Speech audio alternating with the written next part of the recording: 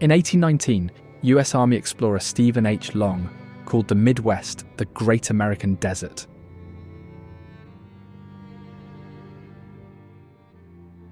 Empty, useless, unfit for life. But what did he miss? Beneath his maps were sacred sites, ancient roads, and earthworks built by hands long forgotten. These places were never marked, but they're still here, hidden in plain sight. In Missouri, the stone ruins of Ha Ha Tonka reveal the shell of a mansion inspired by European castles, left behind after a fire in the 1940s.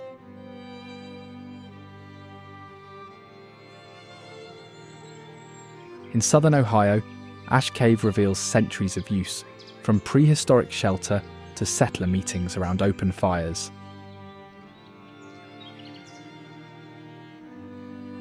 And in Independence, Missouri, a modern temple rises on land considered sacred by religious groups tracing their roots to early Mormon movements.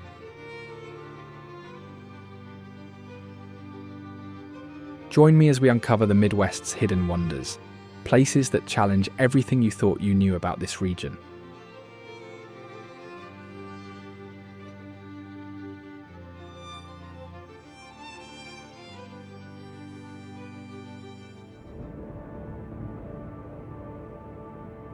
The Black Hills are a small, isolated mountain range known for its dense forests, granite peaks, and significant geological formations.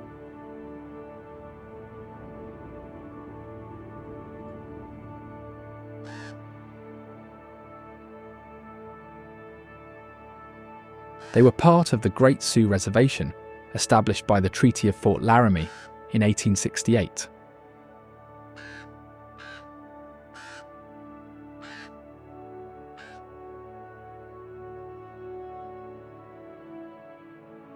However, the discovery of gold in the 1870s led to an influx of settlers and the eventual seizure of the land by the US government.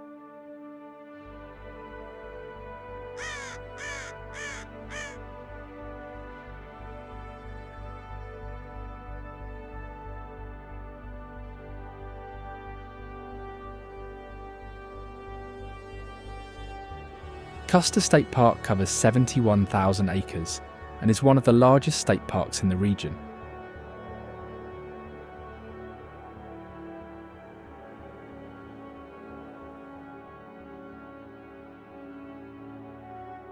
The park is known for its various landscapes, including grasslands, forests, and granite peaks.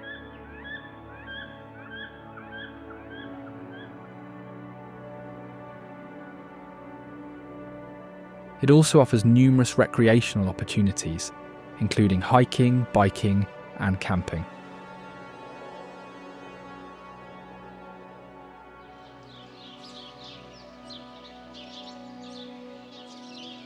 Sylvan Lake is a man-made lake located in Custer State Park.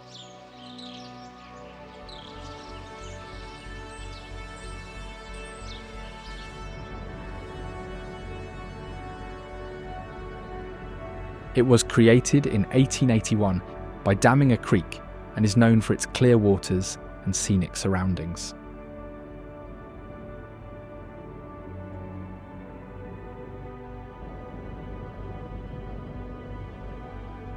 The lake covers approximately 17 acres and is a popular spot for swimming, kayaking, and fishing.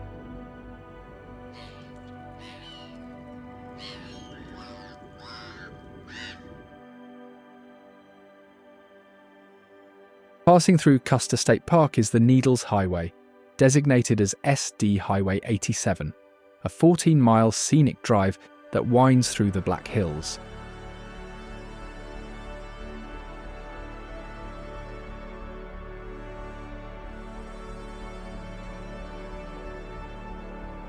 The road is known for its narrow tunnels, sharp curves, and stunning views of granite spires known as the Needles.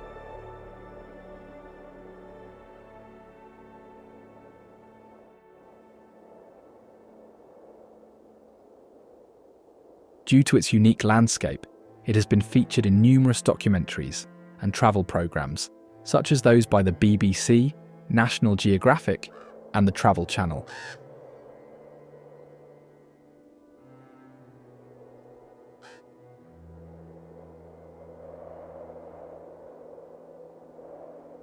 Completed in 1922, it was one of the first roads in the region designed specifically for tourism.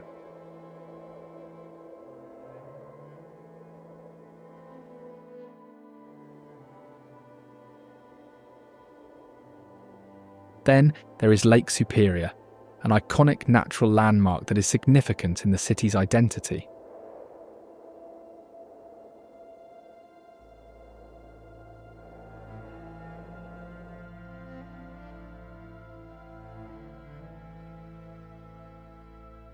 In winter, the lake creates heavy snowfall due to the lake effect weather pattern.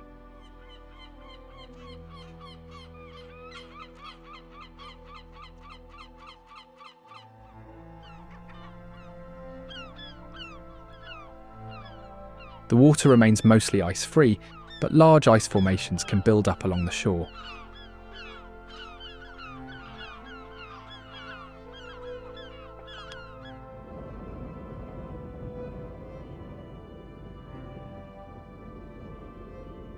It freezes to an average thickness of 18 inches in winter, halting commercial shipping from January to March.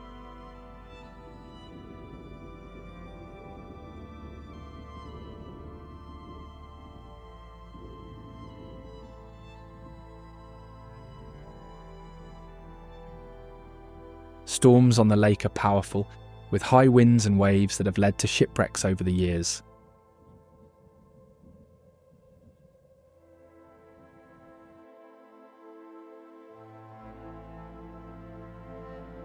During summer, the lake draws boaters, anglers, and visitors to its shores.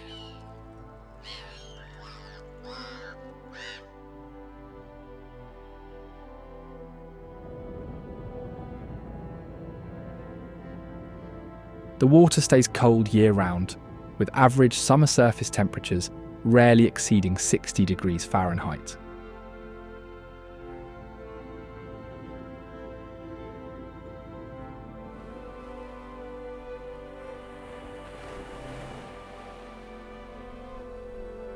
Constructed on a high cliff above Lake Superior, Split Rock Lighthouse is a landmark that helped guide ships through treacherous waters after a major storm caused dozens of shipwrecks.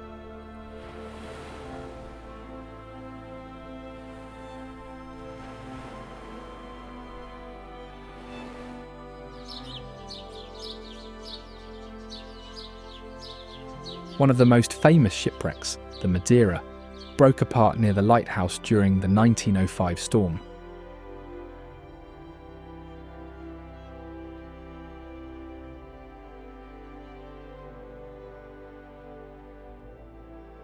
Eight of the 9 crew members survived after one crewman climbed the cliff and lowered a rope to the others.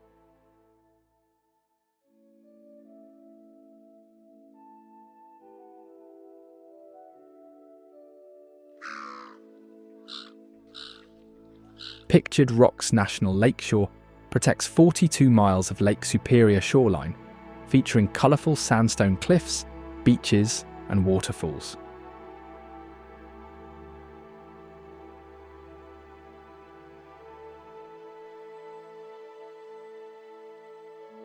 Iron, copper, manganese, and limonite seeps out of cracks.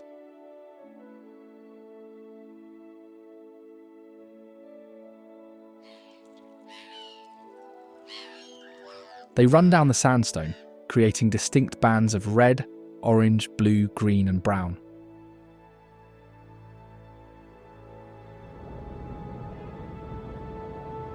The area was first documented by French fur trader Pierre Esprit Radisson in the 1600s, who noted that Native Americans made offerings to the cliffs.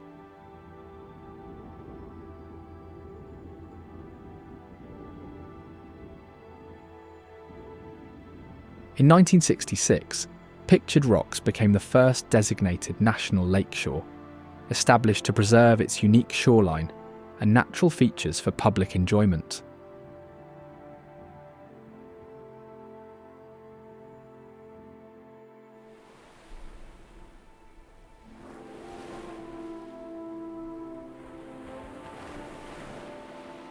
The Grand Sable Dunes are a 5-mile stretch of perched sand dunes rising above Lake Superior, located at the eastern end of Pictured Rocks National Lakeshore.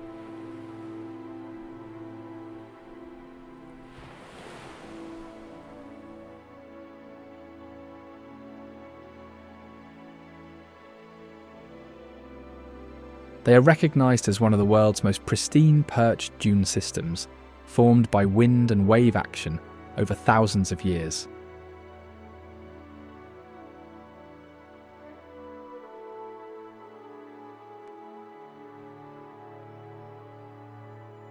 The area has never been logged, mined, or permanently settled, making it largely untouched by human activity.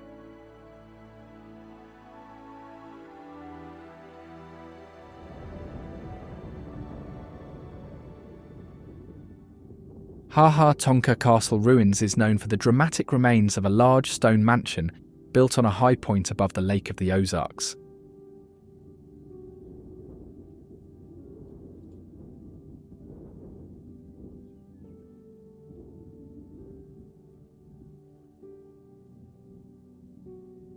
The castle was originally the vision of a businessman named Robert Snyder, who intended it to be a grand home and retreat.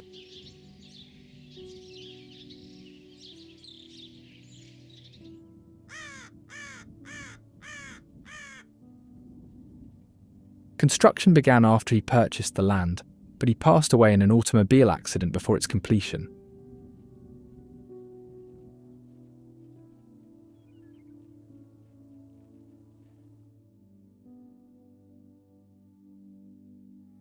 The project was finished by his sons, but a fire later destroyed much of the structure, leaving behind only the stone walls and some architectural features.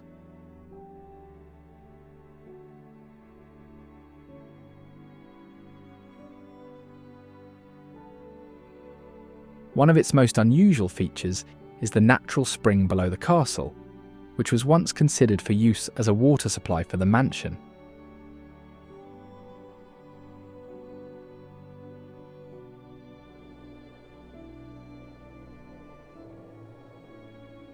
The site also includes a water tower and a carriage house, as well as a network of trails leading to caves and rocky outcrops.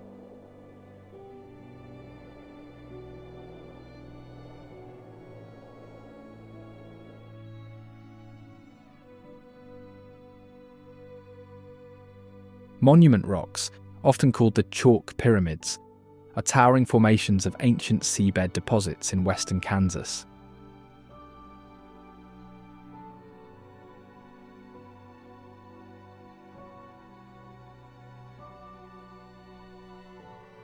Composed of chalk and shale, they formed roughly 80 million years ago when the area lay submerged under a vast inland sea.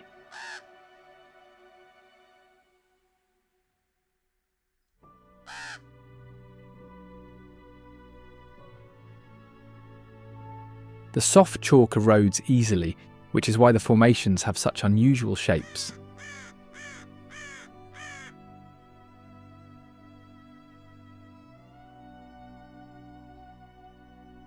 Their name reflects their imposing, pillar-like shapes, which pioneers and early travellers likened to man-made monuments.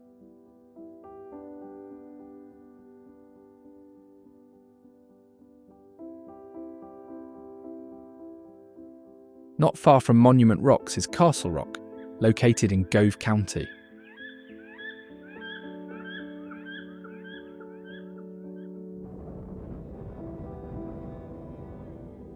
This isolated limestone rock formation stands apart from the rest, with jagged peaks that look like the ruins of an old castle.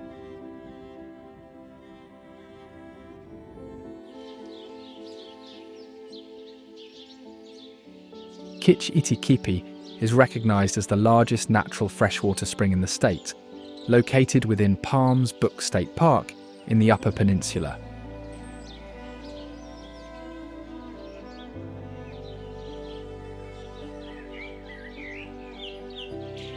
The spring is fed by water erupting from limestone fissures at a rate of about 10,000 gallons per minute, but the exact source of this water remains unknown.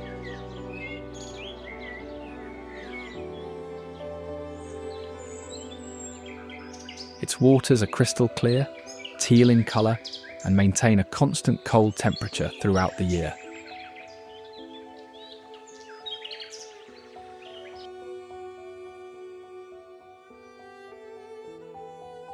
Despite the constant flow and temperature, the spring rarely freezes, even during harsh winters.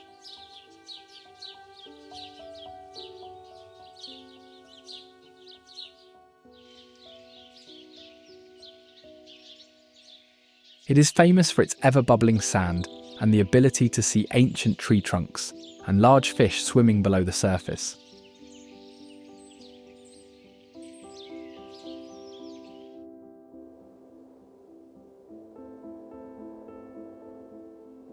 Its waters were once used by Ojibwa families and later by lumber workers before becoming a public attraction.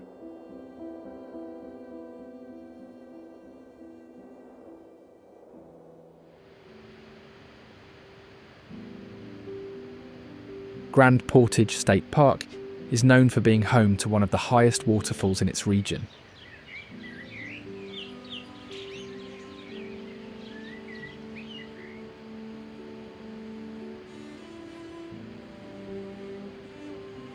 Historically, people would carry their canoes and supplies overland along the Portage Trail in the park, which stretched several miles, connecting waterways that were otherwise difficult to navigate.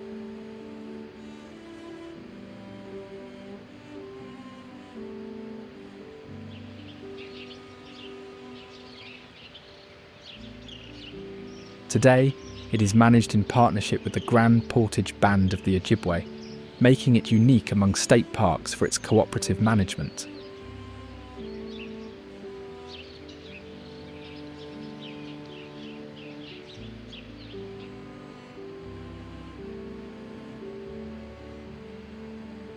The park's trails and facilities were designed to be accessible, including a boardwalk that leads to an overlook near the falls, allowing people of all abilities to enjoy the view.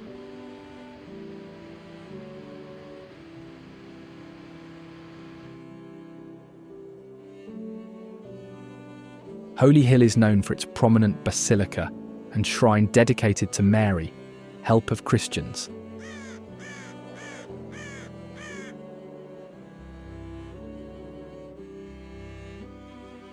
Sitting atop one of the highest points in the surrounding region, its name was formerly given by Irish settlers and local clergy, first used during the dedication of a log chapel as the Shrine of Mary, Help of Christians.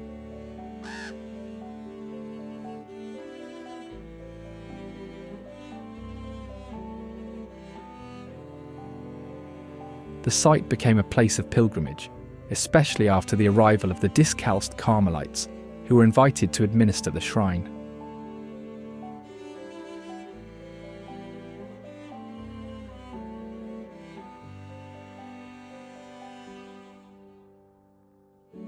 This fate was strangely foresaw by pioneer priest Father Francis Paul Huber, who was assigned to 3 other congregations near the hill in 1854.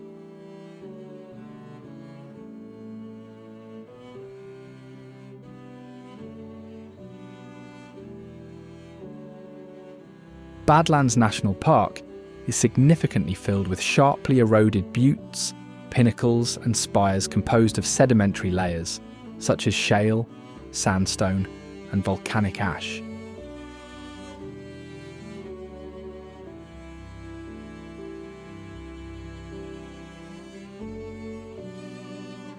The park also has extensive fossil beds which have yielded remains of ancient mammals like the saber-toothed cat and the 3-toed horse.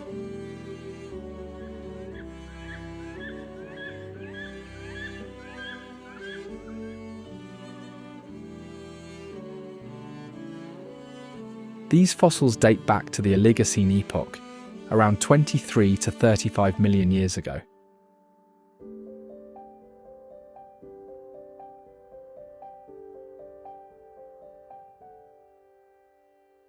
The area was once inhabited by the Lakota people, who referred to it as Makosika, meaning land bad.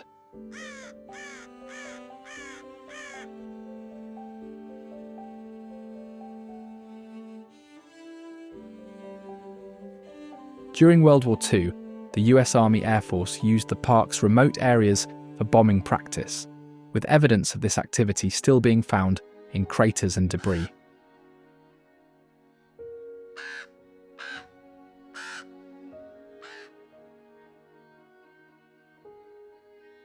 It is also home to one of the largest mixed grass prairies in the region, supporting species like wild bighorn sheep.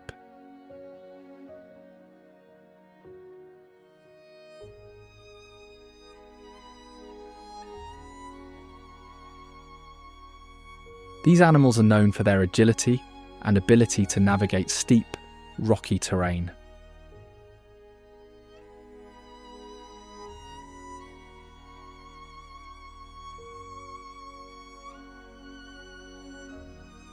They primarily graze on grasses and shrubs, and their diet changes with the seasons, often moving to lower elevations to find food in the winter.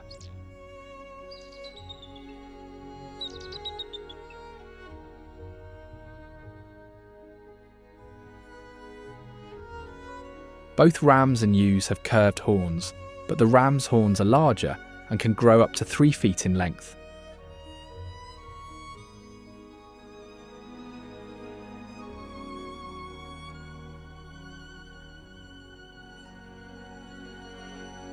They were once extirpated from the area due to overhunting and disease in the early 1900s.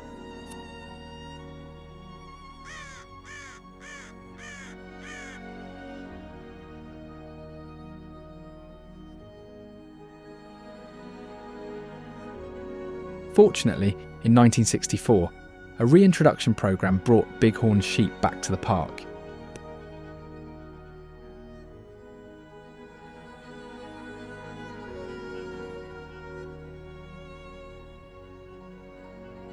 The population has since stabilised, with the park now supporting a herd of around 200 individuals.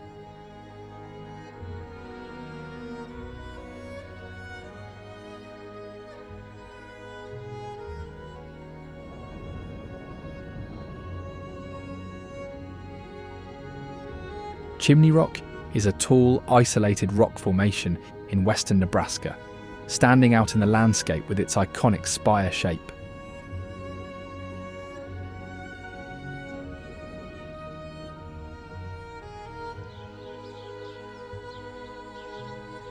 The formation is made of layers of clay, volcanic ash and sandstone.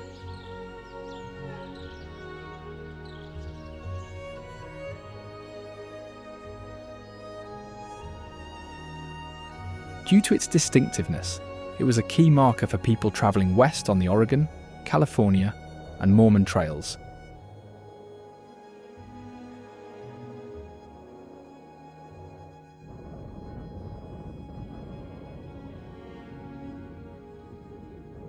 Nearly 500,000 pioneers passed by, and emigrant diaries mention the formation than any other feature along these routes.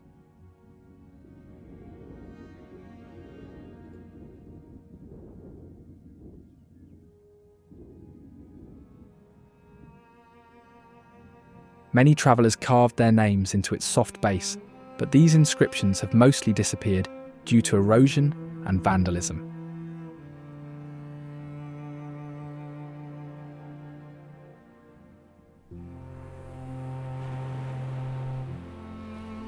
Leland Village is defined by its preserved Fishtown district, one of the last working fishing villages on the Great Lakes.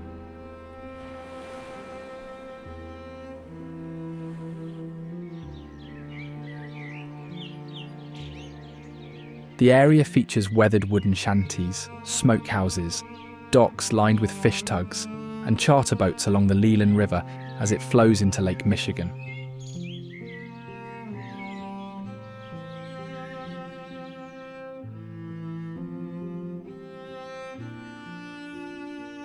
Fishtown remains a hub for both commercial fishing and tourism, with many of the original shanties now housing local shops, restaurants and galleries.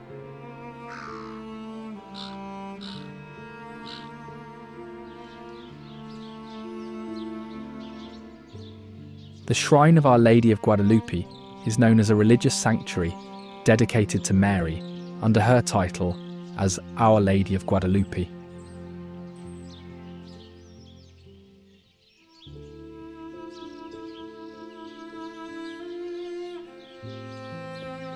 It was founded by a cardinal who envisioned a place where people could come to pray, reflect and find comfort.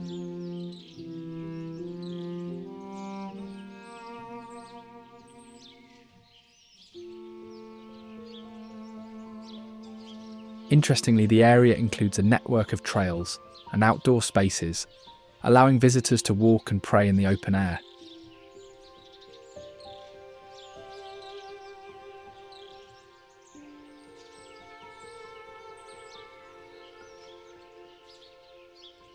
These trails are designed to connect the areas around the classical-styled main church building, as well as its other features such as chapels, statues, and places for quiet meditation.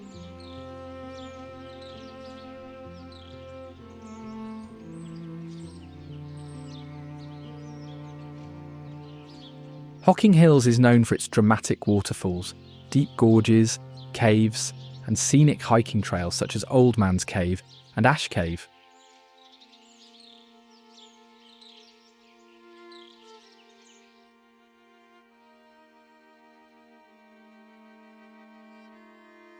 The region was shaped by the movement of water and ice, which carved out the gorges and caves that define the area today.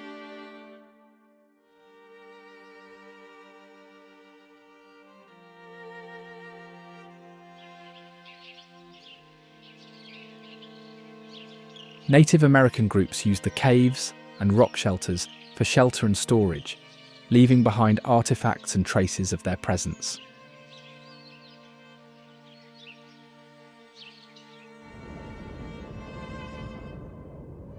According to local legend, Old Man's Cave is named after a hermit who reportedly lived in it in the early 1800s.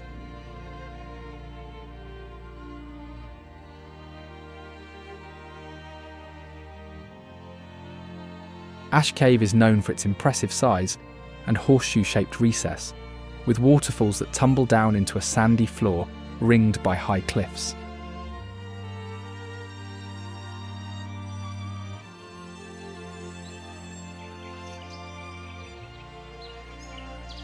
The cave stands out as one of the largest recessed caves in its region.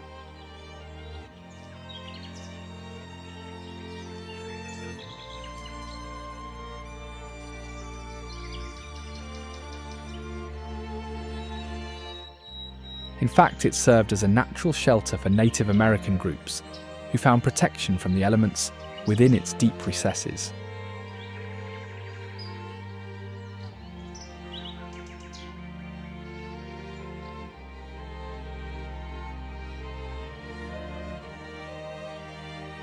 The cave's sandy floor and the presence of ash suggest it was a site for daily activities, including cooking and warmth.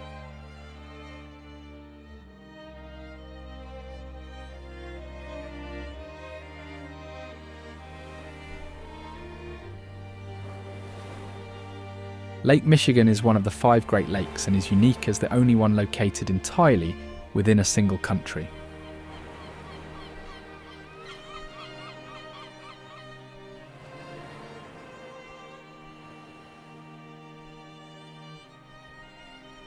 It is the 3rd largest of the Great Lakes by surface area and the 2nd largest by volume.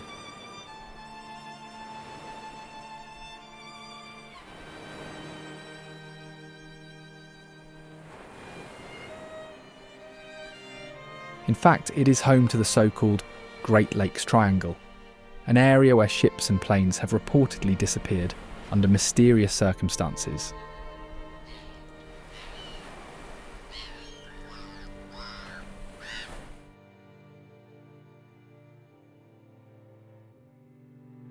The lake is also renowned for its extensive shoreline, with major cities like Chicago and Milwaukee on its banks.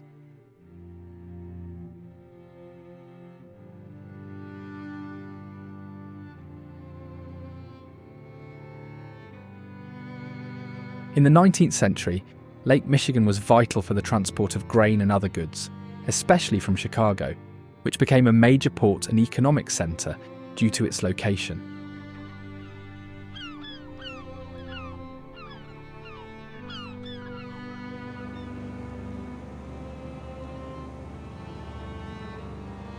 It is also a centre for shipping, recreation, and tourism, supporting a significant sport fishery for trout and salmon, as well as commercial and recreational boating.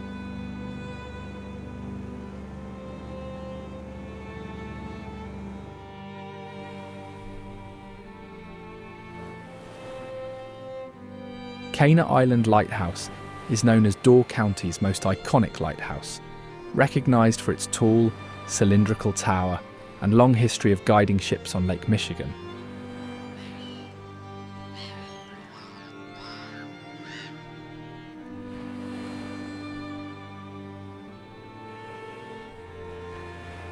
Built to replace the Bailey's Harbour Lighthouse and first illuminated in 1870, it has been a navigational aid for more than 150 years and remains an active lighthouse today.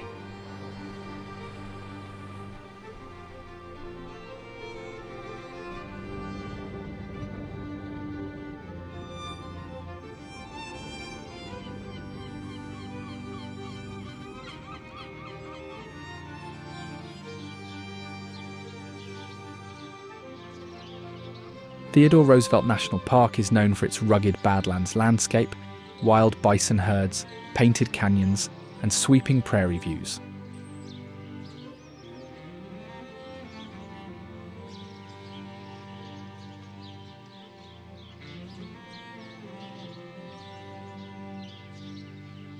The park was named after Theodore Roosevelt, who was deeply influenced by the area after spending time there in his youth.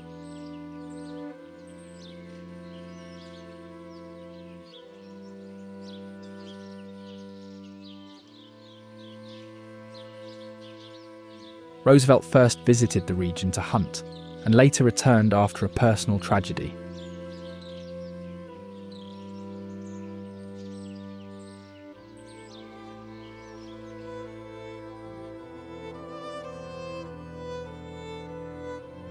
The landscape and experiences here shaped his views on conservation and led to his later efforts to protect wild places.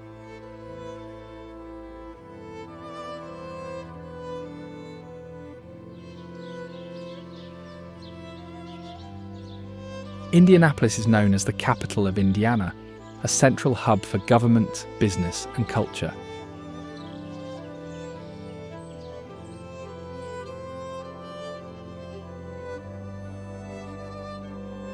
The city was planned from the start to be the state's capital, with its location chosen for its central position within Indiana.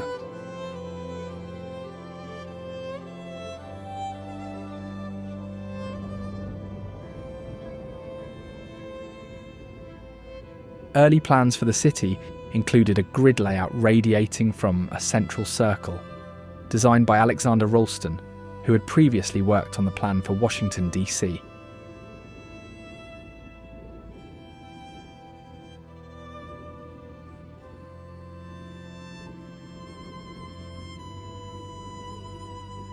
The area was originally home to the Lenape, also known as the Delaware Nation, who used the land for hunting and temporary camps before European settlement.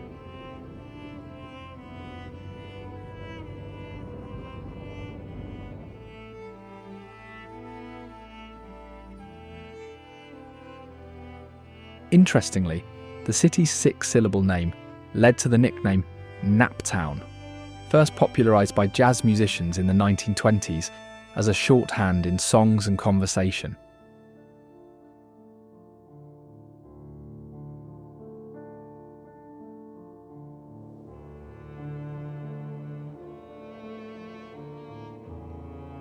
The Soldiers and Sailors Monument is a towering neoclassical memorial in downtown Indianapolis, built to honour Indiana's veterans.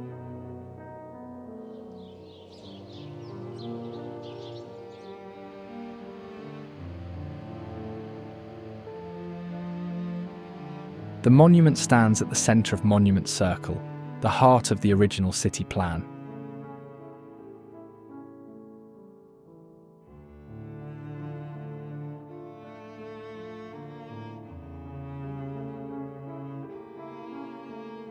Its design incorporates statues, fountains, and plaques commemorating military service.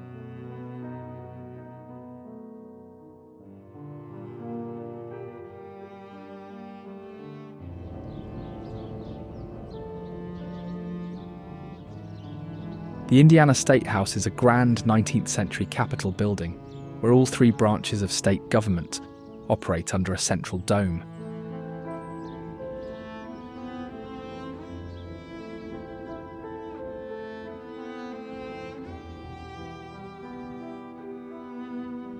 The building's architecture features classical details and large public spaces.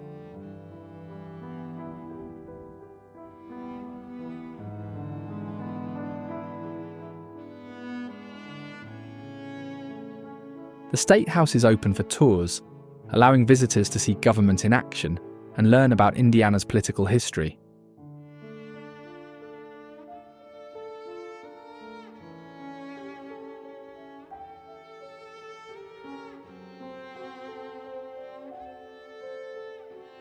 The Indianapolis Canal is a scenic downtown waterway lined with trails, public art, and places to relax.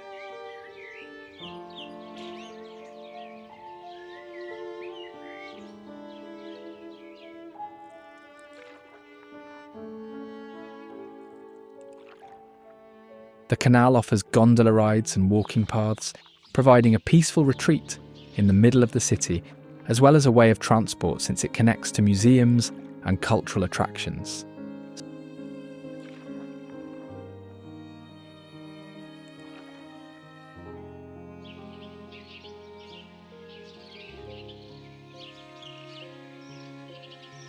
Starved Rock State Park is known for its steep sandstone canyons and dramatic rock formations along the Illinois River.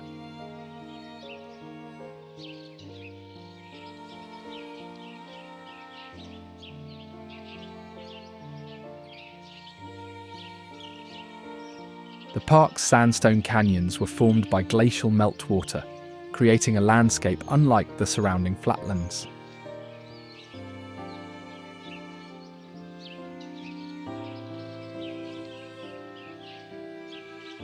Before it became a state park, it had a long legacy of conflict between Native American tribes, like the Ottawa, Potawatomi, and Illiniwek tribes, as well as various groups of settlers, such as French explorers in the 1700s, and later the British, who sought to seize control of the land.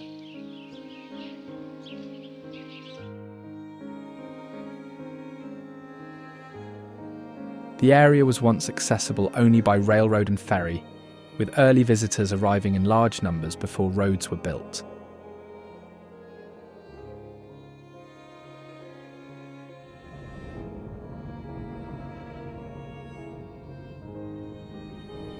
Trompiello National Wildlife Refuge is known for its extensive wetland areas along the Mississippi River Flyway, supporting a wide range of waterfowl, songbirds, and migratory species throughout the year.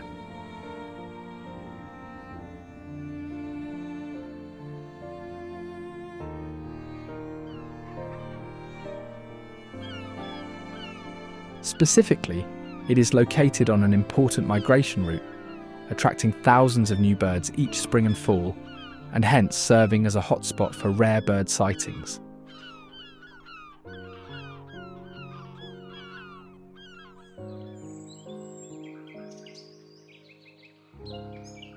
Its name comes from the French phrase "la montagne qui trempe à l'eau," meaning the mountain steeped in water, referring to the prominent limestone bluff that rises from the river, appearing as if it's partly submerged.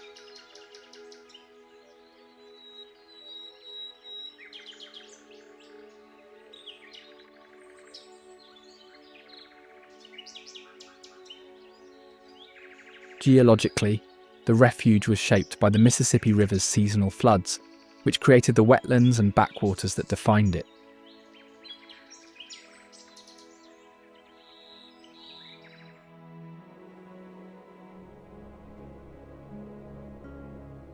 It also plays a role in flood control, helping to absorb excess water during high river levels.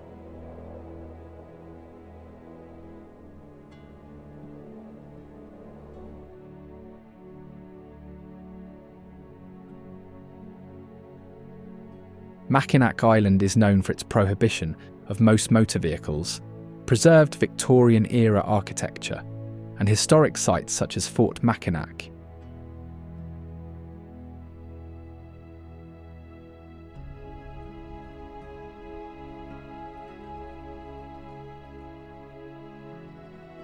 The island is also famous for its fudge shops, horse-drawn carriages, and annual cultural events.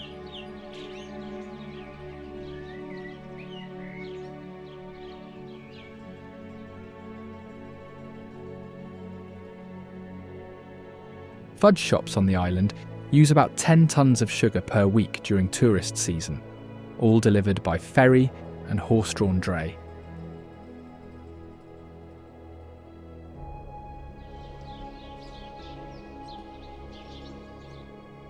It is a popular destination for those seeking a unique atmosphere where bicycles and horses are the main forms of transportation.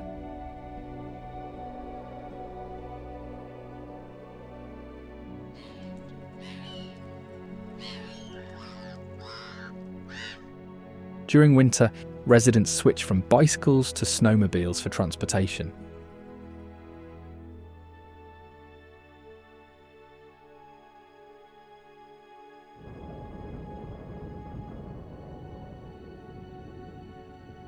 Round Island Lighthouse stands on a nearby island and is a prominent navigational landmark visible from Mackinac Island.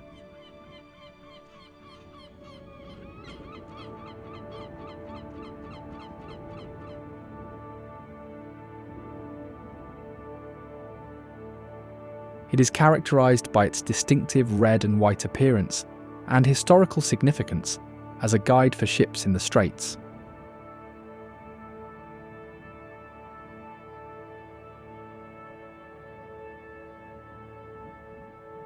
The lighthouse was nearly lost to a severe storm in the 1970s, which damaged its structure.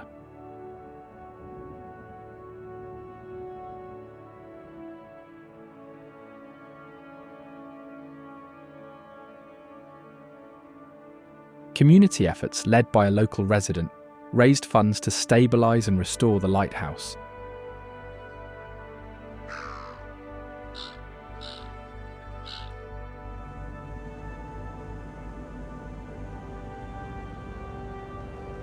It was placed on the National Register of Historic Places as part of preservation efforts.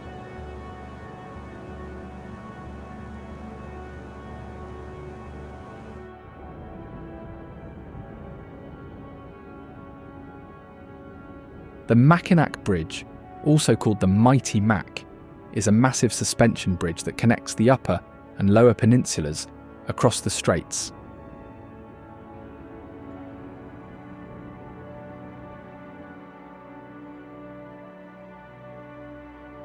It is an engineering landmark and one of the longest suspension bridges in the world.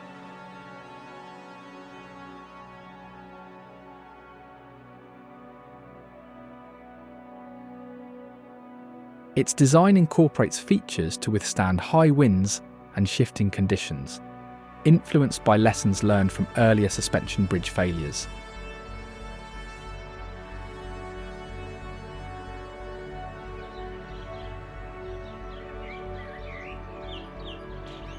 Every year, tens of thousands of people participate in the Mackinac Bridge Walk, when 2 lanes are closed to vehicles so people can walk across the span.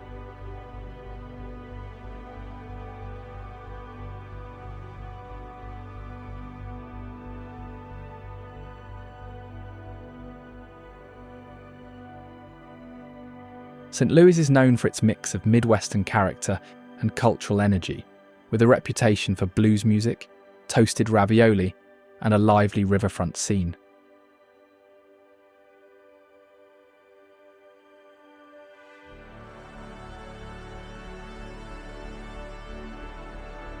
The name St. Louis honours King Louis IX of France and was chosen by French explorers who established a trading post on the site in the 18th century.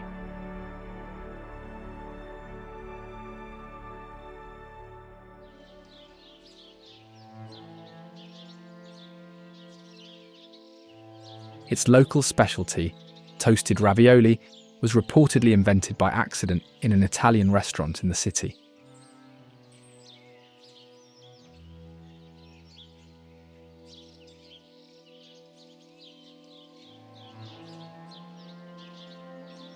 The story goes that a cook dropped ravioli into hot oil instead of water, creating a new dish that became a local favourite.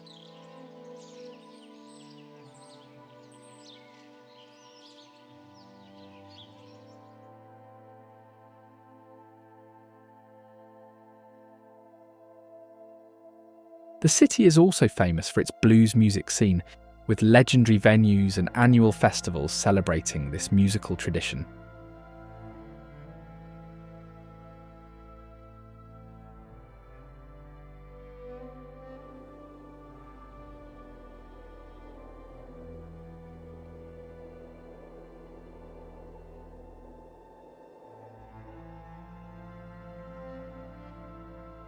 The Gateway Arch and its unique stainless steel design are recognised as a symbol of St. Louis, Louis's identity as the gateway to the West.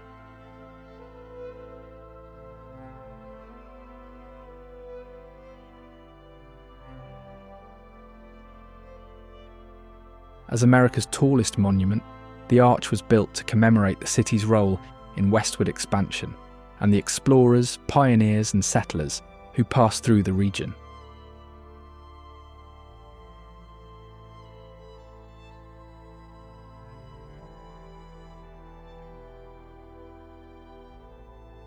Interestingly, it was constructed as a weighted catenary, the same curve a chain makes when hung from 2 points.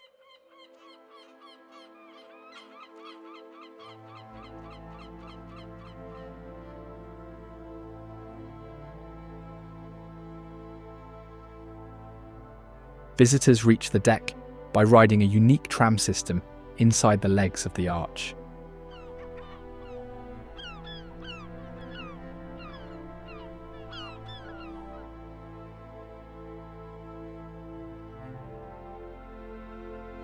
The Cathedral Basilica of St. Louis is defined by its vast mosaic artwork, distinctive architecture, and role as the mother church of the local Catholic community.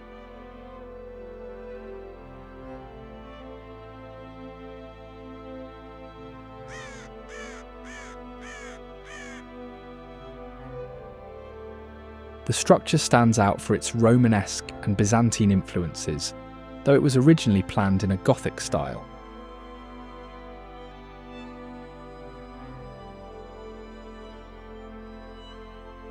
Construction began in 1907 and the main structure was completed in 1914, though work on interior details, especially the mosaics, continued until 1988.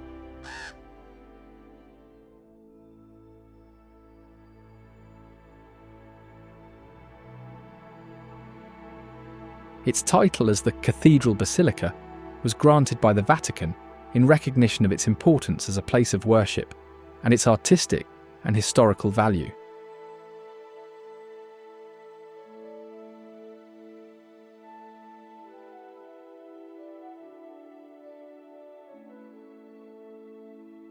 The Chain of Rocks Bridge is characterised by its unusual angled design and its history as a former automobile, crossing over the Mississippi River and Route 66.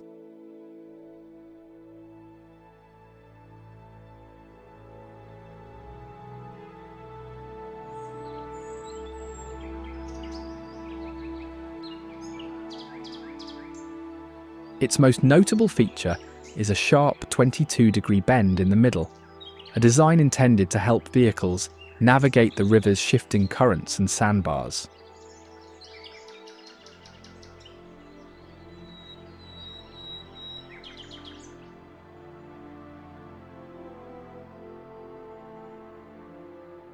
Today, it serves as a pedestrian and cycling path, offering direct access to views of the river and the surrounding area.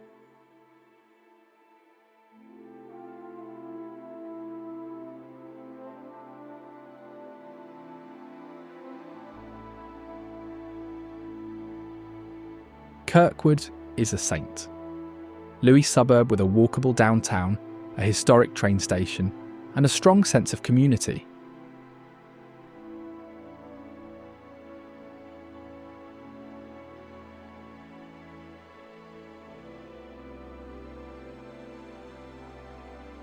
Historically, Kirkwood was one of the first planned suburbs west of the Mississippi.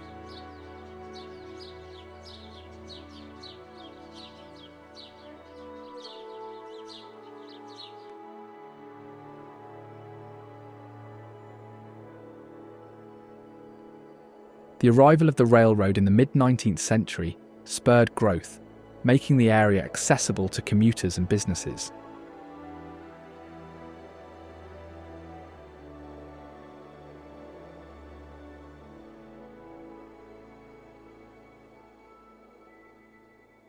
The town was officially incorporated after residents voted to establish their own government, seeking more control over local affairs.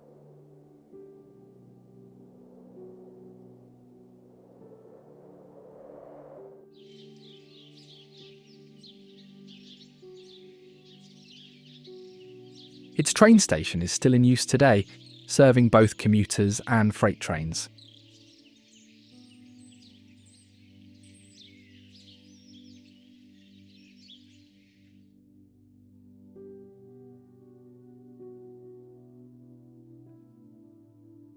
The station is one of the oldest continuously operating passenger railroad stations in the region.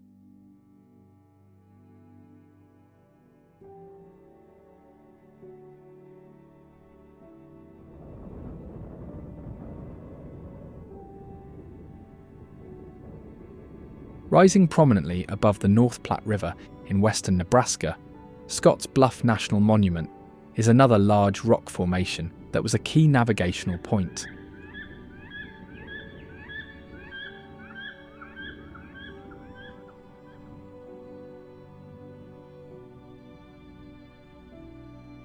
It is named after Hiram Scott, a fur trader who was abandoned by his party while ill, but managed to crawl a great distance before finally passing away near the bluff.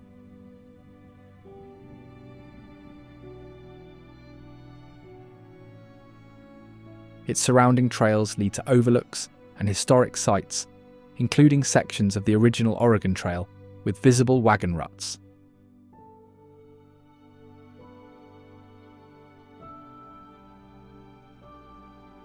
The Mississippi River is known as the primary river of the largest drainage basin in its region, flowing through Minnesota, Wisconsin, Iowa, Illinois, Missouri, Kentucky, Tennessee, Arkansas, Mississippi, and Louisiana.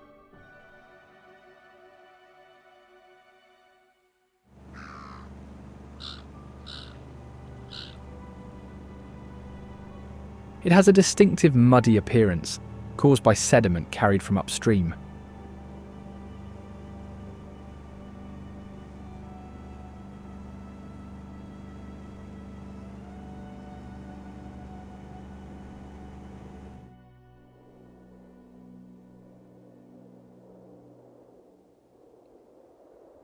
Its name comes from the Ojibwe word Mississippi, meaning Great River.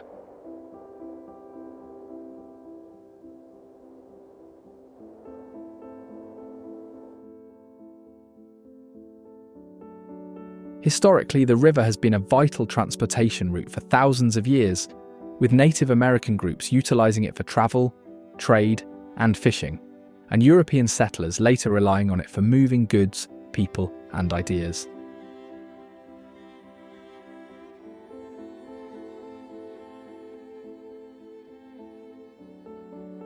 In fact, it became a key part of the fur trade, steamboat commerce, and agricultural shipping, and is also home to a wide variety of wildlife, such as the bald eagle and beavers.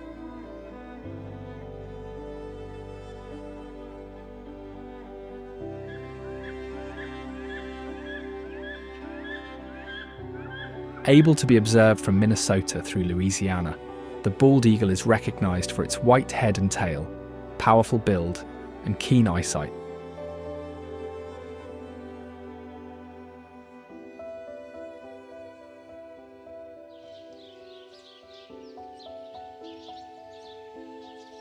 Historically, bald eagles were once at risk due to hunting, habitat loss, and pesticide use, but conservation efforts have helped their numbers recover.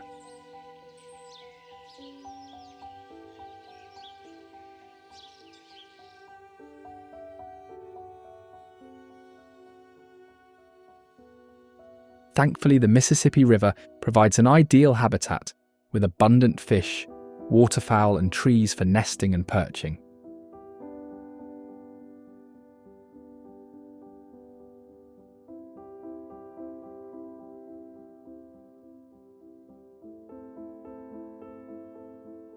In fact, these birds of prey often build large nests, called eyries, in tall trees near water, and may use the same nest for many years, adding to it each season.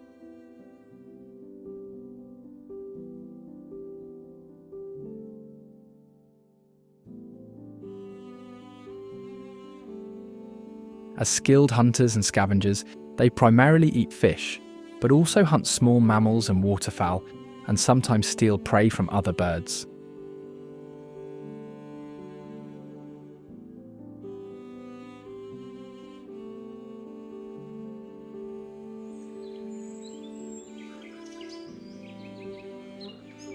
Eagles are known for their dramatic courtship displays, which include aerial acrobatics and calls, then mate for life and share parenting duties, with both adults caring for their young.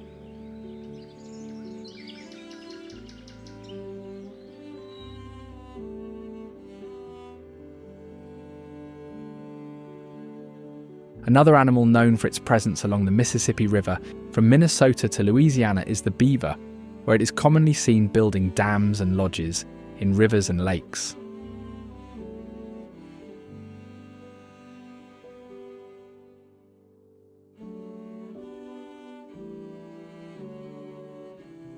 As the second largest living rodent, the beaver is recognised for its flat, scaly tail, webbed hind feet, and strong teeth adapted for gnawing wood.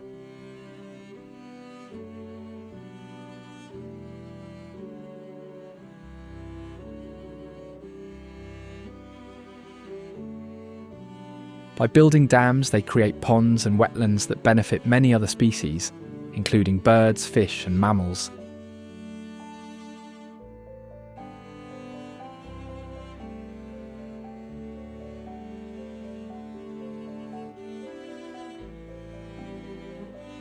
Their lodges, made of sticks and mud, provide shelter and safety for their families.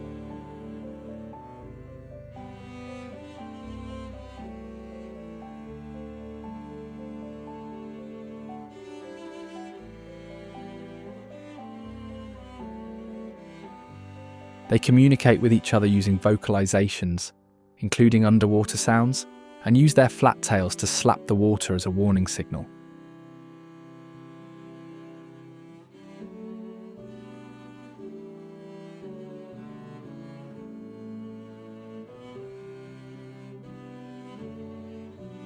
Unfortunately, beavers were once heavily trapped for their fur, which led to sharp declines in their populations, though conservation and trapping regulations have since helped their numbers recover immensely.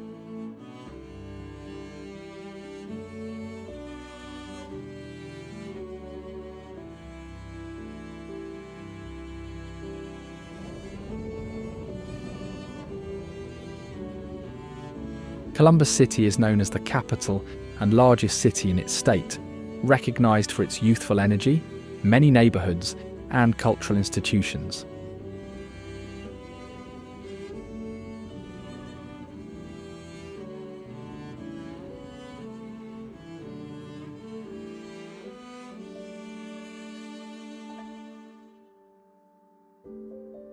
The state legislature selected the name when the city was established in 1812 as a new political centre, designed to be a neutral ground among competing interests in the region.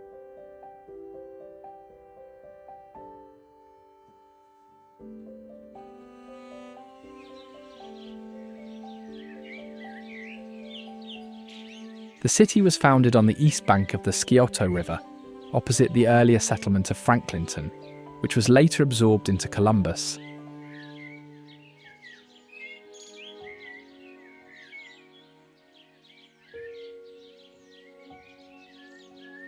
Early growth was slow due to flooding, disease, and limited connections to other cities, though the arrival of the National Road and a branch of the Ohio and Erie Canal in the 1830s finally spurred development and population growth.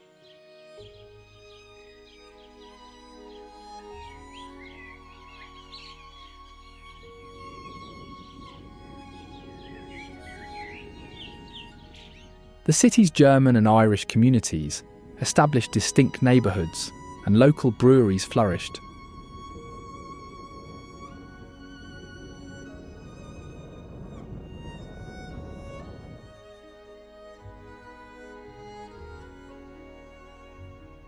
Columbus also became a major site for manufacturing, especially after the Civil War, and later for industry and technology.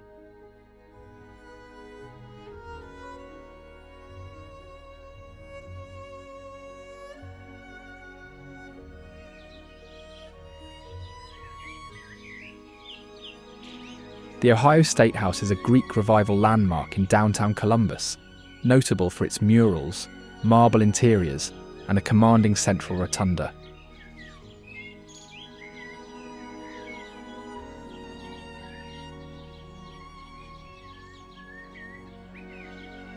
It serves as the seat of government and is open for public tours, offering a look at state history and government in action.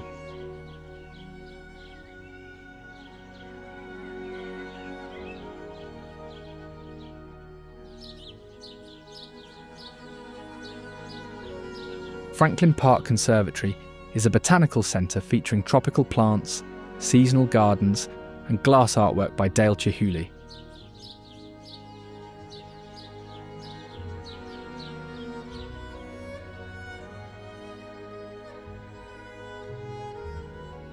The conservatory provides a place to explore plants from different climates and enjoy art installations in a garden setting.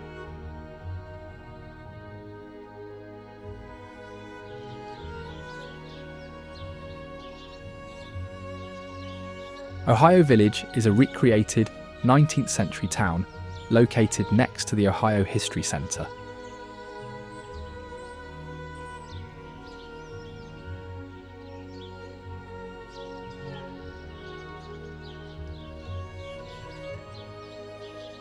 It offers a hands-on experience of history for visitors of all ages, bringing the past to life with costumed interpreters, period buildings, and demonstrations of daily life from the 1800s.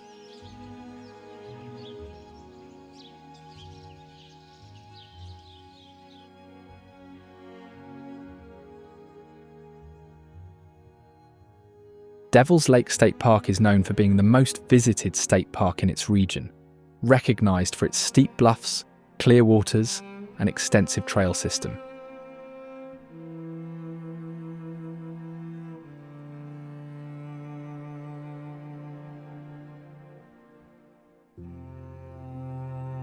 Its centrepiece lake is actually a kettle lake, formed by retreating glaciers.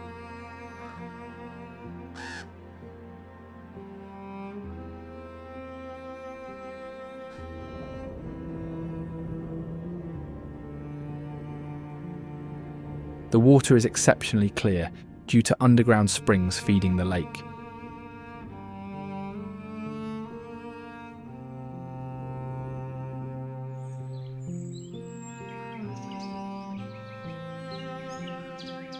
The site became a popular destination for recreation and tourism, with the first organised campgrounds established in the early 1900s.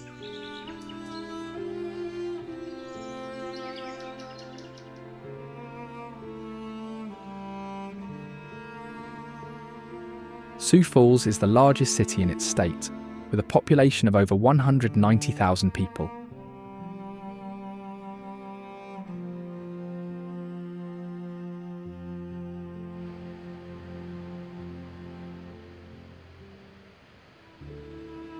Established in 1856, it serves as a regional hub for commerce, healthcare, and education.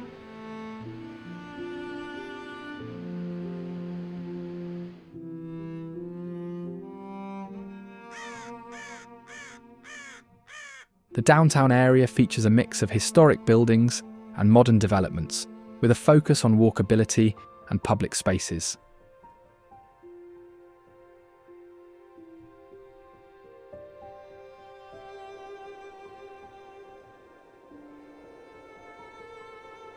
The city's park system is extensive, with over 80 parks covering more than 12,000 acres.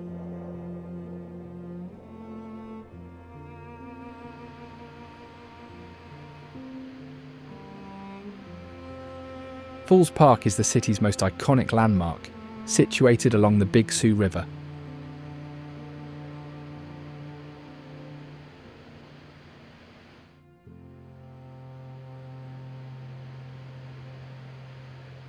park is centered around the waterfalls, which drop 100 feet over a series of quartzite cliffs.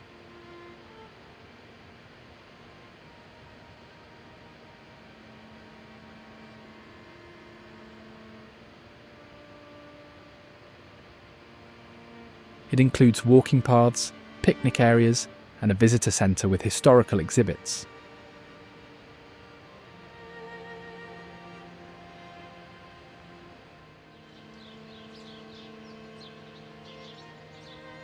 The falls were a major draw for early settlers and played a key role in the city's development, particularly in the milling industry during the late 19th century.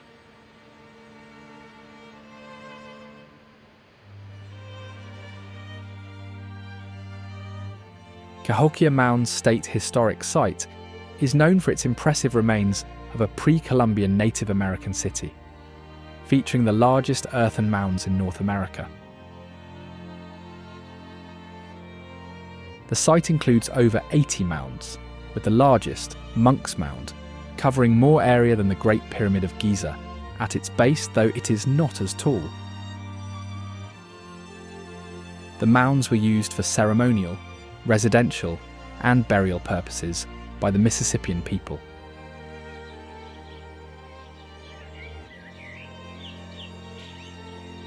The community of Holland maintains Dutch traditions, which are visible in its architecture, local attractions, and cultural events.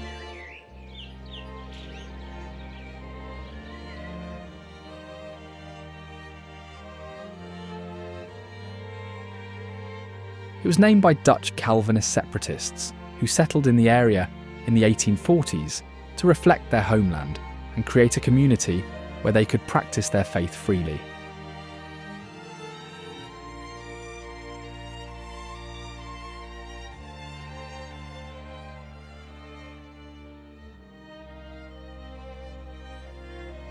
It is most famous for its beautiful tulips and the annual Tulip Time Festival.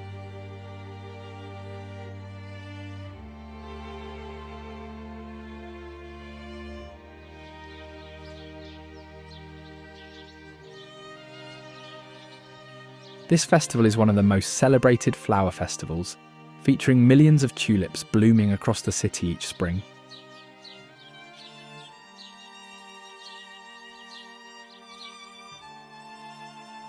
Dutch dancers in traditional costumes and wooden shoes perform throughout downtown, and the city's parks and streets are lined with tulip beds.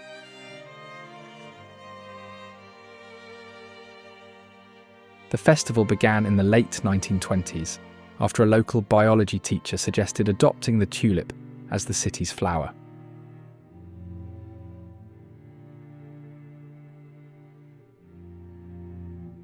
The city council imported thousands of tulip bulbs, and the first blooms inspired a week-long celebration.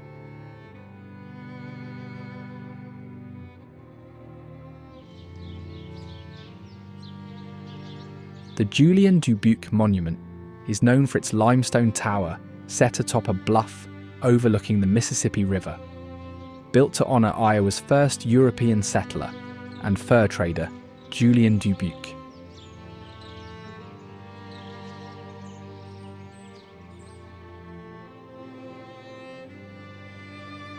Dubuque developed close ties with the Meskwaki people, who granted him rights to mine lead in the region.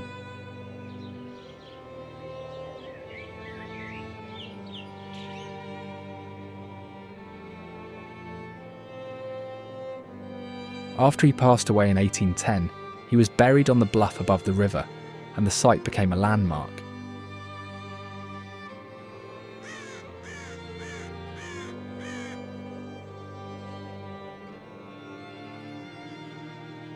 The monument itself was constructed later, in the early 20th century, featuring a tall, tower-like structure with an observation deck and a small chapel at its base.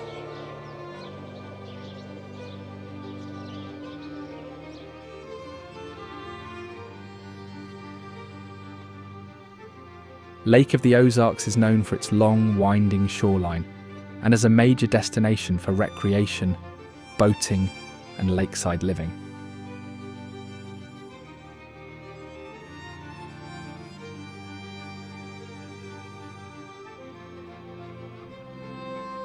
The lake was created by damming the Osage River, resulting in a vast body of water with numerous coves and inlets.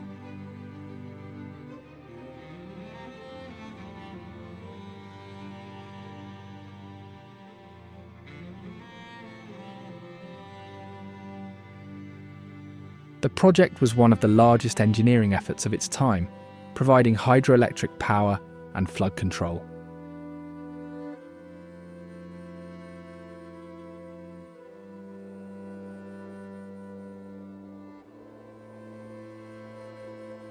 As a result, the lake has more shoreline than the coast of California, thanks to its many twists and turns.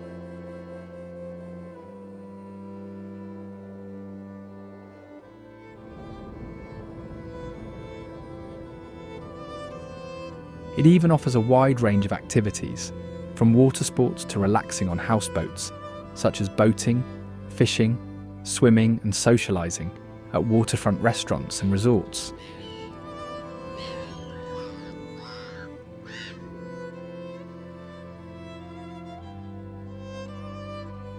Galena is known for its well-preserved 19th century architecture and its association with Ulysses S. Grant, the Civil War general and later president.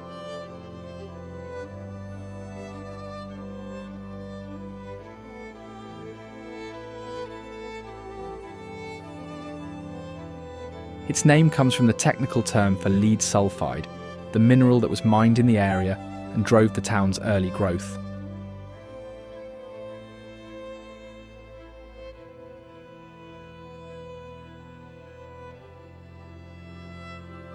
The lead mining industry attracted settlers, merchants and workers, making the town a significant hub for commerce and transportation in the 1800s.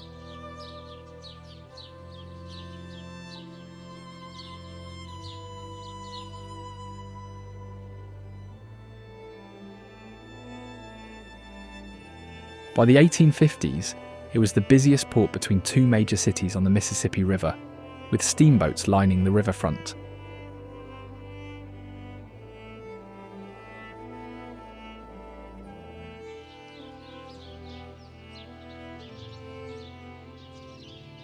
Many famous figures visited or lived in Galena, including Abraham Lincoln and Stephen A. Douglas, who both spoke from the balcony of the DeSoto House Hotel.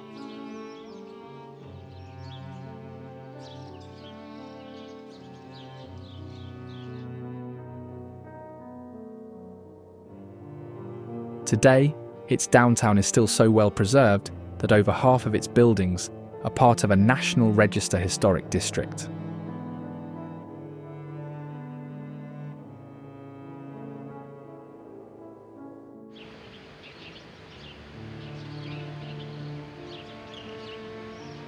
Established in the mid-20th century, Nelson Kennedy Ledges State Park features towering sandstone and quartzite cliffs, narrow passages, and natural caves.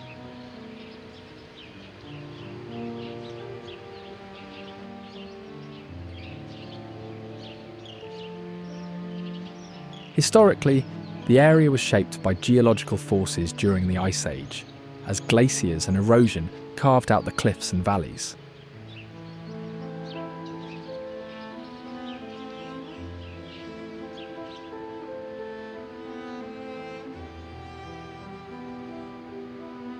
The region was important to several Native American tribes, including the Delaware, Shawnee, Miami, Seneca, and others, who used the area as a trade center and travel route.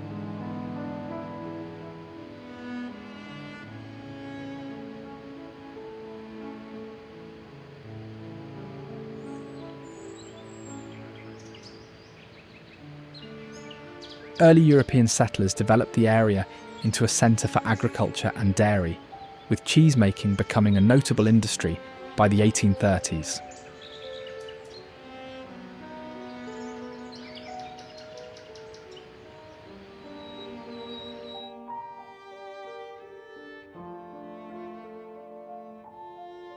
Colby is known as an agricultural and trade centre on the High Plains, known as the Oasis on the Plains.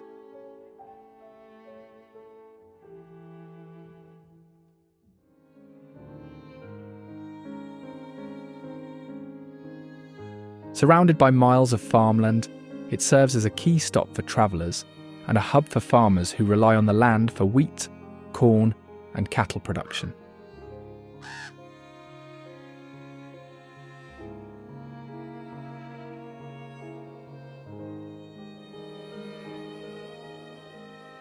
The town was named after J.R. Colby, a local preacher and homesteader who played a role in early settlement efforts.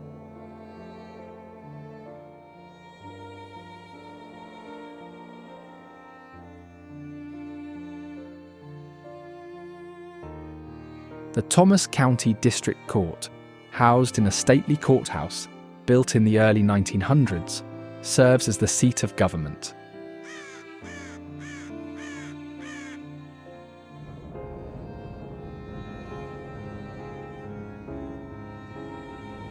The courthouse's Romanesque revival design, featuring a clock tower and arched windows, reflects early 20th century ambitions to project stability on the frontier.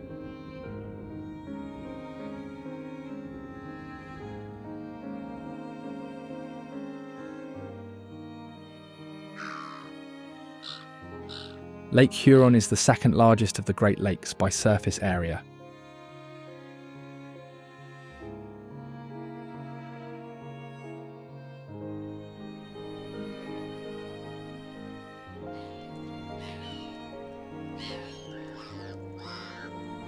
It is also known for its extensive shoreline, which is the longest among the Great Lakes due to its thousands of islands.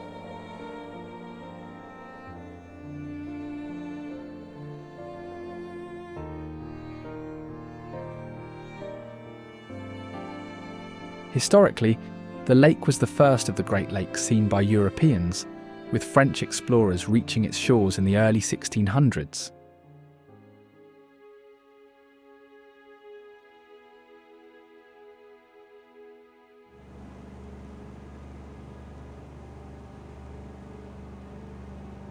It played a central role in the fur trade and early exploration, with missions and settlements established along its shores.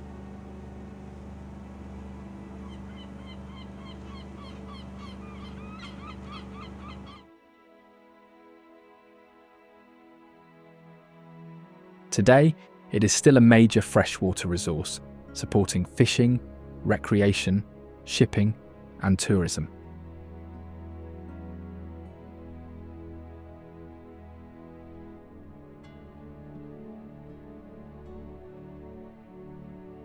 The Les Chenaux Islands are a group of 36 small islands along Lake Huron's northern shore, characterised by their protected channels, boating, and natural scenery.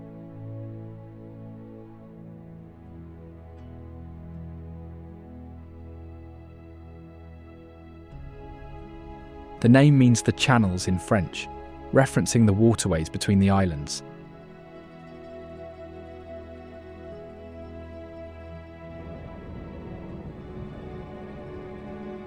The islands have a history of being used as stopovers by bootleggers during Prohibition.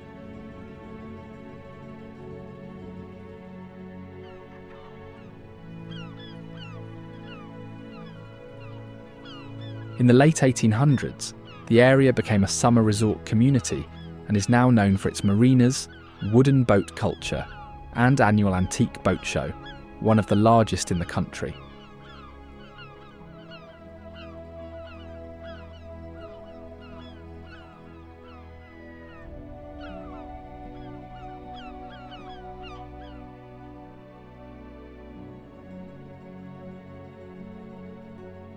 Hessel is a historic waterfront village located at the entrance to the Les Chenaux Islands.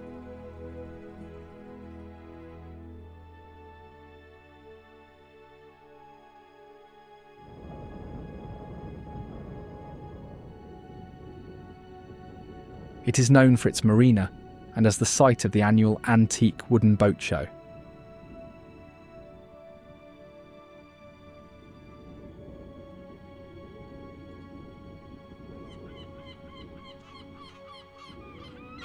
The community was originally settled by the Ojibwa, but was later occupied by Scandinavian immigrants in the mid-19th centuries.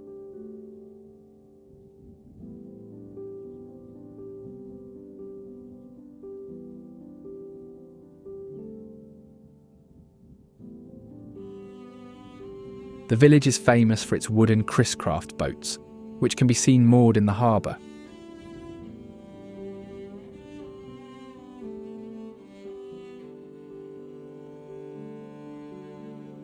Turkey Run State Park is known for its rugged terrain, deep sandstone gorges, and as a home to various wildlife.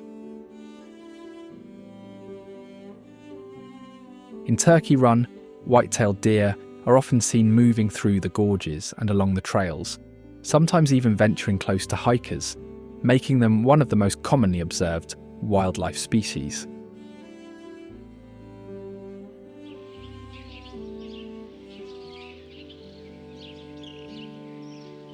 These animals are recognised for their agility, reddish-brown summer coats, and distinctive white tail that flashes when alarmed.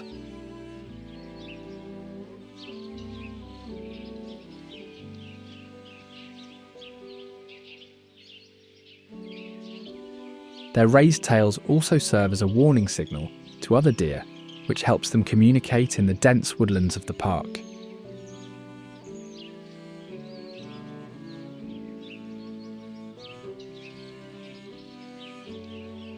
Historically, white-tailed deer have inhabited the region for thousands of years, long before the park was established.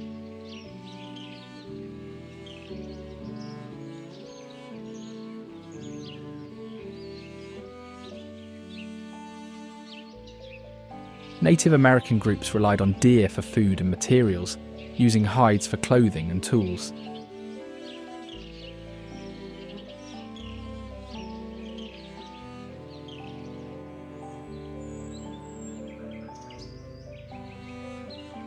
The deer are also excellent swimmers and can cross rivers and streams with ease.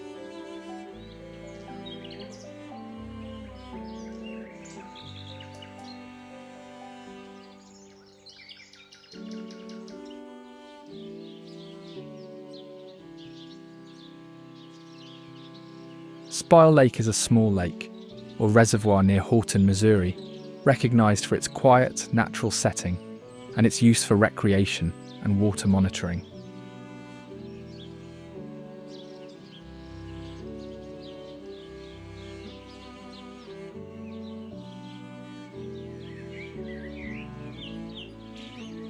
Like many small lakes in the region, it was likely formed by damming a stream or as part of land management practices.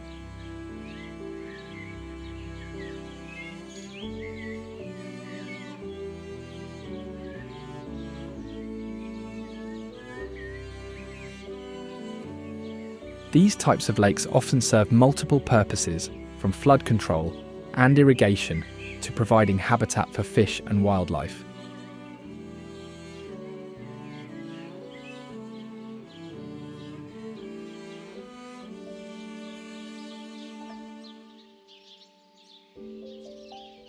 It has been monitored for water quality and environmental data, with records starting from at least the mid-1990s.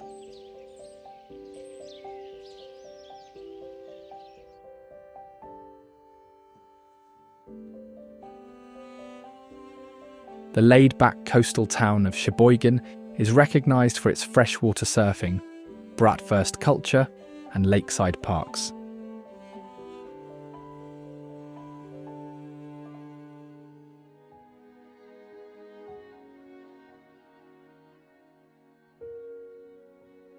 It is called the freshwater surf capital of the world and the Malibu of the Midwest, as surfing has been popular here for over 50 years, thanks to strong winds that create large waves on Lake Michigan.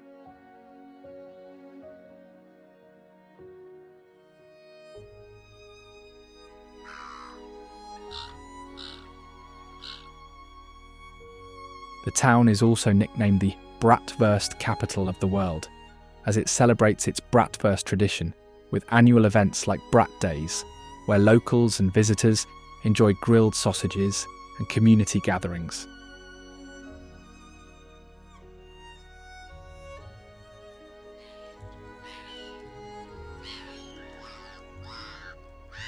Located at the entrance to Sheboygan's harbour on Lake Michigan is Sheboygan Breakwater Lighthouse, constructed in the early 20th century as harbour improvements made earlier lighthouse structures obsolete.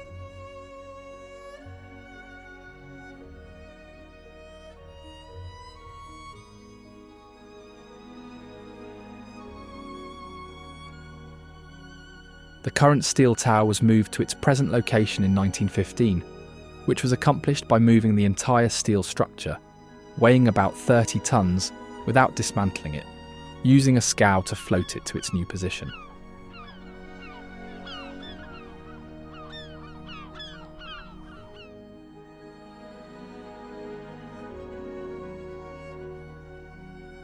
The Peshtigo River is known for its dramatic whitewater rapids in the upper reaches and its tragic association with the Peshtigo Fire of 1871, the deadliest wildfire in regional history.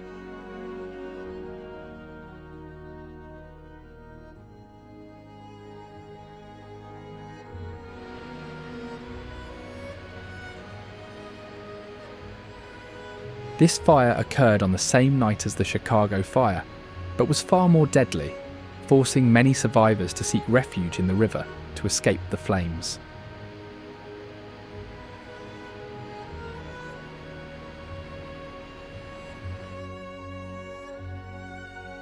The Shrine of the Grotto of the Redemption is known for being the world's largest man-made grotto, a sprawling complex of 9 grottos that depict scenes from the life of Jesus.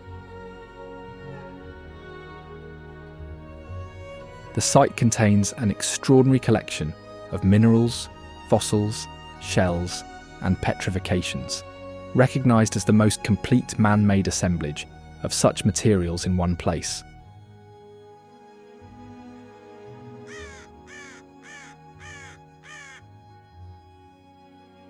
Spearfish Canyon is a deep, narrow gorge carved by Spearfish Creek.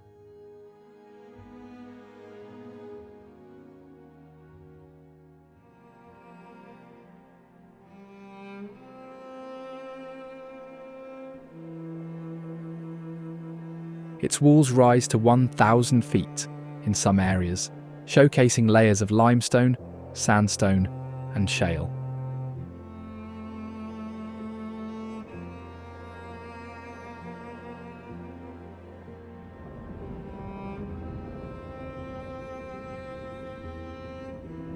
The area has a long history, originally used by indigenous people, and later became a route for settlers and miners during the Black Hills Gold Rush in the late 19th century.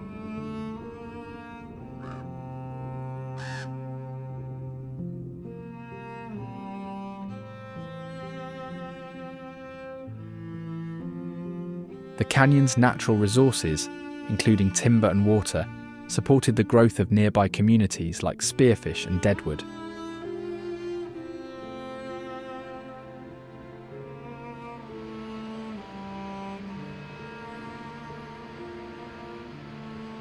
It is home to a few waterfalls, such as the Rufflock Falls.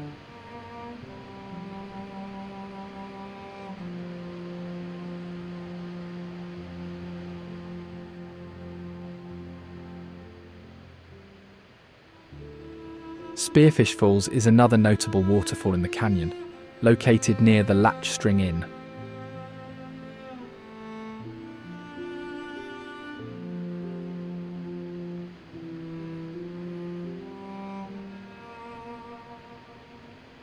The falls drop about 47 feet into a small pool below, with a short, well-maintained trail nearby that leads to a viewing platform.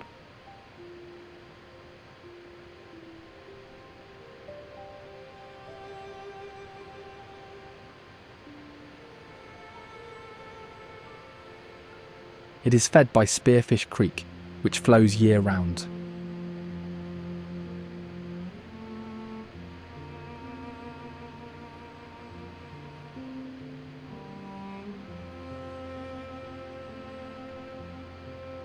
The volume of water varies with the seasons, with the highest flow occurring in spring due to snowmelt.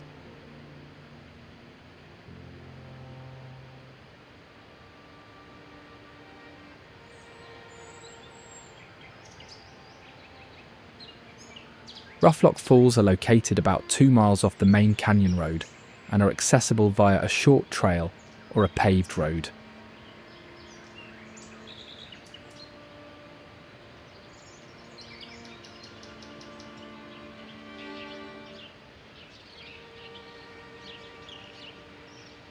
The water drops over a series of limestone ledges, and the surrounding area is shaded by trees as it features picnic spots and viewing platforms.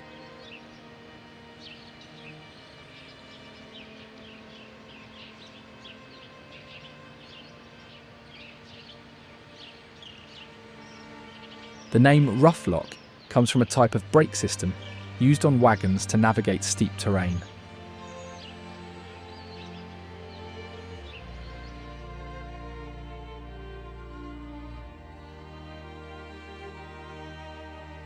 Chicago is the largest city in Illinois and ranks third among the most populous cities, recognized for its position as a major hub for industry, culture, and transportation.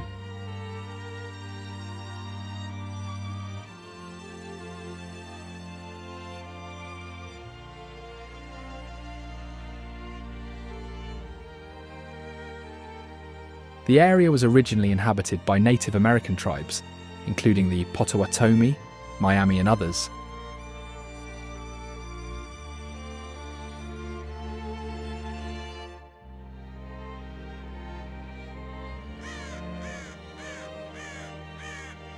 Jean-Baptiste Point de Sable, a black freeman, is considered the first permanent non-native settler, establishing a home at the mouth of the Chicago River in the late 1700s.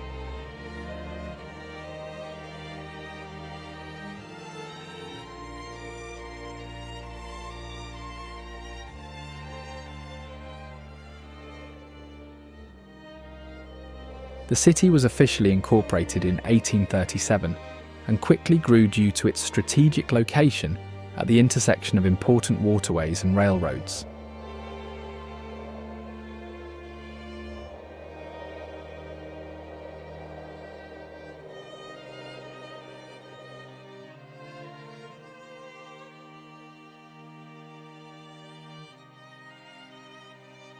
Since then, it has also attracted plenty of immigrants and become a centre for labour movements, jazz, blues and comedy, as well as a pioneer in advertising and media.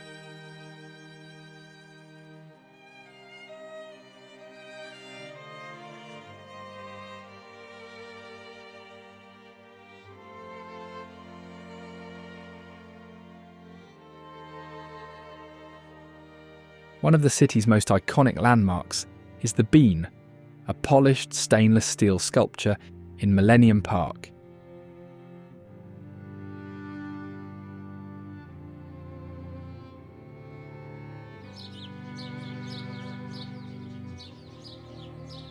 Officially named Cloud Gate, it is recognised for its unique, seamless reflective surface and its status as a central gathering place for visitors and locals.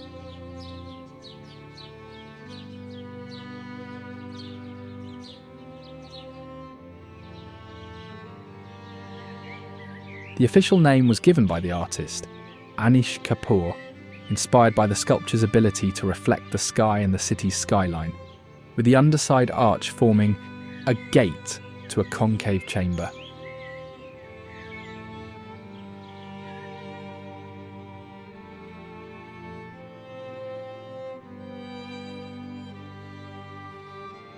Its nickname comes from its distinctive legume-like shape, a term that became widely adopted by the public and eventually embraced by the artist.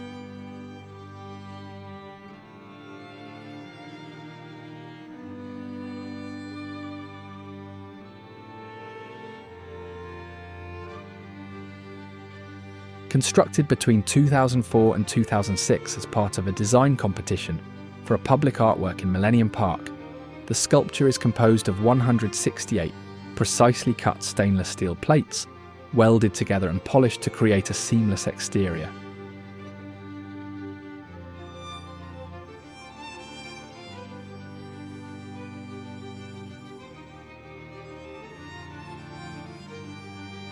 The construction process was complex, requiring advanced technology and engineering to assemble the plates and ensure the sculpture's stability and weather resistance.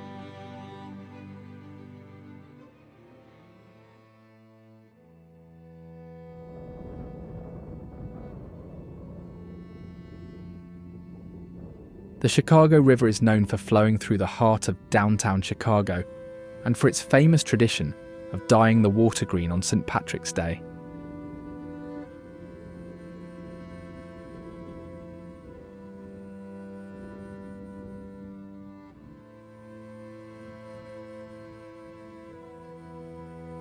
Its original flow was reversed in the late 19th century in a massive engineering project to prevent pollution of Lake Michigan and improve public health.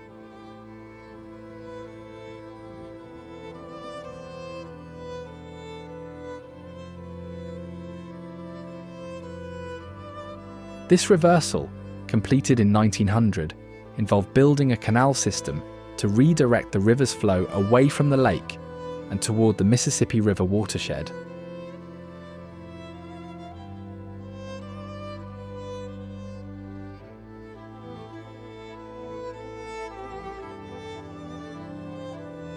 Meanwhile, the annual St. Patrick's Day tradition of dyeing the river green first began in the 1960s when city workers used a vegetable-based dye to colour the river for the holiday.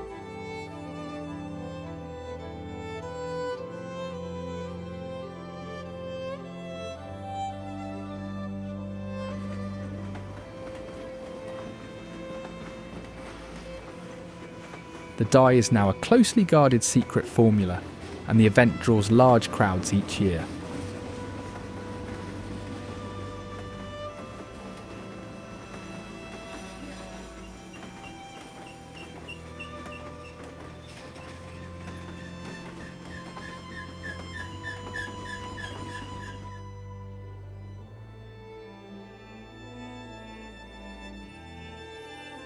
Navy Pier stands as a central gathering place for both locals and visitors, defined as a lakefront entertainment hub featuring rides, restaurants, shops, and sweeping views of the city and Lake Michigan.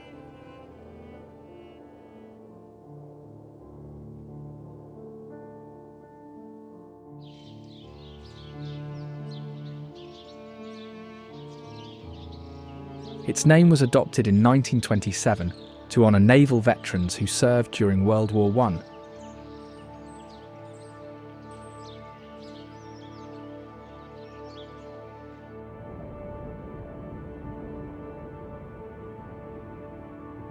Originally called Municipal Pier, the pier was built atop 20,000 logs imported from Oregon, forming a foundation for what would become the world's largest pier at the time.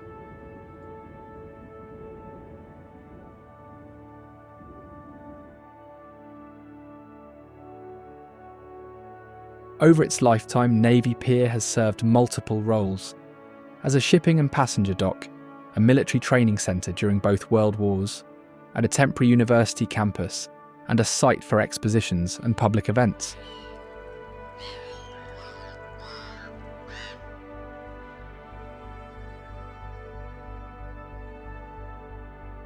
During World War II, it housed thousands of military personnel and was used as a training facility for pilots, including future President George H.W. Bush.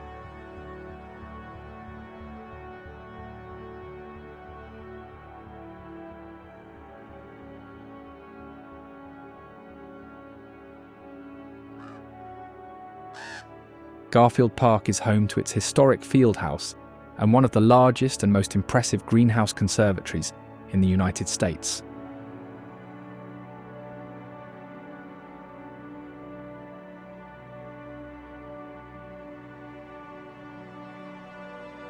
The field house, sometimes called the Gold Dome Building for its gold leaf dome, became a local landmark after its construction in 1928 as the headquarters for the West Park Commission.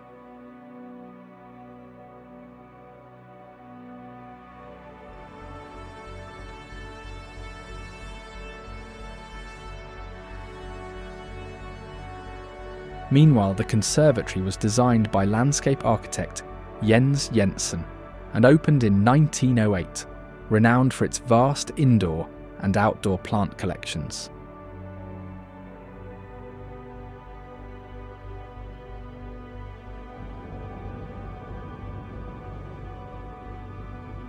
The Wrigley Building is known as a landmark skyscraper built in the 1920s on Michigan Avenue.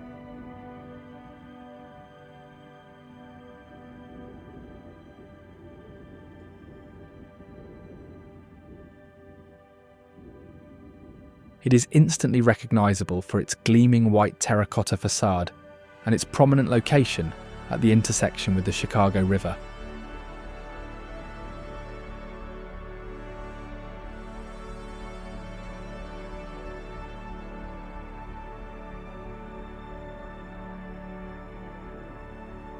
The name comes from William Wrigley Jr., founder of the Wrigley Chewing Gum Company, who commissioned the building as the new headquarters for his business.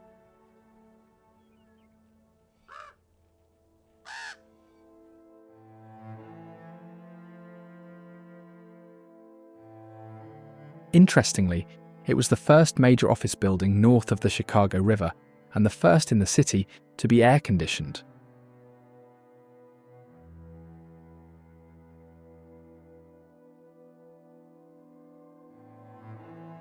Its facade is composed of over 250,000 pieces of glazed terracotta in 6 subtly different shades of white, which are regularly cleaned to maintain their brightness.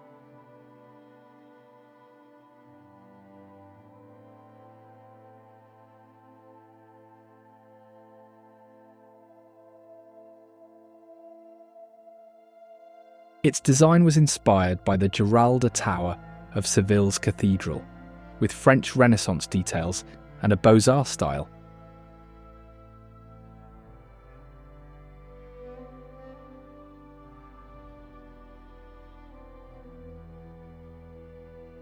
Adler Planetarium is famous for being the first modern planetarium in the Western Hemisphere, opening in 1930 on the shore of Lake Michigan.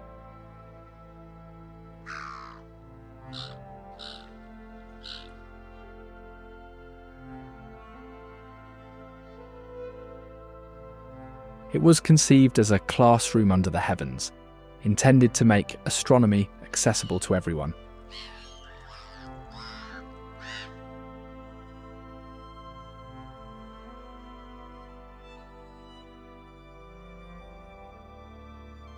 The planetarium's founder, Chicago businessman Max Adler, donated funds for construction, a Zeiss projector, and a significant collection of astronomical instruments.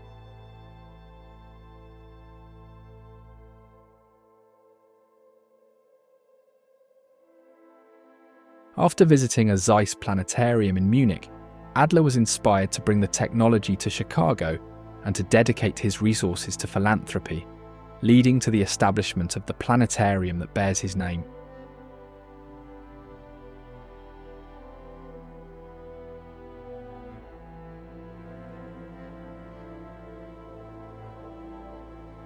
The facility features multiple theatres, hands-on displays for all ages, and the Doane Observatory, which is open to the public.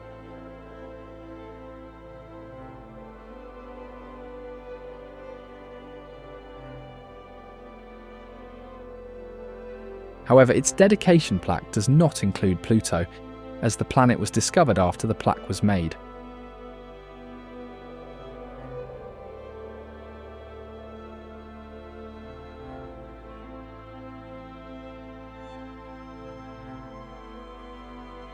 Promontory Point is known as a man-made peninsula in Chicago's Burnham Park, offering expansive lakefront views and a distinctive natural setting within the city.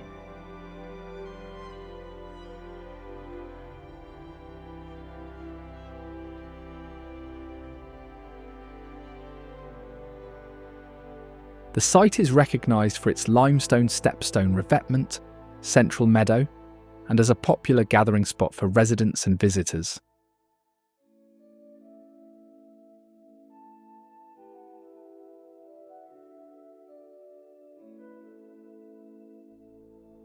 It was conceived as part of Daniel Burnham's 1909 Plan of Chicago, which envisioned a series of parks and green spaces along the lakefront.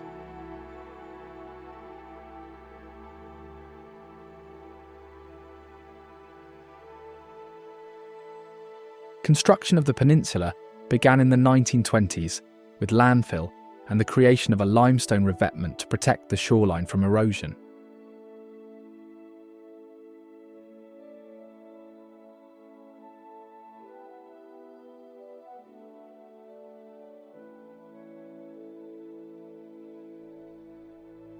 The park was completed in the late 1930s by landscape architect Alfred Caldwell, who designed the central meadow and planted hundreds of native trees and shrubs in an informal arrangement inspired by the prairie school tradition.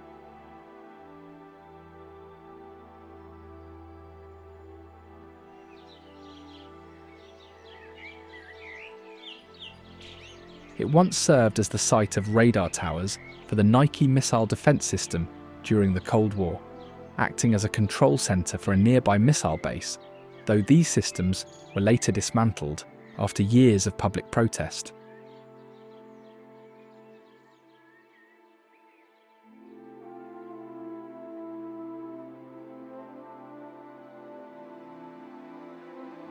Pilsen is a Chicago neighborhood celebrated for its Mexican-American culture and its dynamic, colorful murals.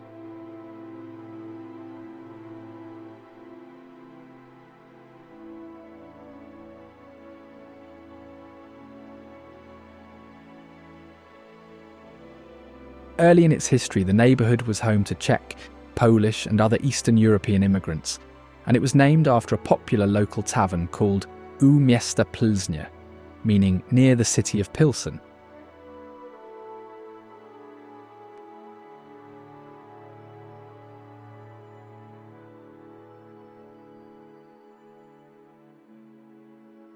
Over time, the neighborhood's character shifted, and by the 1960s, it became a destination for Mexican-American families, many of whom were displaced by urban renewal projects elsewhere in the city.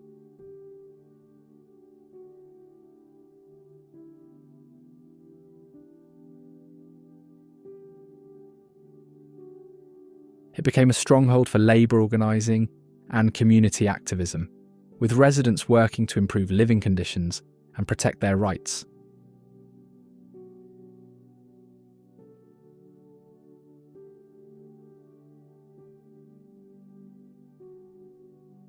The neighborhood's murals, which started as expressions of social activism and cultural pride, now cover walls throughout the area.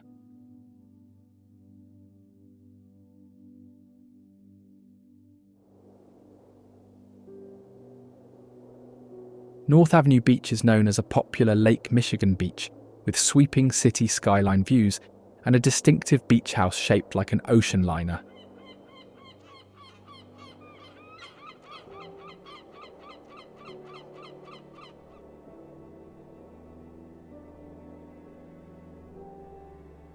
The original Art Moderne style beach house, designed by Emanuel V. Buchsbaum and completed in 1940, was inspired by the streamlined look of lake ships.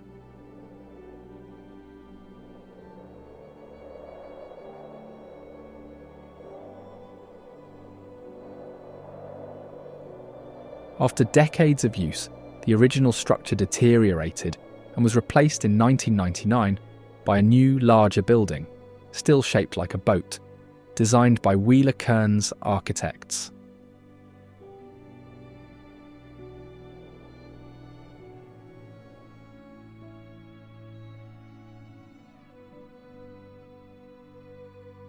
Clinton Lake is a sprawling reservoir created to manage flooding and provide water resources.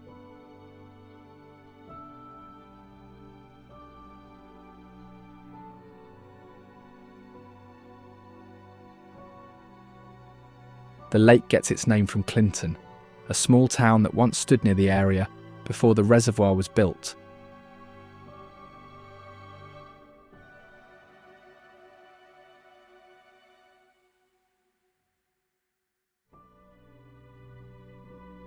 After the reservoir was created, parts of the valley were submerged.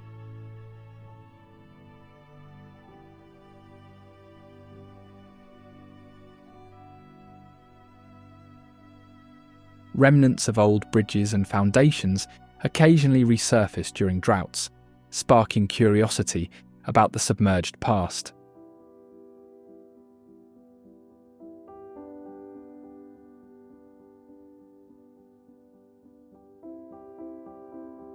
One relocated historic bridge now stands near the lake's edge, repurposed for trails.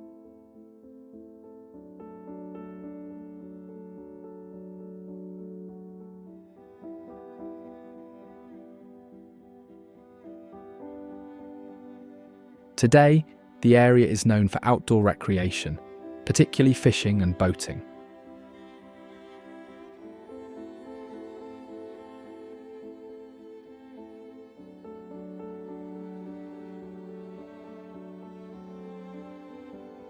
The lake's primary source is the Wakarusa River, a waterway whose name derives from a phrase meaning knee-deep or muddy water in the regional indigenous Ka language.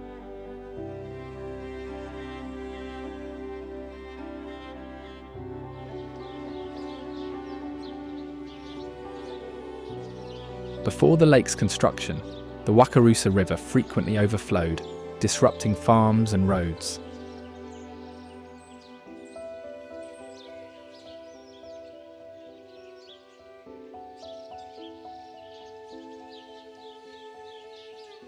Horseshoe Bluff is renowned for its dramatic, horseshoe-shaped quarry within the Mines of Spain recreation area.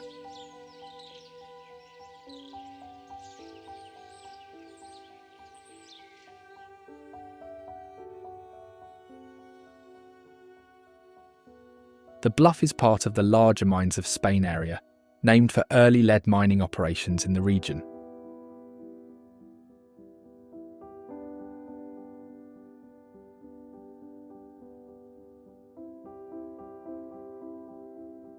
Lead mining began in the early 1800s, and the quarry at Horseshoe Bluff was likely used for both lead and limestone extraction.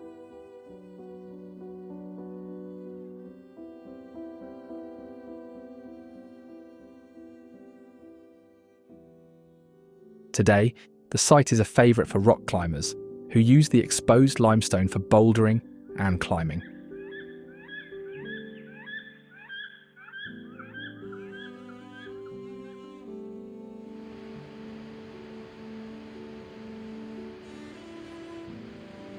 Gooseberry Falls is a series of waterfalls along the Gooseberry River.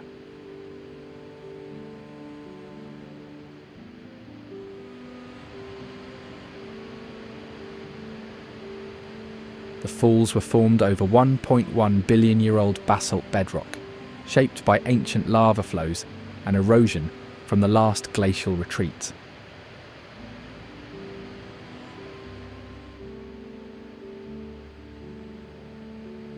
The site's name likely stems from a mistranslation of an Ojibwe term describing the river's curve, erroneously recorded as gooseberry on 19th century maps.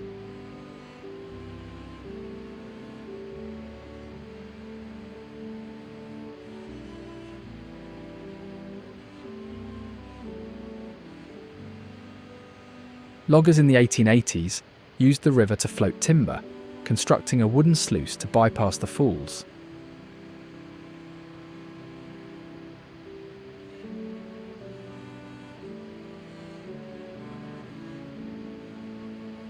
Remnants of iron brackets anchoring the sluice are embedded in eastern cliff faces.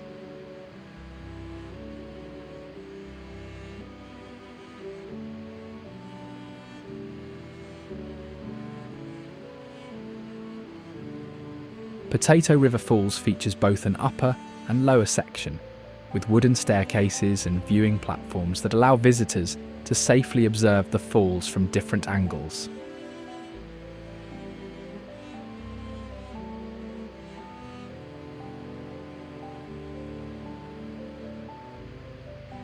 The falls themselves are formed by the river carving through ancient basalt and volcanic rock, resulting in a series of dramatic drops.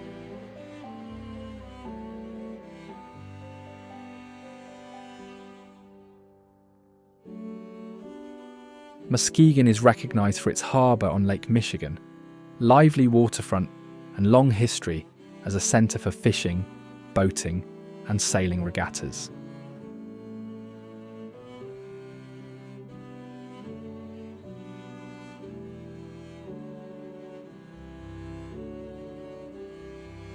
It has been called the Port City lumber queen of the world, and Midwest Riviera, reflecting its prominence as a lumbering hub and shipping port.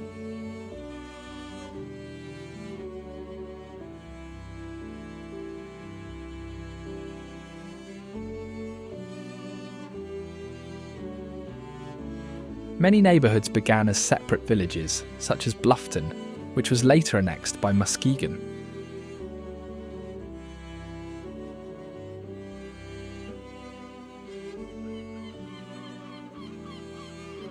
Today, it is the most populous city along Lake Michigan's eastern shore, and a major destination for outdoor recreation, festivals, and cultural attractions.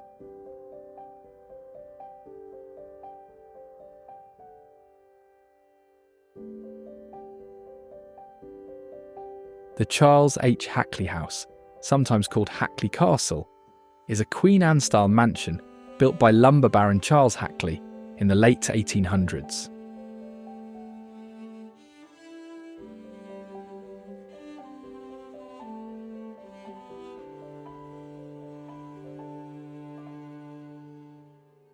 It features elaborate woodwork, stained glass, and ornate carvings, including motifs of birds, dragons, bats, and even a portrait of Hackley himself.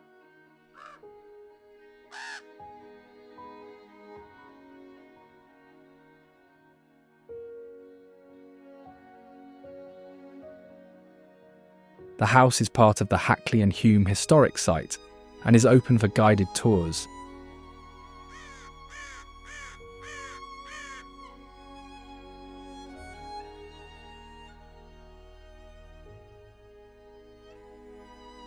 The Muskegon South Pierhead Light is a red, conical steel lighthouse at the end of the South Pier, guiding ships into Muskegon's harbour since 1903.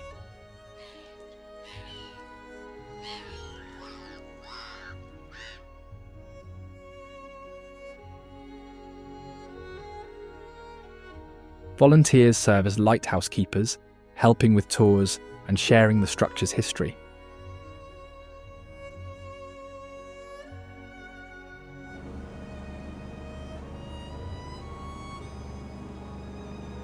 Muskegon Lake is a large freshwater lake connected to Lake Michigan by a wide dredged channel.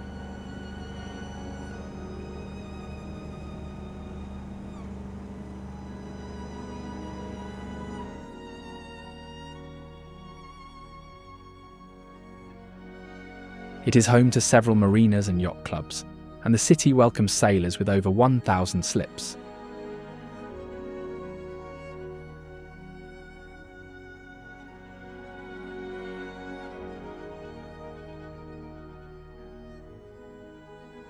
The lake is also the site of regattas, fishing tournaments, and boat parades throughout the year.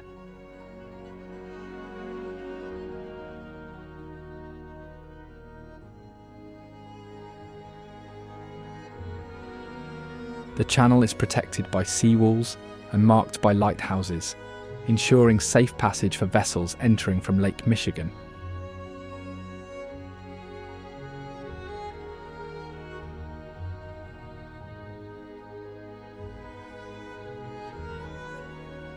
Muskegon's beaches stretch for over 26 miles along Lake Michigan, offering white sand, dunes, and clear water.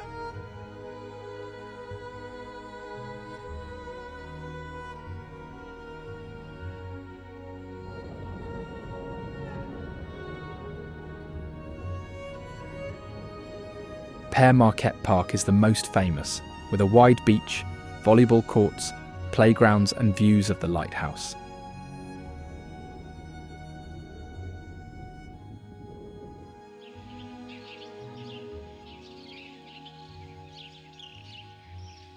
Shawnee National Forest is defined by its expansive forests, dramatic sandstone cliffs, and notable features like the Garden of the Gods.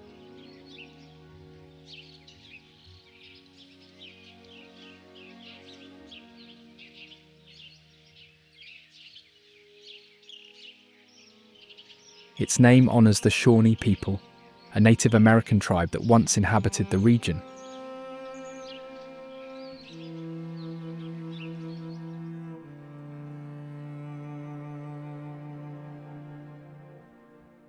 The forest was established in the 1930s as part of a national effort to restore land that had been heavily logged and farmed, and to provide jobs during the Great Depression.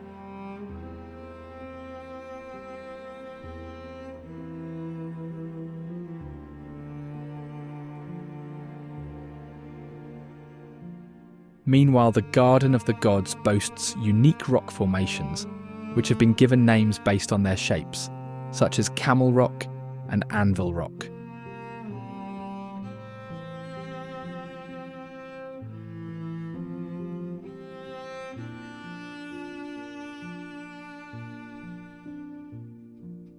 The Missouri River is known as a powerful and historic river that contributed to the progression of westward expansion.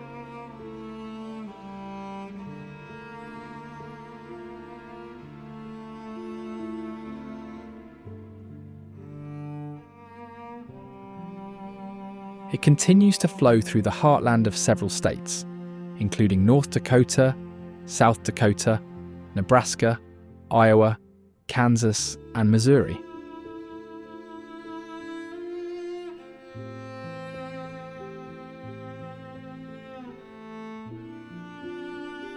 Recognized for its length and the breadth of its watershed, the river has also changed course many times over the centuries, shaping and reshaping the landscape through floods and erosion.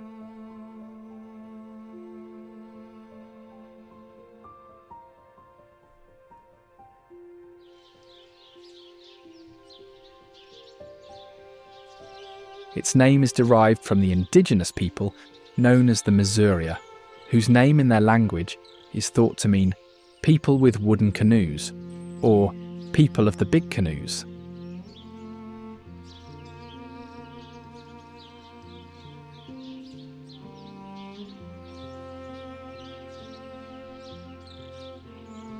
Interestingly, it is sometimes called the Big Muddy because of its brown, sediment-rich water.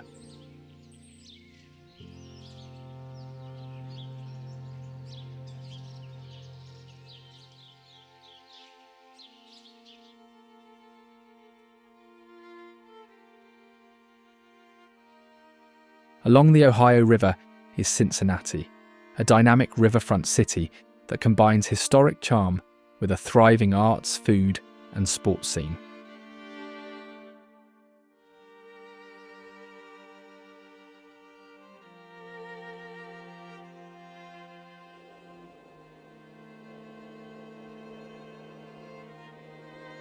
Founded in the late 18th century, the city's riverfront was central to its growth, with steamboats and barges carrying goods and passengers.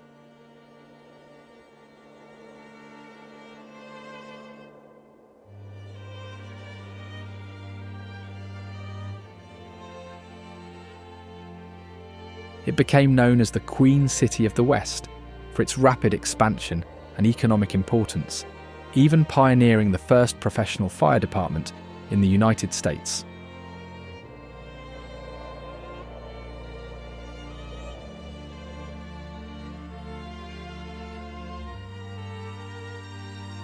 In the 19th century, Cincinnati was a major hub for pork packing, earning the nickname Porkopolis, and was also a centre for publishing, music, and social reform.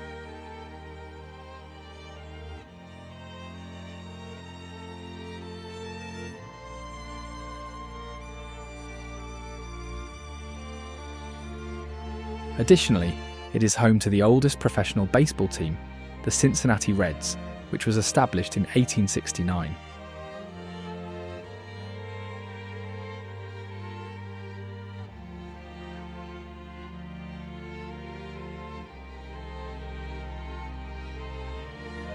Cincinnati's over-the-Rhine neighbourhood is one of the largest historic districts and was once a centre for German immigrants, whose influence can still be seen in the architecture and food, such as Cincinnati-style chili, which is famously served over spaghetti and topped with cheese and onions.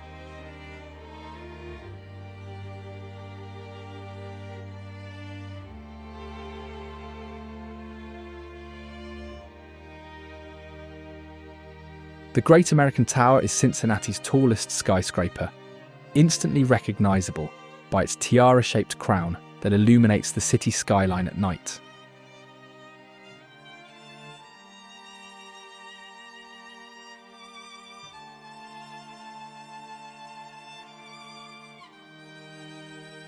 Completed in 2011, its design was inspired by the city's history and the Art Deco style, with a crown that pays homage to the Queen City nickname.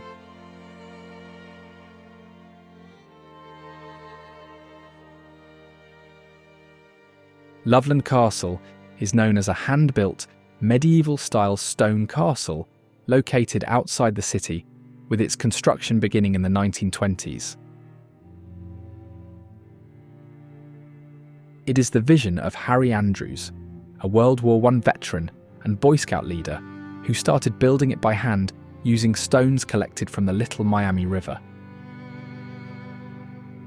Andrews worked on the castle for over 50 years, often with the help of local Boy Scouts and friends.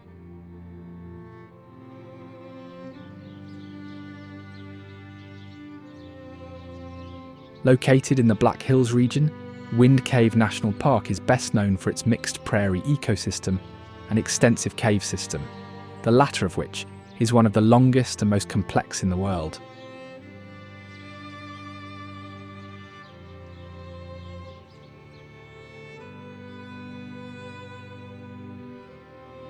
The cave system spans over 150 miles of explored passages, with new areas still being discovered.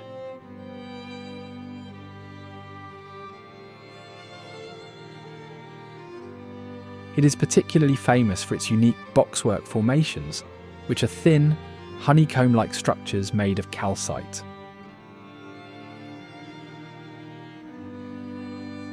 The cave's name comes from the strong winds that blow in and out of its entrance, caused by differences in atmospheric pressure.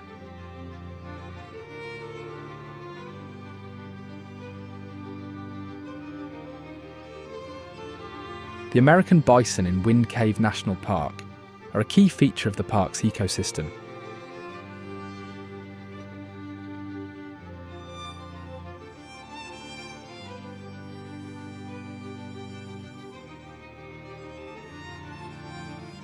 This herd is one of the few remaining free-roaming and genetically pure bison populations in the region.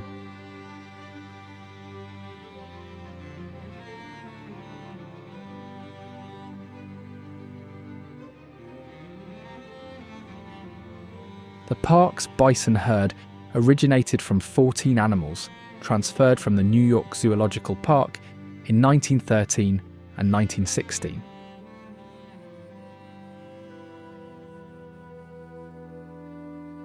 Today, the herd numbers around 400 individuals.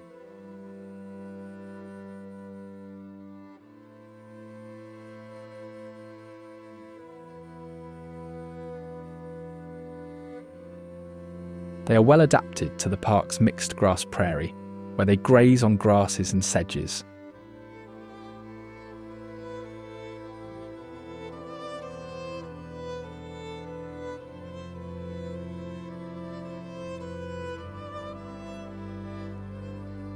Their grazing habits help maintain the health of the prairie ecosystem by promoting plant growth and creating habitats for other species.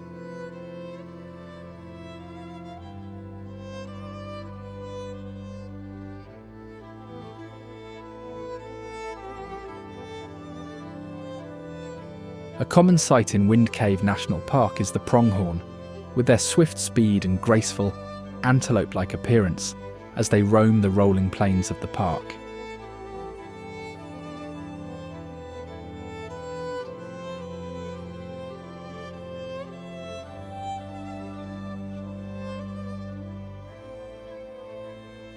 The name comes from the distinctive shape of their horns, which have a forward-facing prong or branch.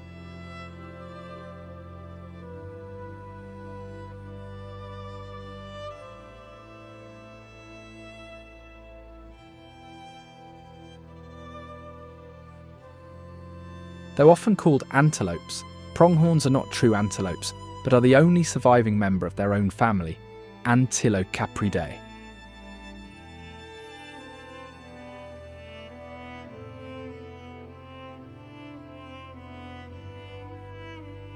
These animals have inhabited the plains of North America for millions of years, evolving alongside predators like the now extinct American cheetah.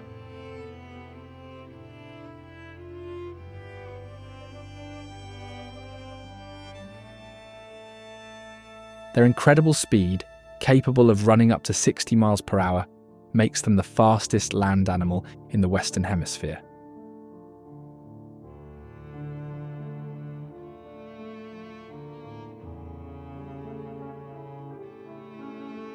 This speed, along with keen eyesight and the ability to sustain high speeds over long distances, helps them avoid predators and survive in open grasslands.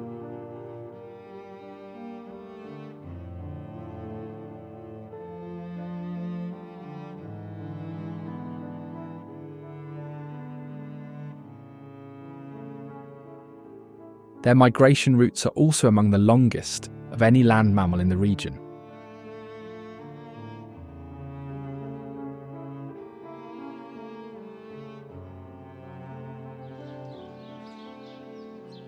Pell is known as a town with strong Dutch cultural influences, featuring windmills, tulip displays, and well-preserved 19th century brick architecture.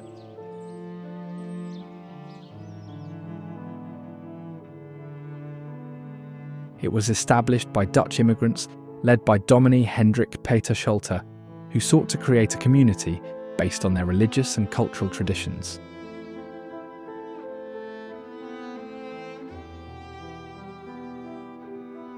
The town's layout and architecture were influenced by Dutch design, with brick buildings, cobblestone streets, and canals reminiscent of the Netherlands.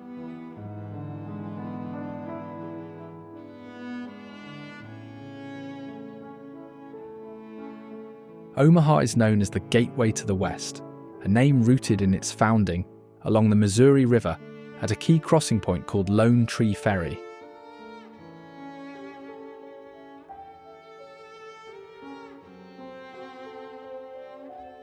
The city's name comes from the Omaha people, meaning upstream people, or those going against the wind or current.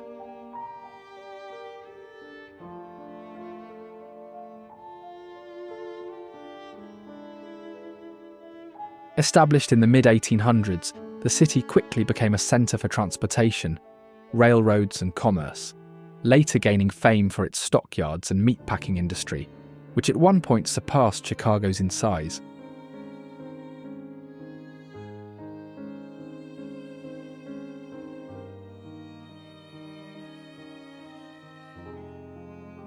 Its early days were marked by land speculation, the formation of the Omaha Claim Club to enforce property rights, and a period of rapid growth.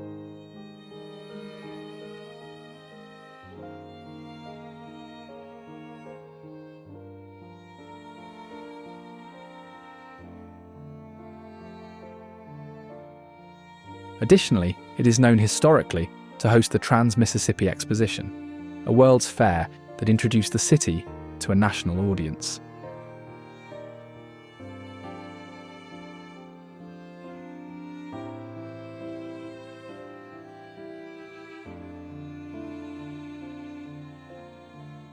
The city is also recognised for its jazz scene, producing musicians like Preston Love and Wynonie Harris.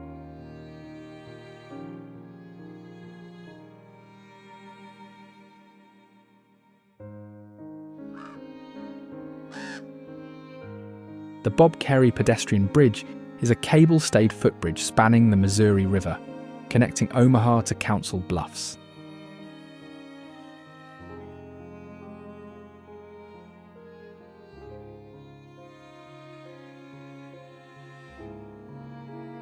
Featuring a distinct S-curve design and length, it is popular for walking, biking, and bobbing standing in two states at once.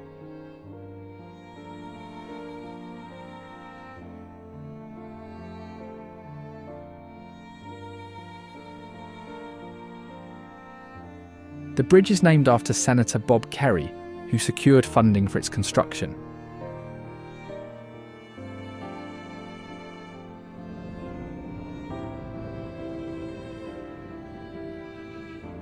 Interestingly, visitors can earn a sticker for completing the 3,000-foot-long walk across the bridge.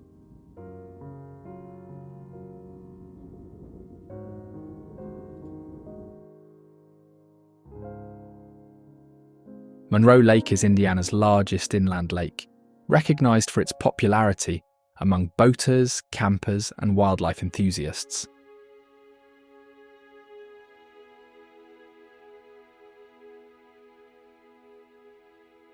It is managed as a state recreation area, with facilities for boating, fishing, swimming, and camping.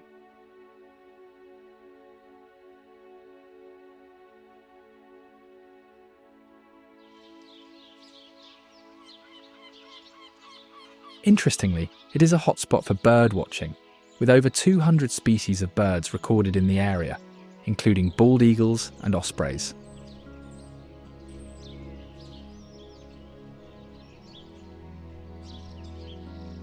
The area is also known for its limestone bedrock, which gives the water a clear blue appearance in some locations.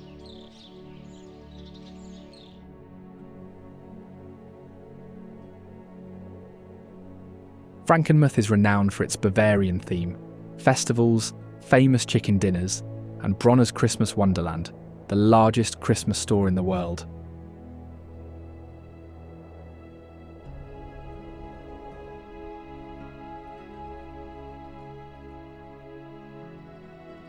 The town was founded by Lutheran immigrants from Franconia, who settled along the Cass River to create a mission colony.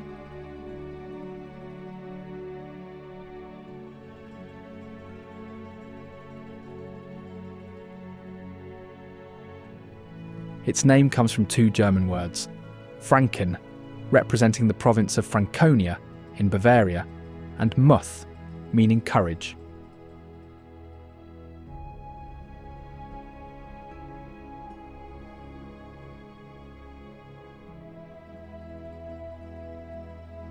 The town features storybook architecture, cobblestone streets, and a covered wooden bridge, all designed to reflect a traditional German village.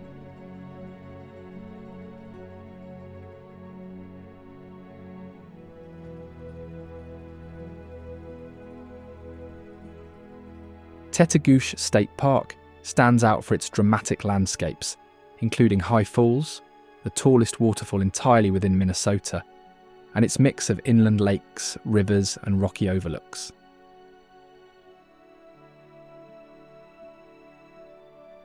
The region was originally home to the Anishinaabe people, but it later became a retreat for the Tetagouche Club, a group of businessmen from Duluth who purchased land in the early 1900s for recreation and conservation, before being preserved as a state park.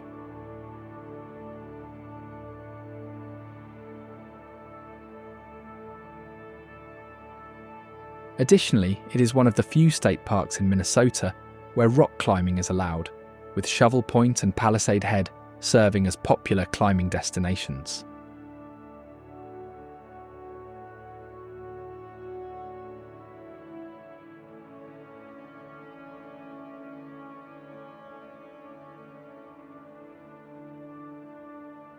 Palisade Head is a dramatic rock formation on the North Shore, rising over 300 feet above Lake Superior.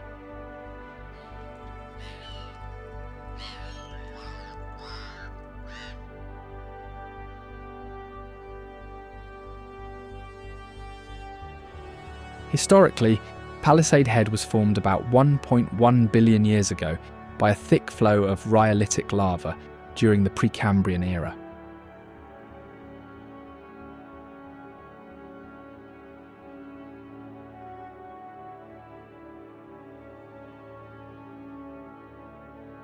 The extremely hard volcanic rock resisted erosion for over 1 billion years, while the surrounding softer rock wore away, leaving the prominent headland seen today.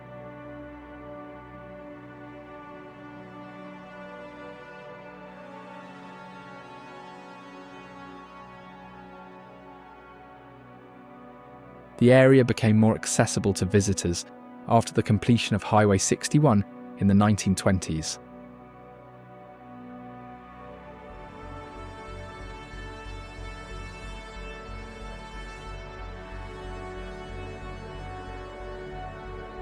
Notably, the location was used as a filming site for the climax of the movie The Good Son.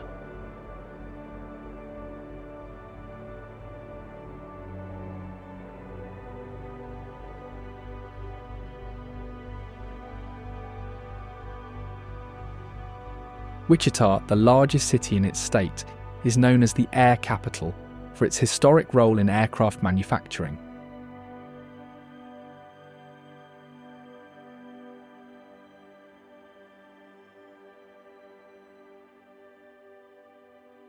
Its economy once thrived on cattle drives along the Chisholm Trail, but aviation soon took over.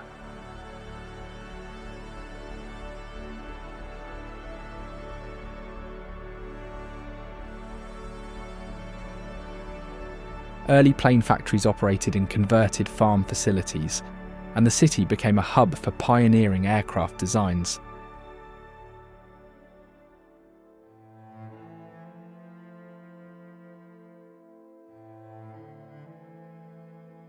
Some of the biggest names in aviation started here, building military planes, commercial jets, and private aircraft.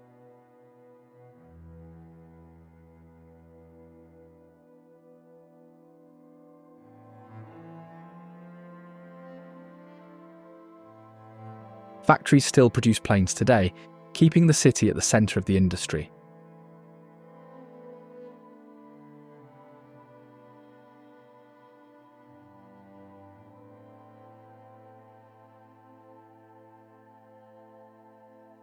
It was named in honour of the Wichita people, a Native American tribe that lived in the region long before settlers arrived.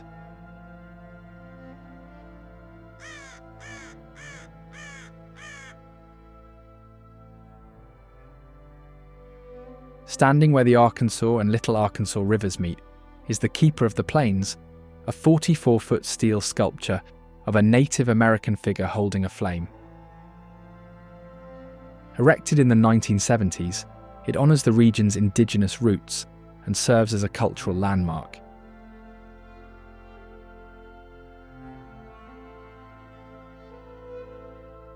The Arkansas River flows through Wichita, providing water for agriculture and recreation.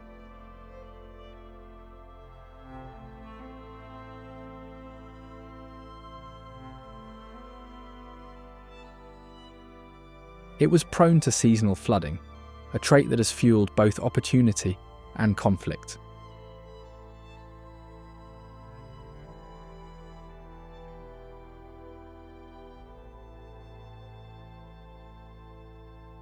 In the mid-20th century, levees and dams were built to curb its destructive power, reshaping the waterfront.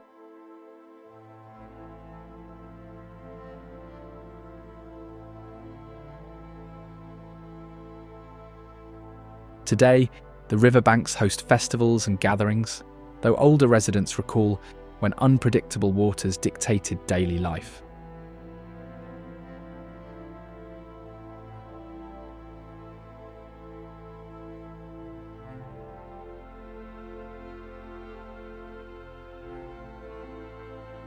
Mount Rushmore National Memorial is a large-scale sculpture carved into the granite face of a mountain in the Black Hills.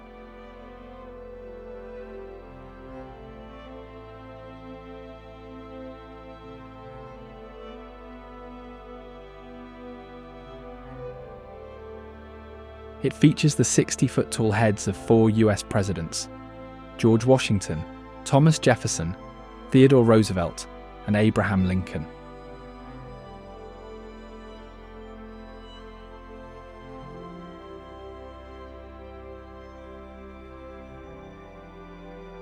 The memorial was designed to represent the founding, expansion, preservation, and unification of the nation.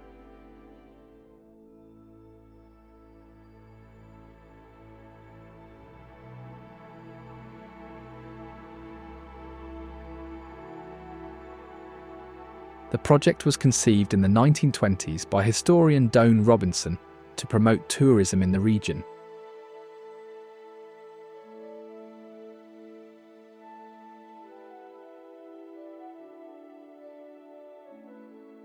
Over 400 workers were involved in the construction, using dynamite and hand tools, though it still took 14 years to complete.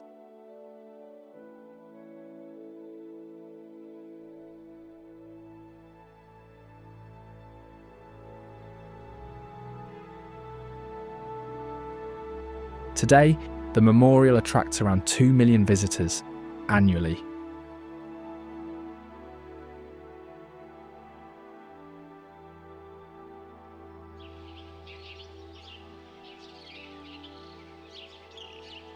Cuyahoga Valley National Park stands out for preserving both natural and cultural landscapes in an area once threatened by industrial growth and environmental decline.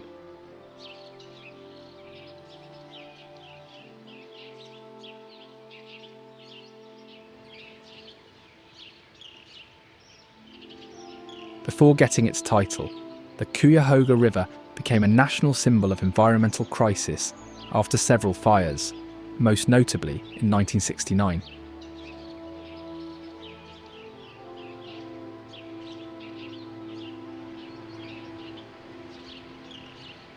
Public outcry led to environmental reforms and the creation of the park, first as a national recreation area in 1974 and later as a national park in 2000. As Ohio's only national park, it is one of the few parks that includes working farms, small towns, and private businesses within its boundaries. Joliet Correctional Center, often called Old Joliet Prison, is infamous for its imposing limestone architecture, long operational history, and frequent appearances in film and television.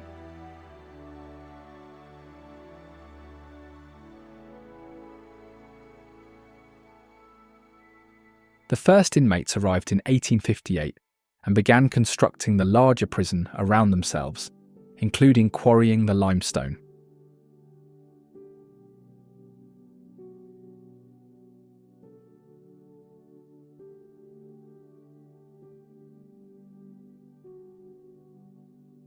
The prison's design was intended to be fireproof and state-of-the-art for its time, and its distinctive stonework became a local landmark.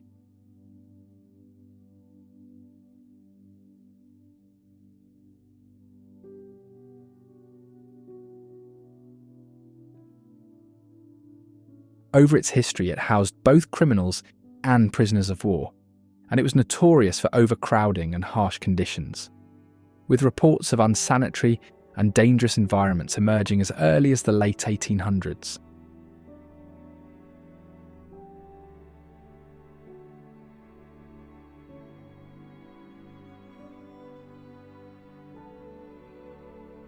It operated for nearly 150 years, finally closing in 2002.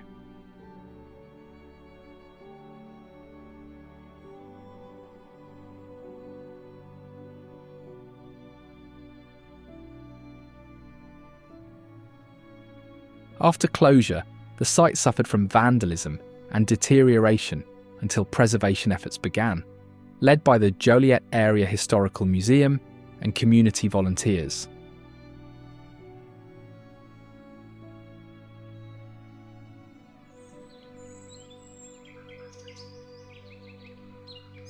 The Badlands of North Dakota are known for their rugged, eroded landscape of buttes, canyons, and spires, stretching across the western part of the state.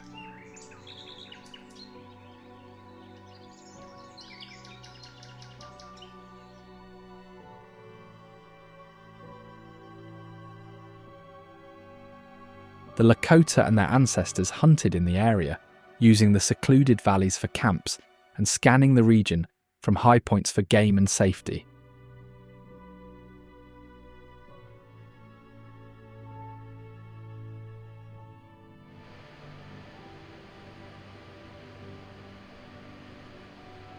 Tahquamenon Falls is known as the largest waterfall in the state, and one of the biggest in the eastern part of the continent.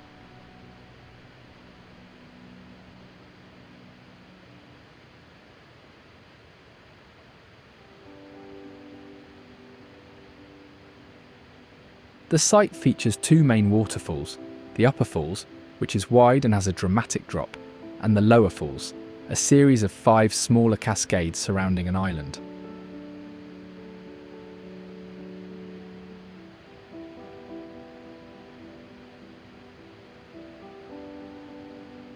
The Upper Falls has a powerful water flow that can reach impressive volumes, especially during spring runoff.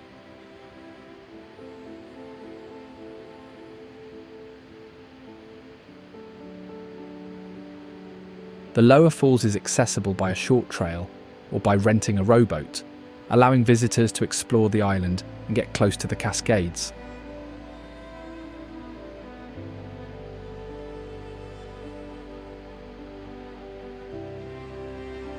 Together they are famous for their brown, foamy water, earning them the nickname Root Beer Falls, caused by tannins from nearby trees.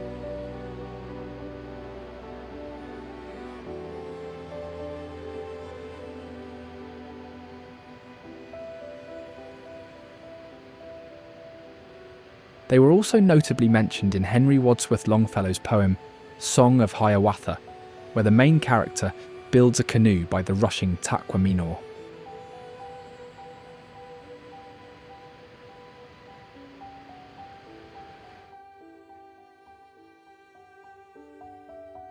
Madison is known as a lively capital city set between two lakes, Mendota and Monona.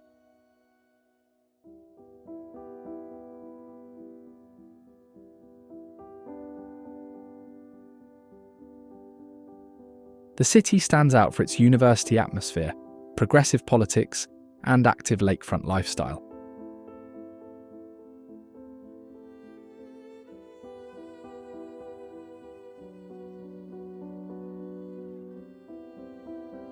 Planned before it was settled, its street grid was laid out on paper, and many streets were named after signers of the Constitution.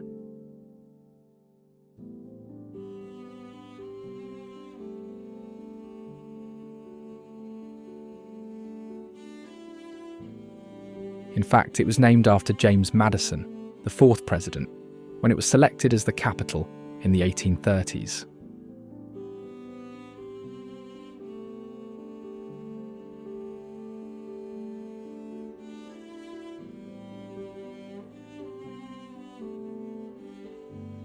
The University of Wisconsin brought students, researchers, and innovation, shaping the city's culture and economy.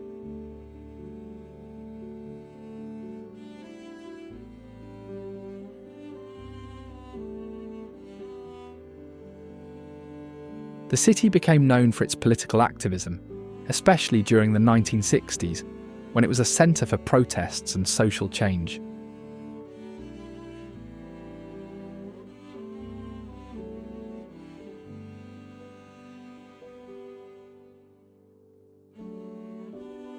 Madison's history includes the construction of the Wisconsin State Capitol, which replaced two earlier buildings after fires and structural problems.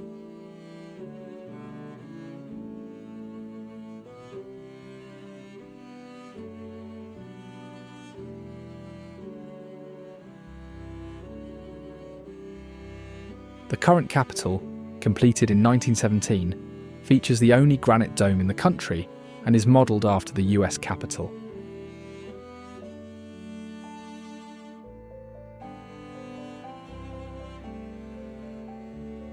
Its observation deck offers panoramic views of the city and surrounding lakes.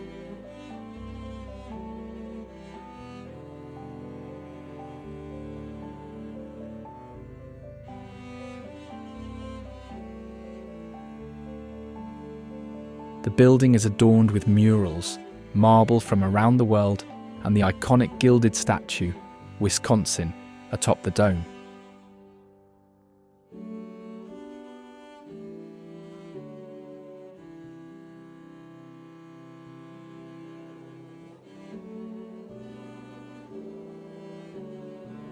Pelican Lake in Minnesota is home to over 50 islands and more than 50 miles of shoreline, offering endless spots to explore by boat or kayak.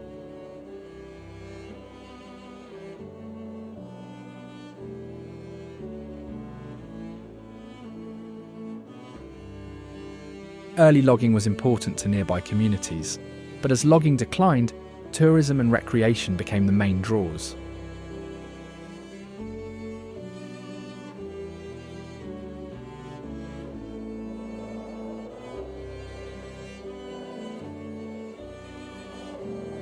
Resorts have been welcoming guests for over 80 years, and the lake's reputation for fishing and natural beauty has only grown.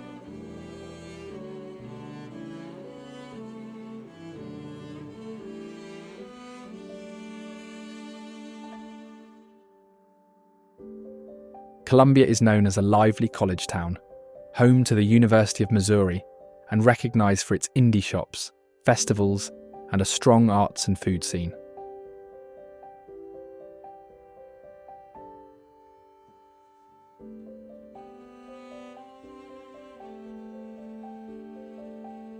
As the first public university west of the Mississippi, the University of Missouri suffered a major tragedy when its academic hall was burned down in the late 19th century due to an accidental fire.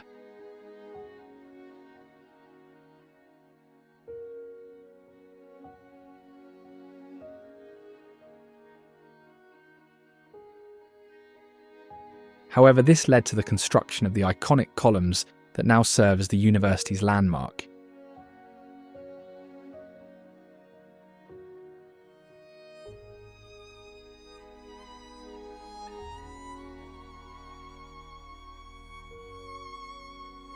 The city has also been a centre for political activism, student movements, and social change, reflecting its progressive and engaged population.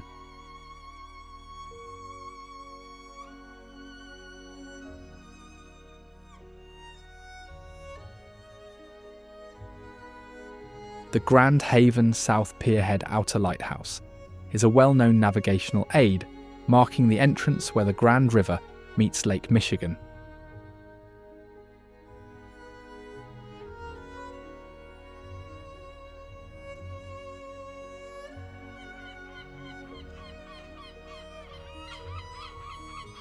It is one of two red lighthouses on the South Pier, connected by a lighted catwalk.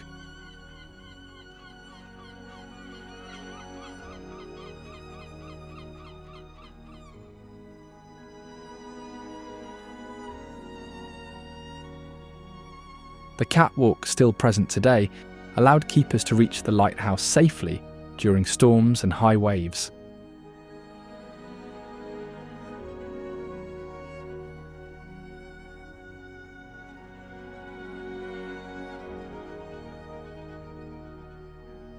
Only a few Great Lakes lighthouses retain their catwalks, which are now rare historic features.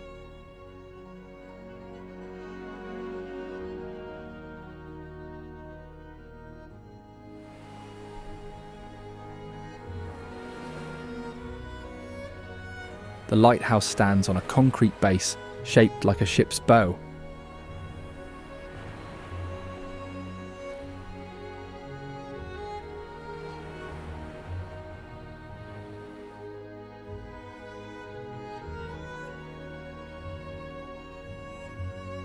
As the state capital, the city of Des Moines in Iowa stands out for its thriving art scene, iconic Capitol building, renowned sculpture park, and one of the largest farmers markets in the region.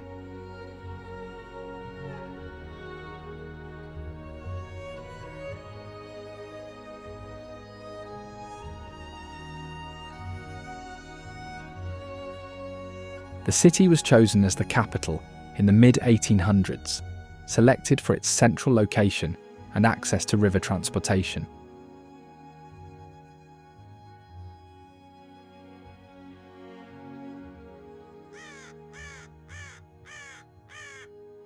It has a long history of supporting the arts, with the Des Moines Art Center showcasing works by artists like Georgia O'Keeffe and Andy Warhol, and smaller galleries highlighting local talent.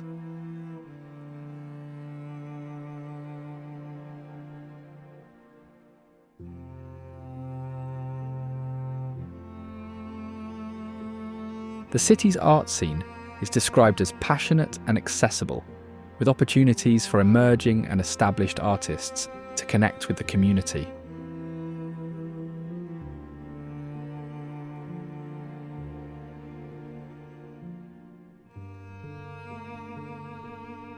Public art is everywhere, from murals to sculptures, and the city hosts the Des Moines Arts Festival, which draws national attention and large crowds each year.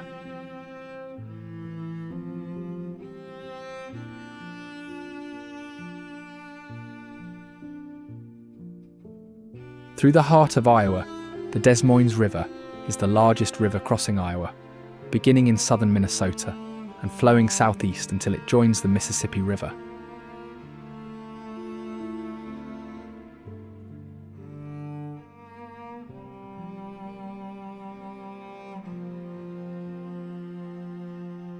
Archaeological evidence shows that the junction of the Des Moines and Raccoon rivers was inhabited for at least 7,000 years, with prehistoric villages and burial mounds found in the area.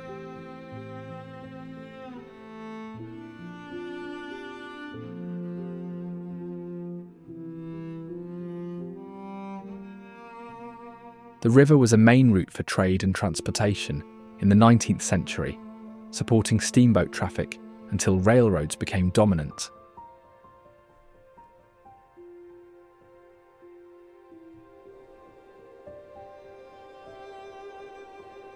Interestingly, the river's legal classification as meandered and its many sandbars make it ideal for paddlers and beach camping.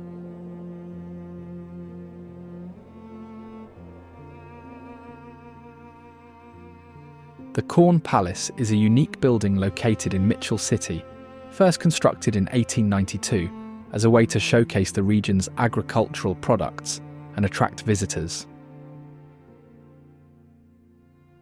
The building is known for its exterior decorations, which are made entirely of corn and other grains. Each year, the designs are changed to reflect new themes, requiring thousands of ears of corn in various colours.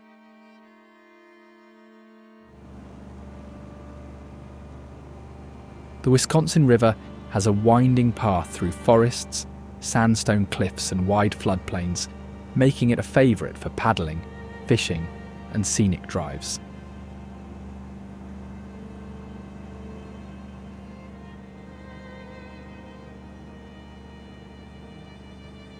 Stretching from the northwards to the Mississippi, it is one of the longest stretches of free-flowing river in the Midwest, protected from further damming.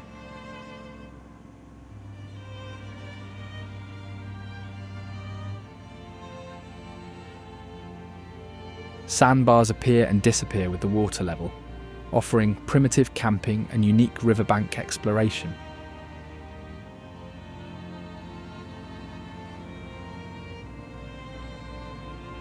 Unfortunately, it has also suffered from floods, such as the one in 2008 that reshaped parts of the riverbank and destroyed the Lake Delton Dam, causing the lake to drain into the river.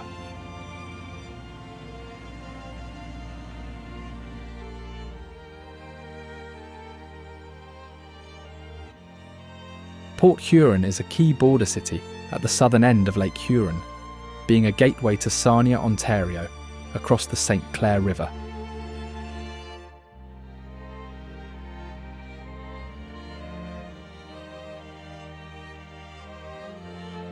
Nicknamed the Maritime capital of the Great Lakes, due to its deep water port, it became a city in 1857 by consolidating neighbouring villages.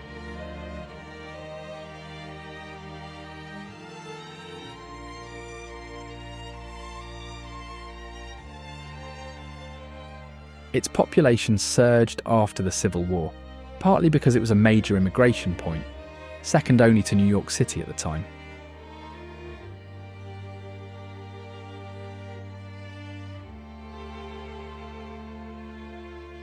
The city played a key role in the Underground Railroad, serving as a terminus for freedom seekers crossing into Canada.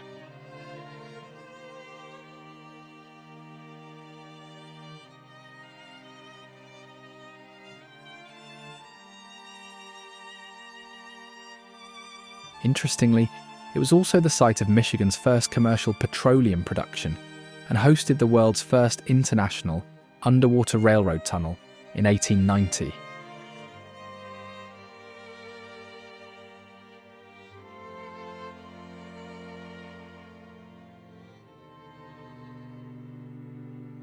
Fort Gratiot Lighthouse is the oldest working lighthouse in Michigan and marks the entrance to the St. Clair River from Lake Huron.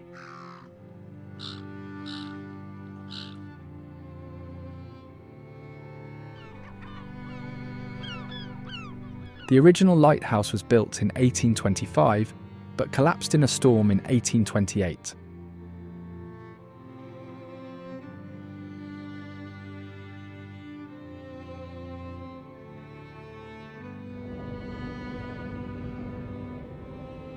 The current tower was constructed in 1829 by Lucius Lyon and later heightened to improve visibility.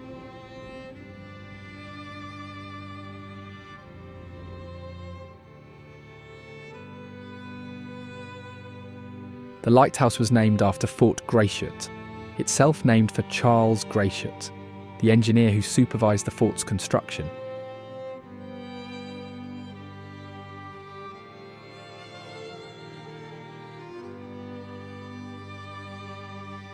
The St. Clair River connects Lake Huron to Lake St. Clair, and forms the international boundary at Port Huron.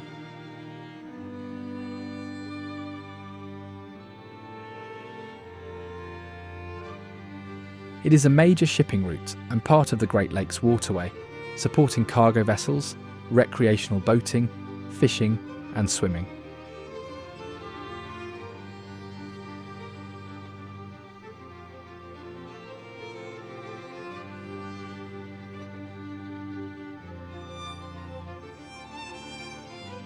The river has been altered by dredging and channelization to accommodate larger ships, impacting habitats and water flow.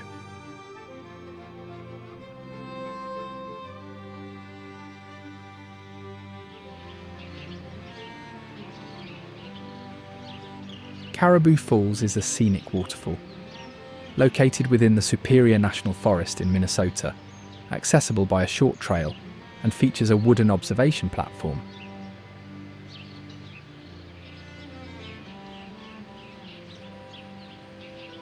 Its name likely comes from the caribou, a species of deer native to northern regions, reflecting the wildlife commonly found in the area.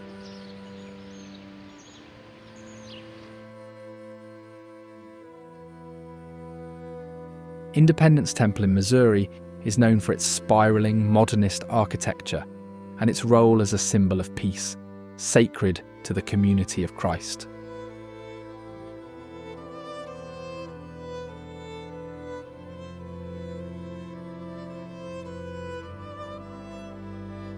The temple was designed by architect Gyo Obata and completed in the late 1990s.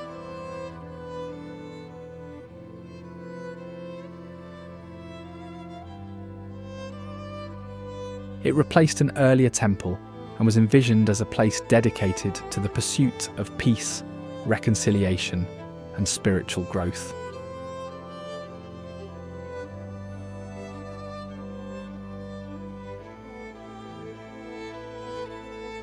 The spiral form was chosen to symbolize the ongoing journey of faith and the movement toward a peaceful world.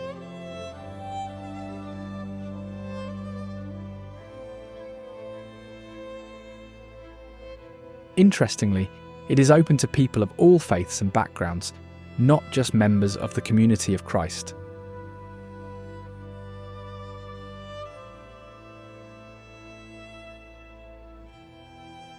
Evanston is a northern suburb of Chicago and is home to Northwestern University, a major private research university.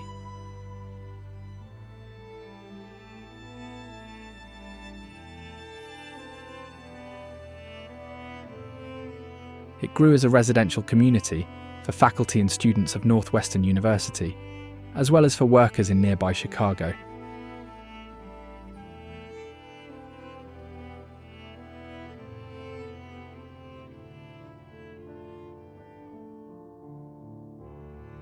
The area is recognised for its mix of residential neighbourhoods, cultural institutions, and lakefront access along Lake Michigan.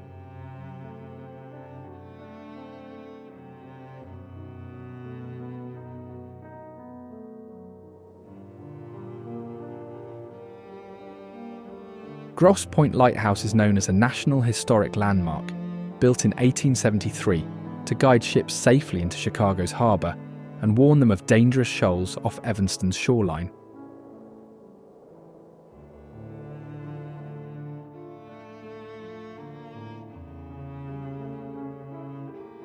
Its construction was prompted by a series of shipwrecks, including the tragic sinking of the passenger steamer Lady Elgin in 1860.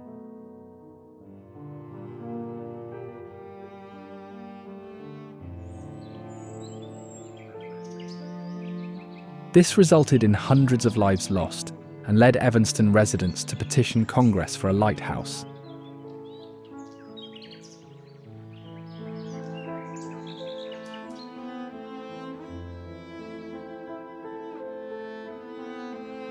Half Moon Lake in Eau Claire is known for its crescent shape, popular for kayaking, wildlife watching, and lakeside picnics.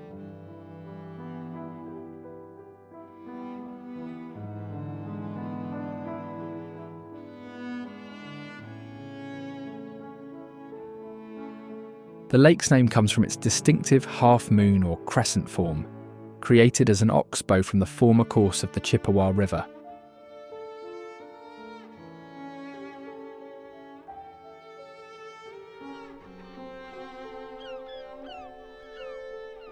The lake's shores have hosted unique events, from water bike demonstrations to precision water ski shows by the Eau Claire Ski Sprites.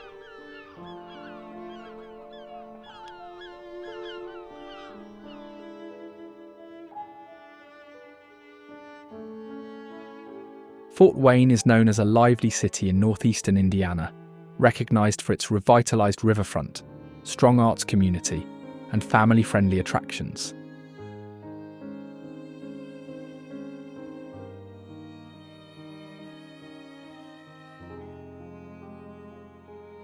Its name honours General Mad Anthony Wayne, a Revolutionary War hero who oversaw the construction of the original fort at the confluence of the St. Mary's, St. Joseph, and Maumee rivers.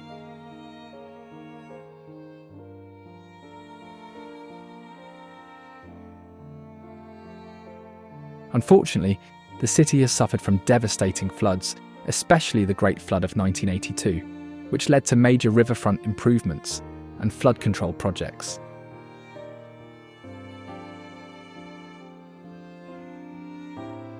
Thankfully, its resilience and investment in public spaces have transformed the riverfront into a hub for recreation, dining, and events.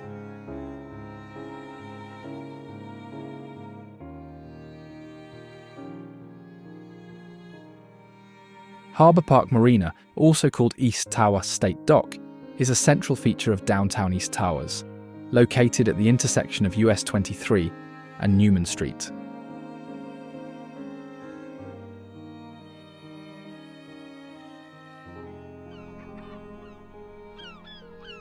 It gives access to boating, fishing, and community gatherings on Tawas Bay.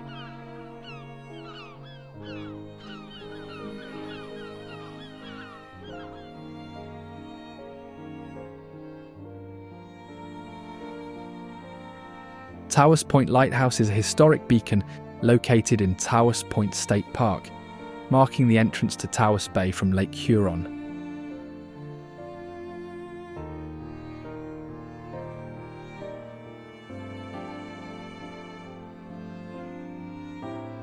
It is known for its distinctive white tower, black lantern, and attached red-roofed keeper's house.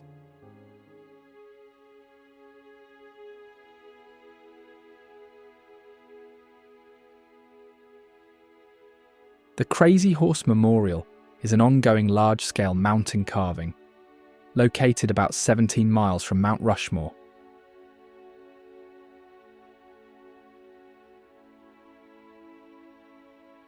It honours Crazy Horse, a Lakota warrior who played a key role in the resistance against US expansion into indigenous territories.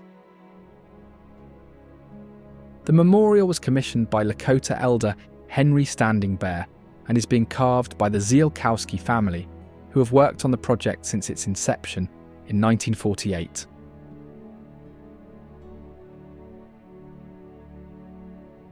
Topeka is the capital of Kansas and is known for its government center and its role in the civil rights movement.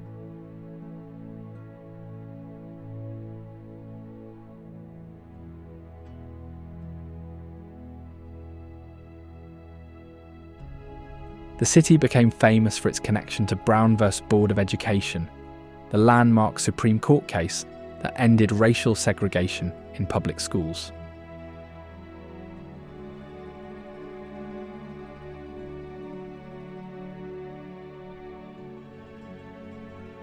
In the early 1950s, Linda Brown, a young black student, was forced to travel across town instead of attending a school near her home, which led to people finally challenging the notion of educational segregation.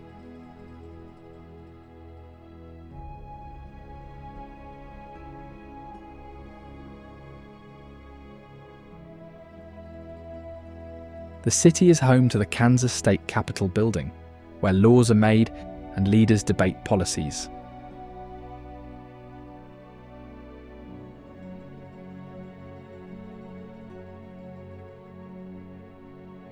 Its iconic copper dome, topped by the Ad Astra statue of a Kansa warrior aiming an arrow, symbolises the state's motto, "To the stars through difficulty."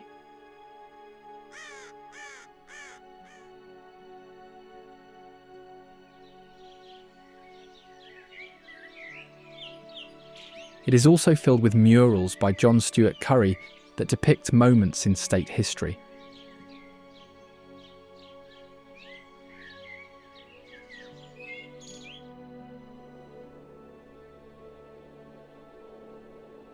The Capitol is open to visitors, and those willing to climb hundreds of steps can reach the top of the dome for a view of the city.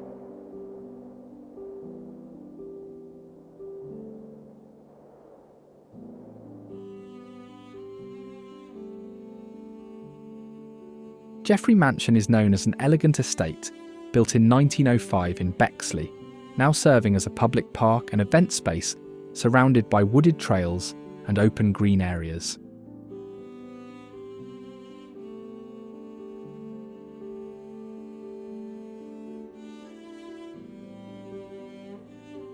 Its original owner, Joseph A. Jeffrey, was an industrialist who founded the Jeffrey Manufacturing Company.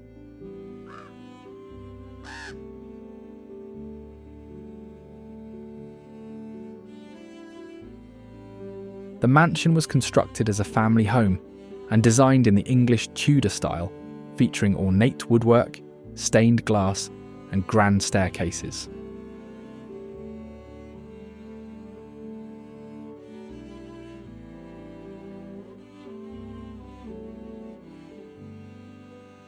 Established in 1975, Voyageurs National Park encompasses an impressive area of interconnected waterways and rock formations shaped by glaciers.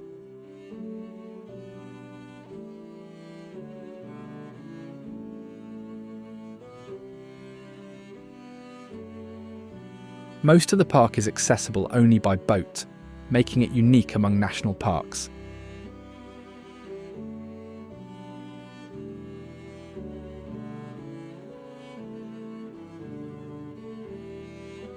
It was originally used by indigenous people for fishing, hunting and travel. Then French fur traders, known as voyageurs, later passed through the region in the 18th and 19th centuries.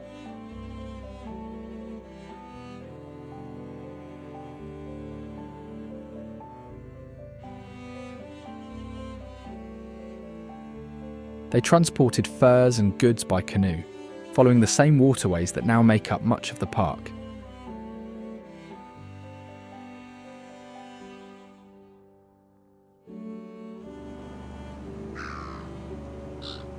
In fact, the park's oldest mapped portage, that was used by the fur traders, was documented in 1796.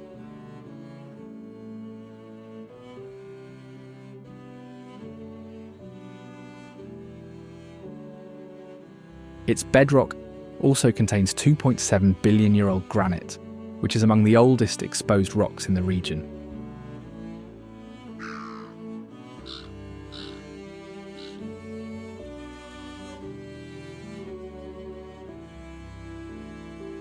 La Crosse is known as a Mississippi River city, framed by scenic bluffs, with a lively downtown and a college town atmosphere.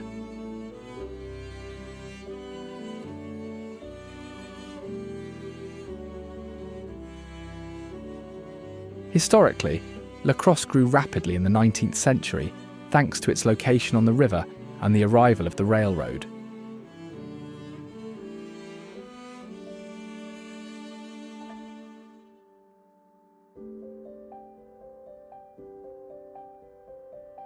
Sawmills and breweries flourished, and the city became known for its grand Victorian homes and churches.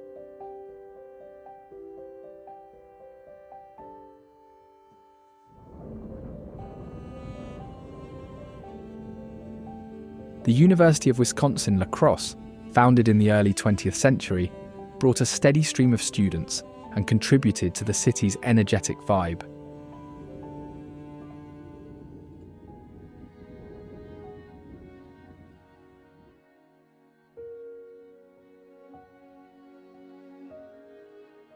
Grandad Bluff is known as a towering overlook in La Crosse that offers panoramic views of the Mississippi River Valley and parts of 3 states.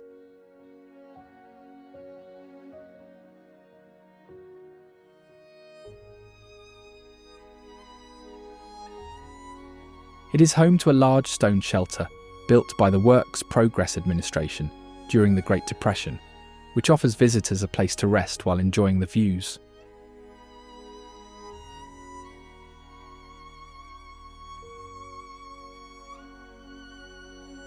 The bluff also hosts events and gatherings, making it a focal point for community life.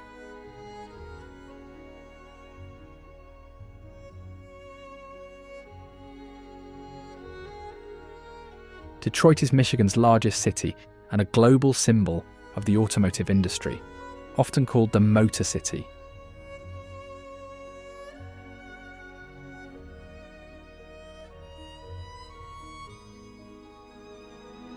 It is the birthplace of major car companies like Ford, General Motors, and Chrysler, and the city's factories also produce machinery, steel, and chemicals.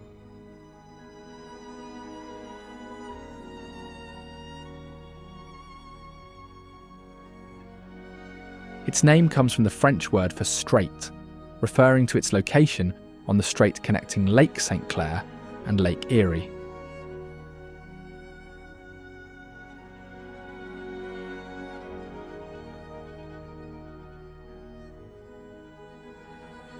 Historically, the city was also a crucial stop on the Underground Railroad, helping thousands of enslaved people escape to Canada.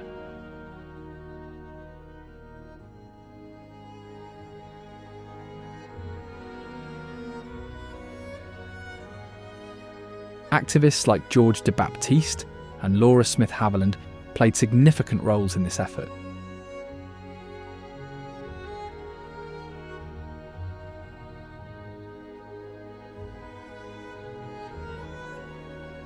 The Ambassador Bridge is a suspension bridge connecting Detroit to Windsor, Ontario, across the Detroit River.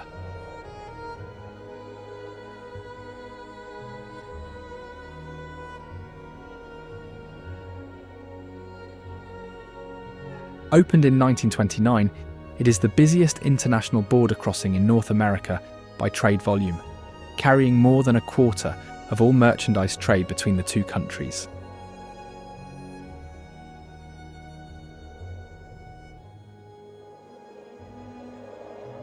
It was built with private investment, including support from Henry Ford, after public funding fell through.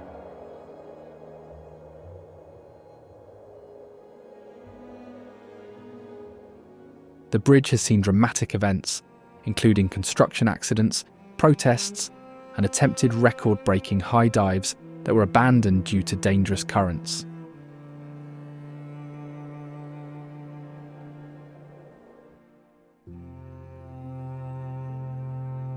Belle Isle is a large island park in the Detroit River, featuring gardens, museums, a beach, and recreational facilities.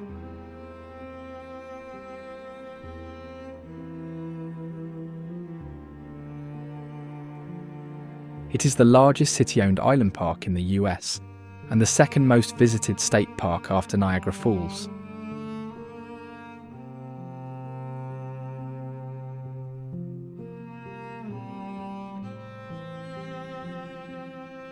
The island was originally called Île aux Cochons, meaning Hog Island, by French settlers, who used it for grazing livestock.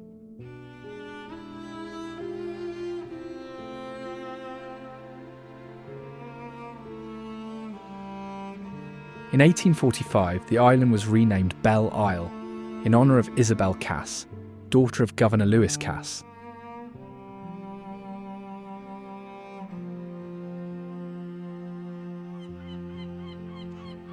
It has been expanded several times using landfills from major Detroit construction projects.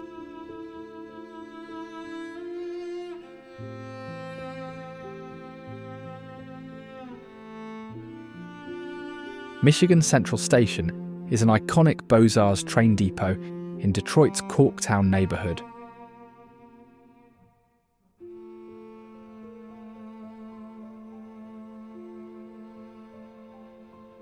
When it opened in 1913, it was the tallest rail station in the world, replacing an earlier depot that burned down in 1913.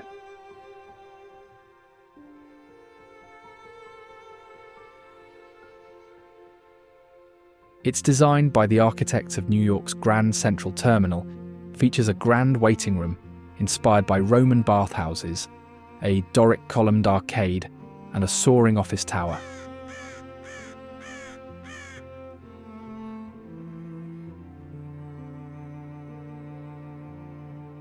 At its peak, the station saw more than 200 trains depart daily and hosted notable passengers, including US presidents and celebrities.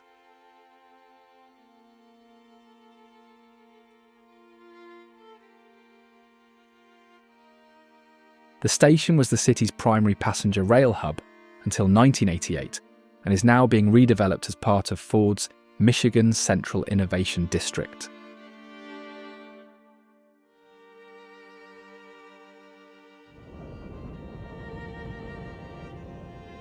Situated in southern Indiana, Evansville is a busy river city that sits on a bend of the Ohio River, earning the nickname Crescent Valley, or River City.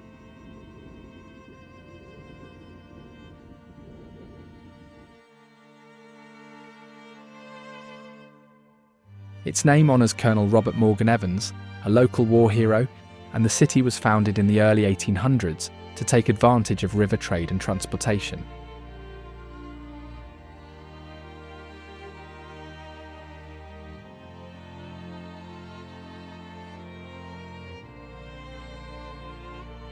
In fact, its growth accelerated then with the arrival of steamboats and railroads, making it a major centre for manufacturing, coal and hardwood lumber.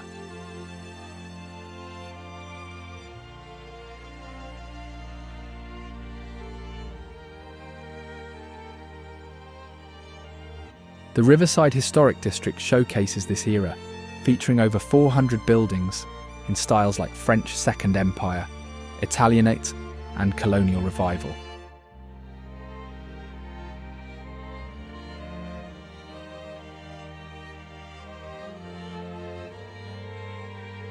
The city is also known for the Westside Nut Club Fall Festival, one of the largest street festivals in the country, drawing hundreds of thousands each October for food, entertainment, and community celebration.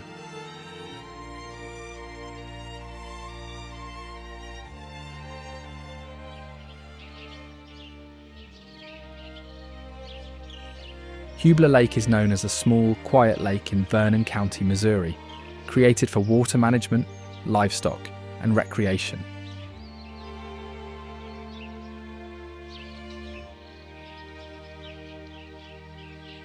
Small lakes like Hubler often formed part of local conservation efforts, providing habitat for fish, birds, and other wildlife.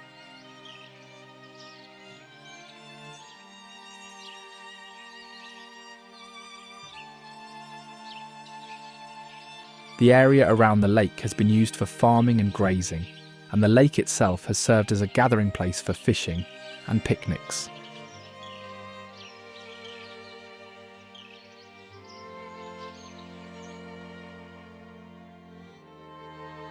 Keystone is a small town that quickly became a hub for mining activity, particularly gold mining in the 1800s.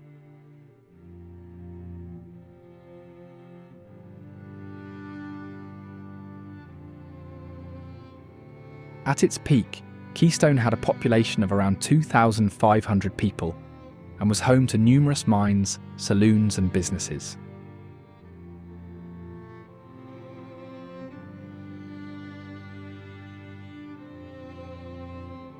Many of its original buildings have been preserved, giving visitors a sense of what life was like during the late 1800s.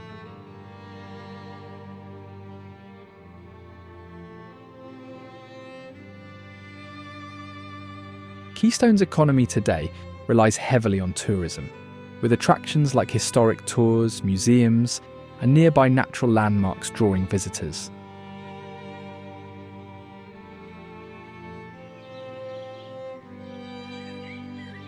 The abandoned gold mine in Keystone is a reminder of the town's mining past.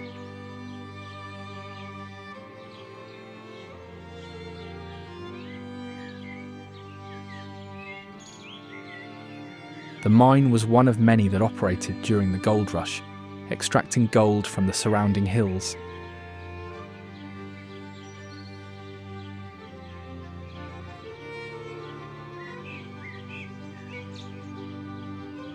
At its height, the mine employed dozens of workers and produced significant amounts of gold.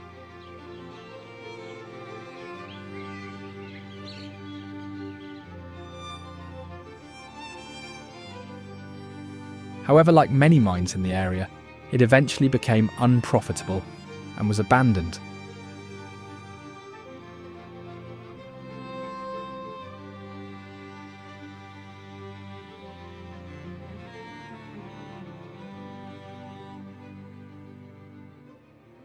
The town of Mackinac is known as the gateway to the Upper Peninsula, located at the southern end of the Mackinac Bridge.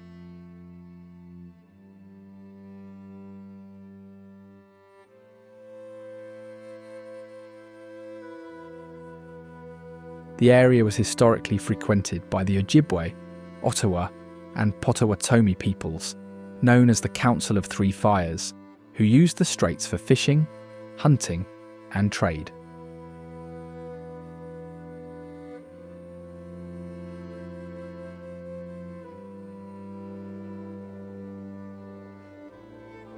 It continued to serve as a major starting point for travellers heading north, and is a popular destination for those exploring the Straits of Mackinac, Lake Huron, and Lake Michigan.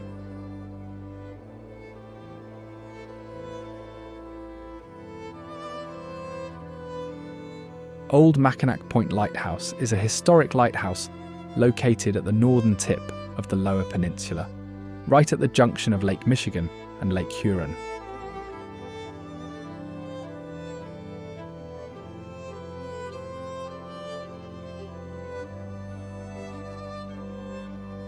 It served as a crucial navigational beacon for ships passing through the Straits of Mackinac, one of the busiest shipping lanes in the Great Lakes.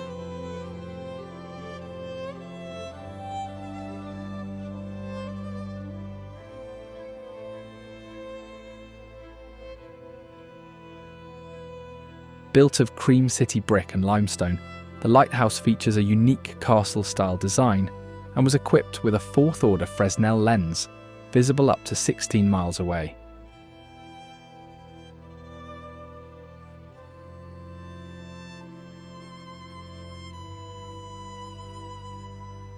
It operated from 1892 to 1957, eventually deactivated after the opening of the Mackinac Bridge, and was turned into a museum.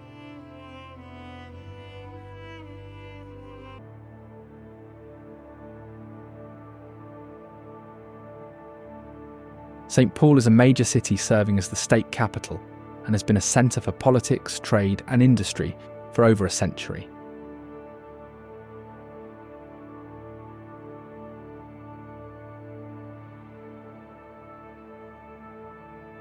It developed around a 19th century trading post, established near a Mississippi River landing.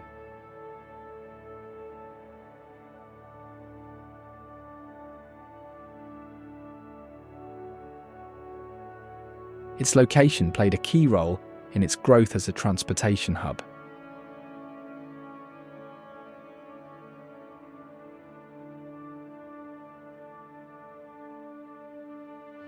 One of the most well-known landmarks is the Minnesota State Capitol, completed in 1905 and designed by architect Cass Gilbert.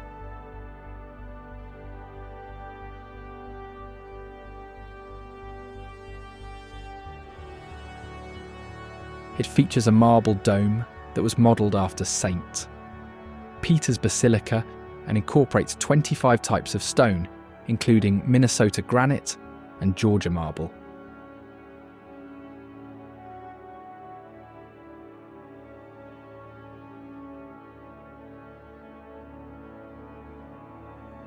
Inside, the rotunda includes murals, statues, and a large chamber where the state legislature meets.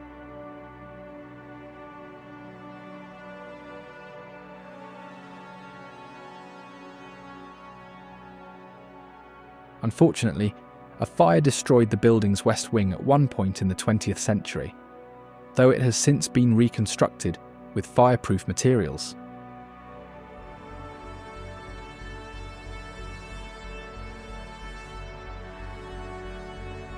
The Capitol grounds also notably include monuments honouring military service members and political leaders.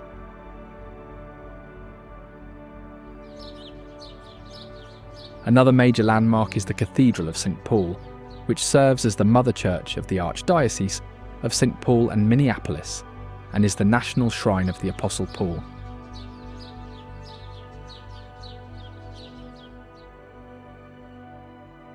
Completed in 1915, the structure is one of the largest cathedrals in the country. The cathedral was designed in a Beaux-Arts style, with large stained glass windows and detailed stone carvings.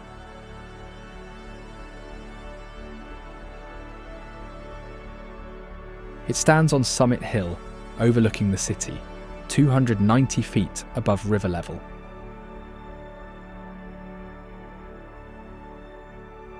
Wyandotte is a riverfront town with a notable industrial history involving shipbuilding and chemical manufacturing.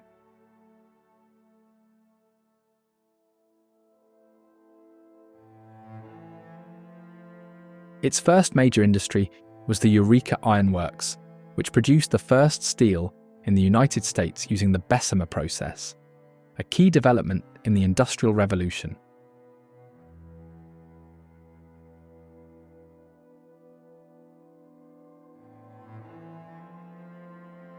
The town was also home to significant shipbuilding operations, producing famous passenger boats like the Tashmoo and Columbia.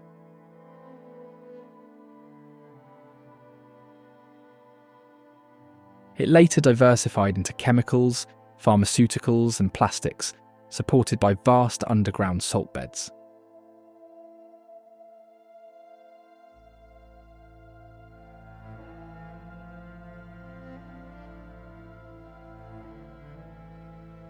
Notably, the Michigan Alkali Company became a major chemical producer after discovering these local salt deposits.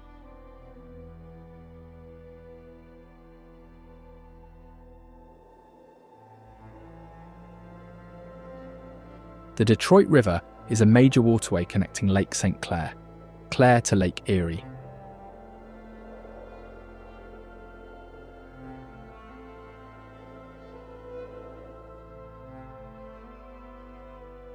Forming part of the US-Canada border, it is a vital shipping route, recreational corridor, and international boundary.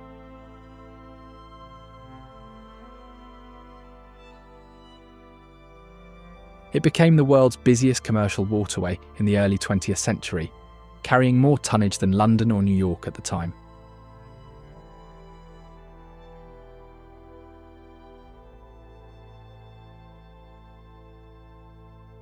Toadstool Geologic Park, located in the Oglala National Grassland, is known for its unusual rock formations that resemble giant mushrooms, which is how it got its name.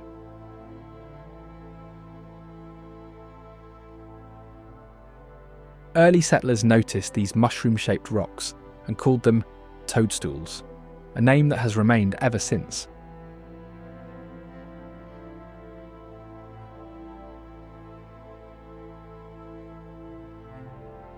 They also tried to farm the land, but most could not succeed and eventually sold their land back to the government, leading to the creation of the National Grasslands.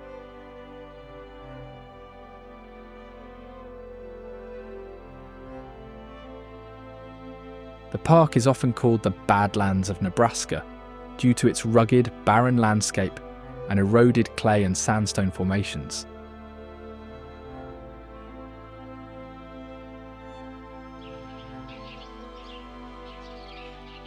Sleeping Bear Dunes National Lakeshore is recognised for its massive sand dunes, scenic bluffs, clear lakes and forests along the eastern shore of Lake Michigan.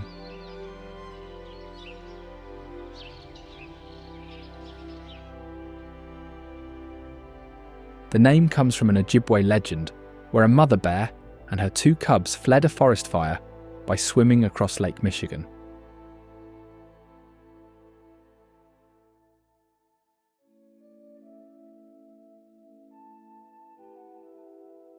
The cubs drowned before reaching shore, and the mother bear waited on a bluff, hoping for their return.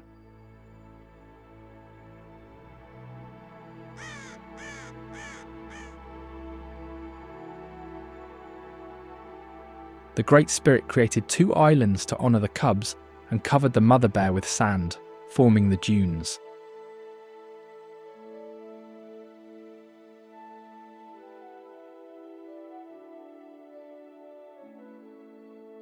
The original dune formation resembled a sleeping bear, but wind and erosion have changed its appearance over time.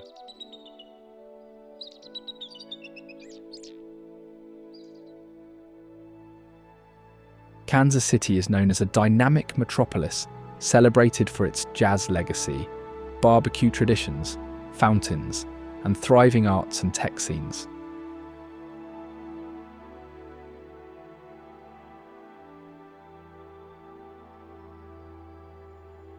Recognised as one of the key cradles of jazz, the city's jazz style, which flourished in the 1920s and 1930s, marked the transition from big band to bebop, and produced legendary musicians like Count Basie and Charlie Parker.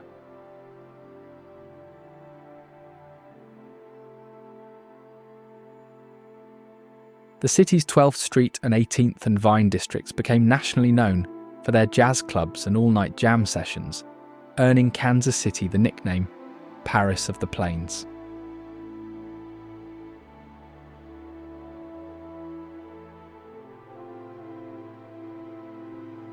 Barbecue is another defining element, as it is called the barbecue capital of the world, with more than 100 restaurants offering a range of smoked meats and signature sauces.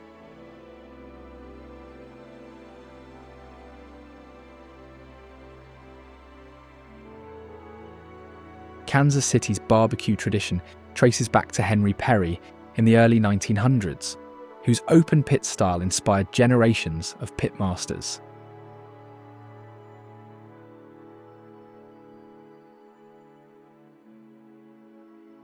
The city's barbecue culture is globally recognised, attracting visitors to taste specialties like burnt ends, ribs and brisket.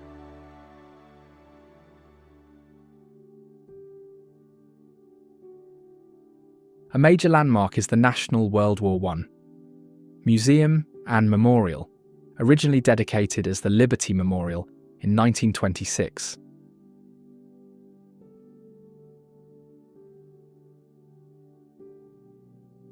This world-renowned museum explores the causes, events and aftermath of the First World War as visitors enter the main gallery by crossing a glass bridge above a field of 9,000 red poppies, symbolising the millions of lives lost in the conflict.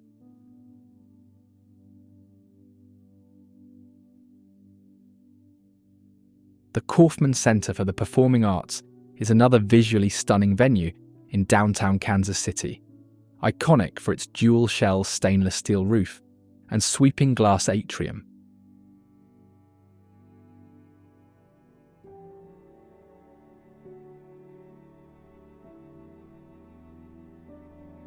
The centre houses two acoustically advanced halls, Hellsberg Hall, home to the Kansas City Symphony, and the Muriel Kaufman Theatre, which hosts the Kansas City Ballet and Lyric Opera.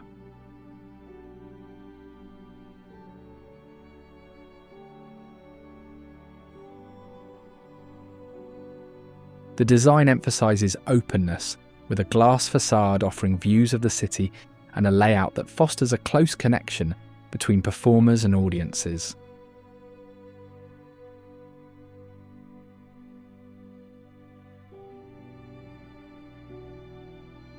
Duluth City developed as a shipping hub after the completion of the Duluth Ship Canal, which linked Lake Superior to inland ports.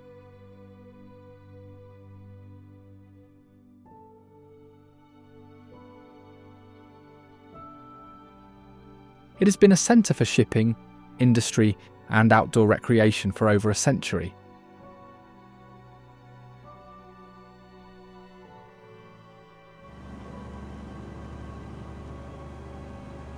Large ships continue to pass through the harbour, moving goods across the Great Lakes and beyond.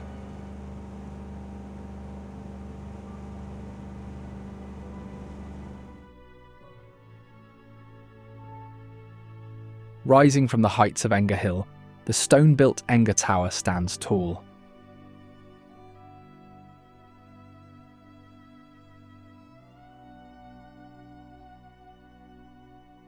Built in 1939, the 5-storey stone tower was dedicated to businessman Bert Enger, who contributed to the city's parks.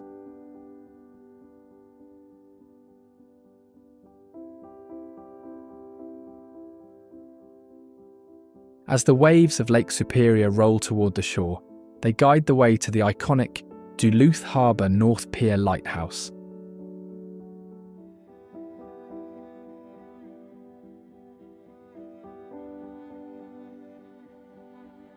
Operational since 1910, the lighthouse's red and white structure is easily recognisable, and it remains active in helping ships navigate through the canal.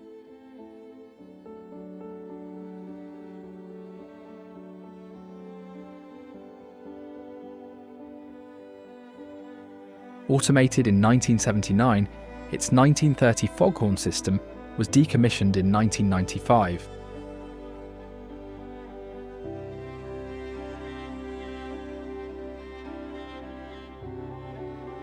North of the city, Superior National Forest stretches along the northwestern shore of Lake Superior.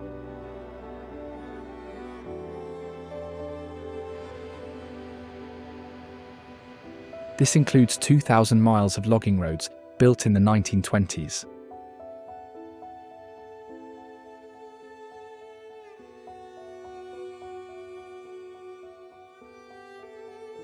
The forest contains lakes, rivers, and a mix of pine and hardwood trees.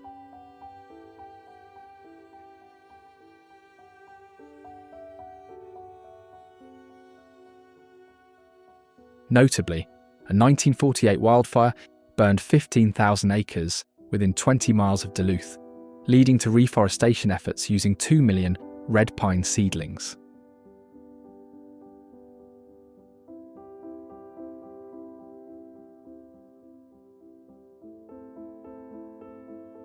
Governor Dodge State Park boasts a sprawling landscape in the driftless area, featuring forested hills, quiet lakes, sandstone outcrops, and a wide network of hiking and camping opportunities.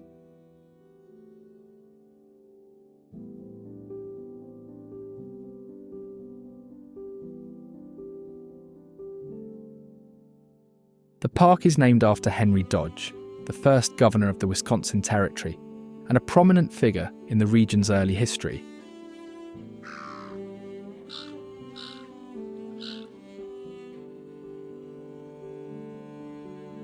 The land was set aside to preserve the unique topography of the driftless area, an ancient landscape left untouched by glaciers, resulting in steep ridges, deep valleys, and exposed rock formations.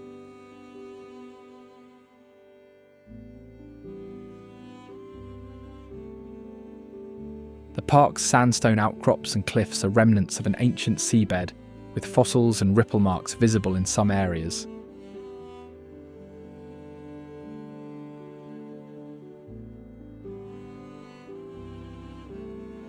Serving as the capital city of Nebraska, the city of Lincoln began as the village of Lancaster, founded on the salt marshes of what became Lancaster County.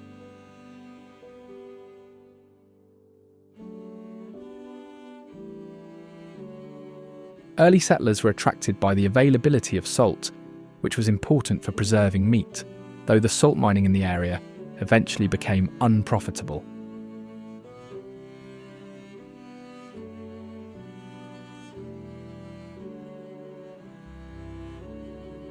The city was renamed Lincoln after Abraham Lincoln when it was chosen as the new state capital, a move intended to make the capital more accessible to people living south of the Platte River.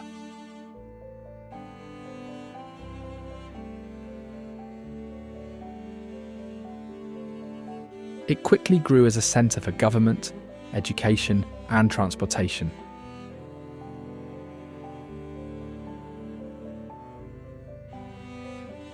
In fact, the new railroad setup in the late 1800s soon established it as a major rail hub, bringing new industries and a melting pot of a population, including vulgar German immigrants from Russia.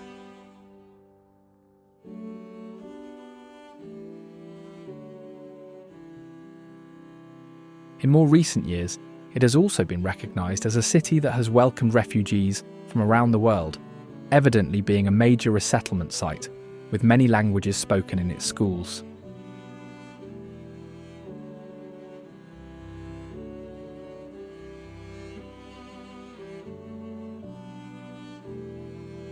Located within the city is the Nebraska State Capitol, recognised for its Art Deco style and central tower designed by Bertram Grosvenor Goodhue.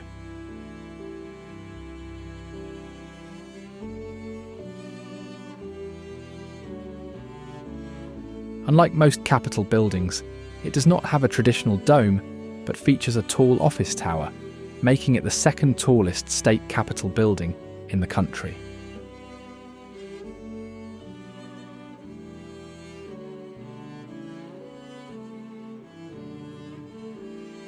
Additionally, it is topped by a bronze statue called the Sower that symbolises agriculture and was interestingly constructed in phases, thus paid for without incurring debt.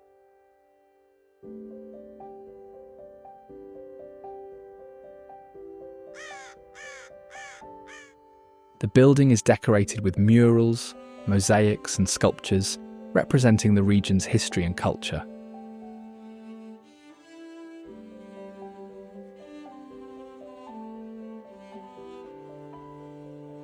The observation deck offers panoramic views of Lincoln, and the grounds are carefully landscaped.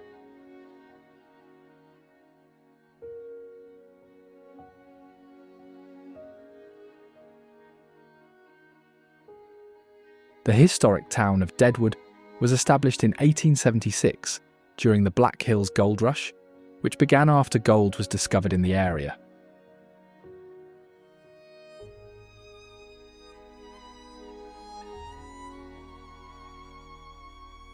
The town is known for its association with famous figures from the Old West, including Wild Bill Hickok and Calamity Jane.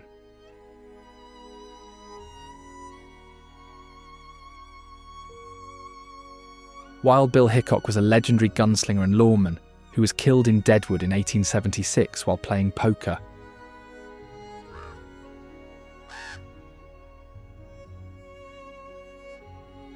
Calamity Jane, a frontierswoman and scout, is buried next to him in Mount Moriah Cemetery, which overlooks the town. Porcupine Mountains.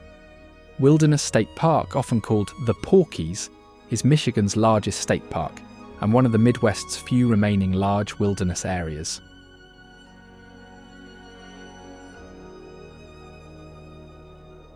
It offers more than 90 miles of hiking trails, a section of the North Country Trail, and opportunities for camping, fishing, skiing, and snowmobiling.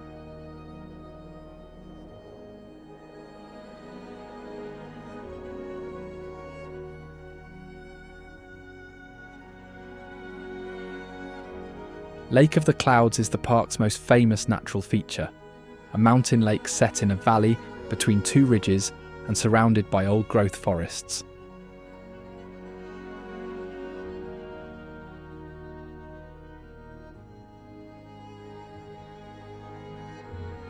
In fact, the area around the lake is a rare example of virgin wilderness, with forests that have remained largely undisturbed by human activity.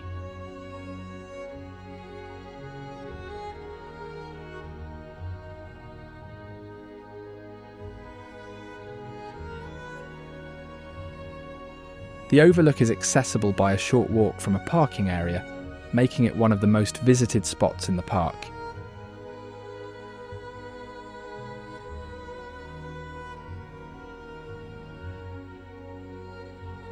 The view from the Lake of the Clouds overlook is considered one of the best in the Midwest, especially during autumn, when the forest turns vivid shades of red, orange and yellow.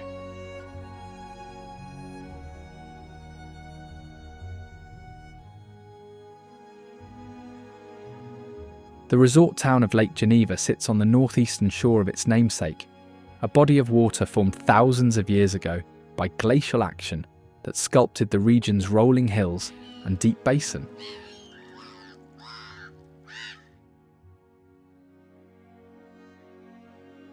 The area was originally home to the Potawatomi people, who called the lake Kishwe-Quito, meaning clear water.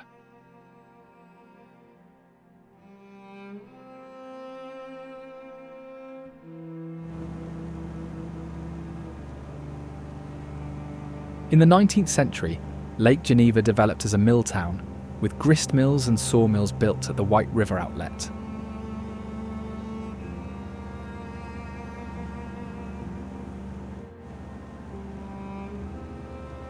The town's fortunes changed after the American Civil War, when it became a retreat for wealthy Chicago families, earning the city the nickname Newport of the West, as industrialists like the Wrigleys, Schwinns and Maytags built grand summer estates along the lake.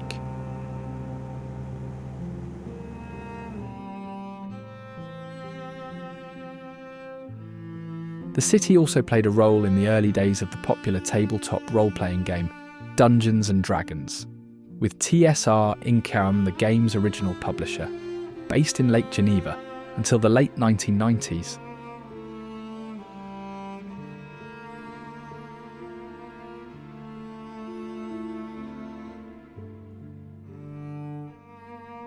Grand Marais originated as a fishing and logging settlement in the 19th century.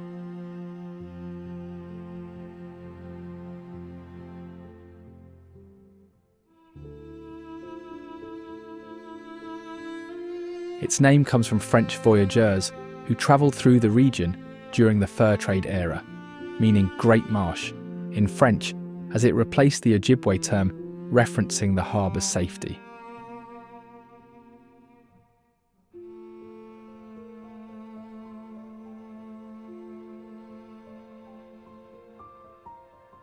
The town's first commercial fish house opened in 1874, processing lake trout and whitefish.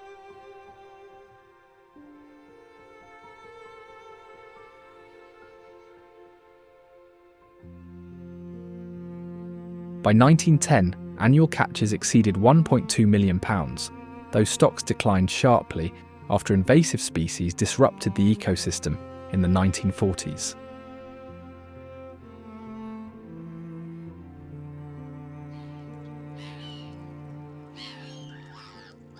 Interestingly, the town's first weather station recorded a wind gust of 72 miles per hour in 1912, a local record unbroken until 1978.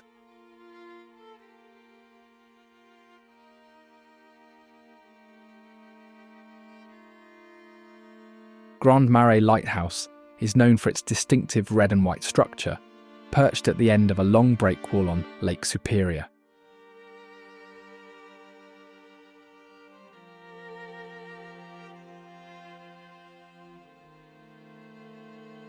The breakwall leading to the lighthouse is a favourite challenge for visitors, who walk its uneven, wave-splashed surface to reach the beacon.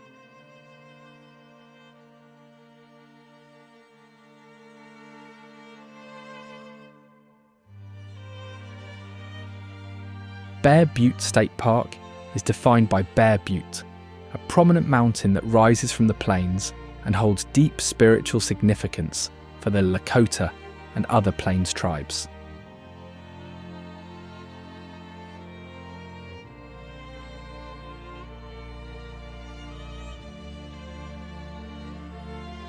The butte is a site for prayer, vision quests, and important ceremonies, and it remains an active place of worship and pilgrimage.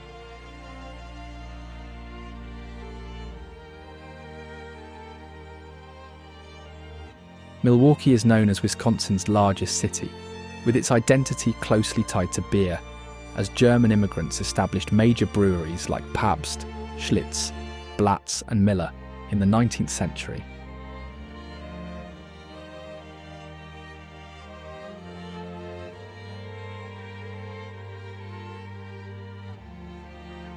These breweries made Milwaukee a global leader in beer production, earning it nicknames like the beer that made Milwaukee famous and Brew City.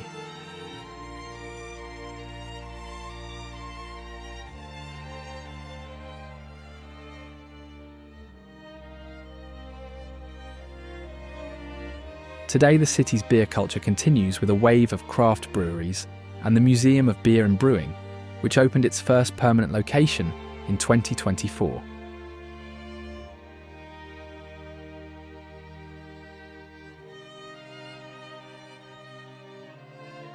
It also has a thriving art scene, with the Milwaukee Art Museum housing over 32,000 works, including pieces by Picasso, Warhol, Rembrandt, and O'Keeffe.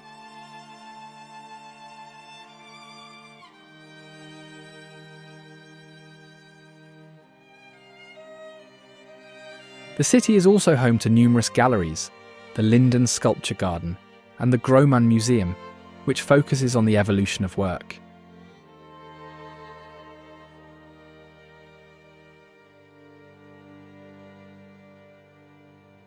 Public art is celebrated through events like Gallery Night, and organisations such as Joy Engine and Imagine MKE support local artists and bring creative projects to public spaces.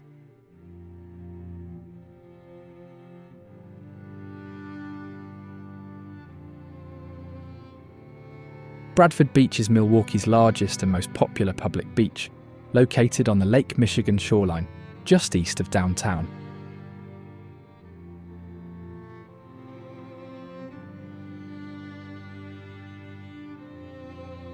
The beach hosts soccer, special events like the Bradford Beach Jam, and the annual New Year's Day Polar Bear Plunge, where swimmers brave the icy lake waters.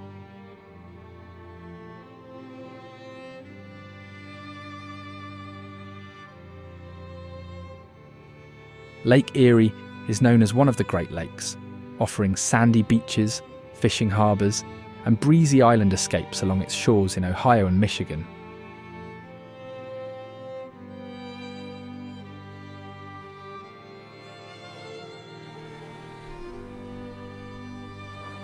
The name Erie comes from the Erie tribe, who once lived along the southern shore.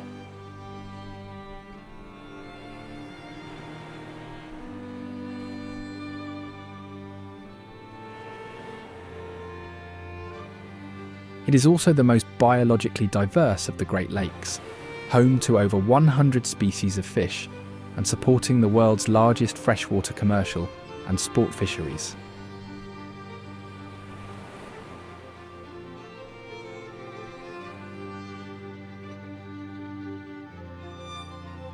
The lake is also a favourite for divers, with more than 270 confirmed shipwrecks resting on its bottom.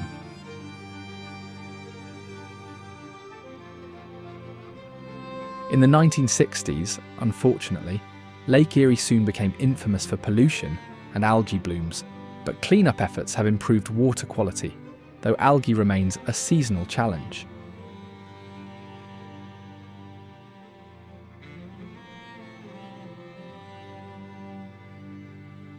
Marblehead Lighthouse is known as one of the oldest continually operating lighthouses on the Great Lakes, standing on the rocky shore of Lake Erie since 1822.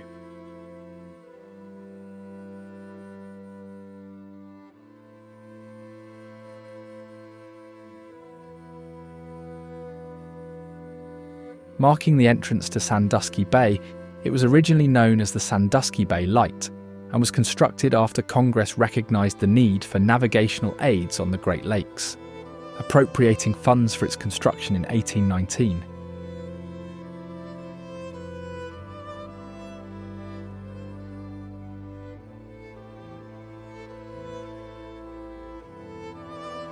It stands out among other lighthouses for having a series of notable keepers, including Benajah Wolcott, a Revolutionary War veteran and one of the first settlers in the area, who was the first keeper.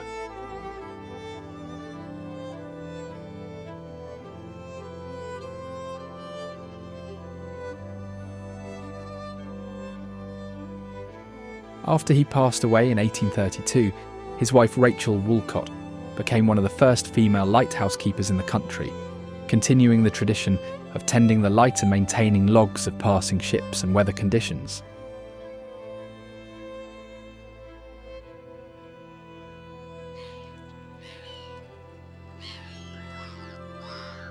Put-in Bay is a lively island getaway on South Bass Island in Lake Erie, famous for its wineries, caves, historic sites, and summer festival atmosphere.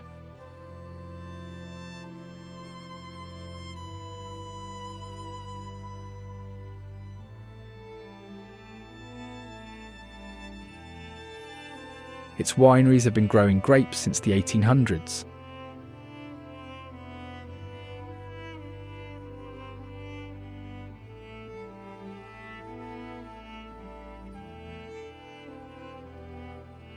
Heineman's Winery, founded in 1888, is one of the oldest family-owned wineries in the region.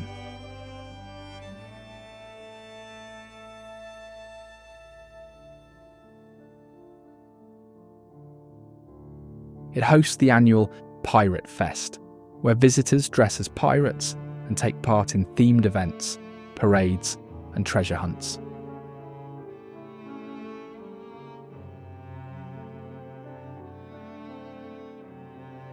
Additionally, the island's car ban for much of the summer means most visitors get around by golf cart, bicycle, or on foot, adding to the laid-back vibe.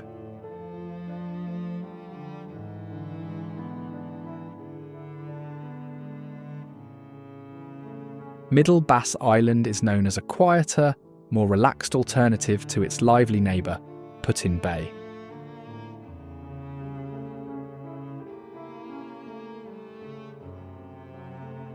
In the past, it was once known as Île des Fleurs, or Island of Flowers, by French explorers, who noted its wildflowers and natural beauty.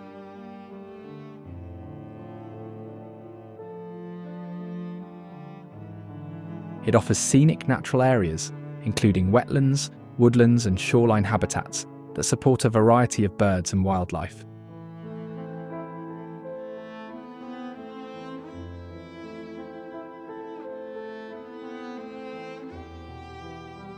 The island's marina is a popular stop for boaters, and the state park offers camping, fishing, and hiking trails.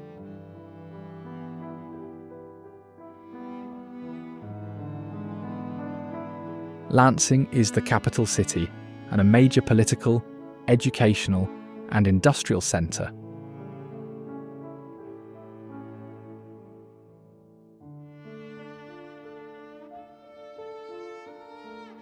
It is known for its role as the seat of government, home to the Michigan state capital, and its historical ties to the automotive industry, especially the Oldsmobile brand.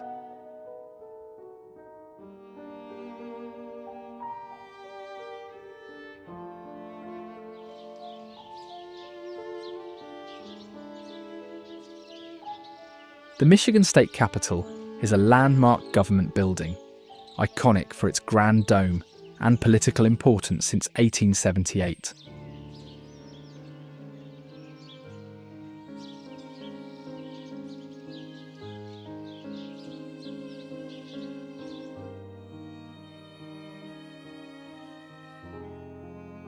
The building features a 276-foot dome, hand-painted murals, and fine art, including portraits of governors and museum paintings, as it houses the state legislature.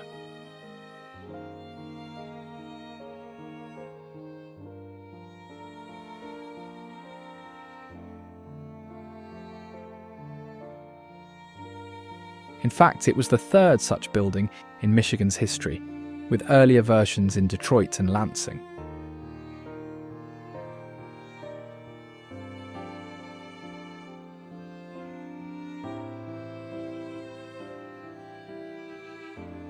Bogie Tower is the tallest building in Lansing and an iconic part of the city's skyline.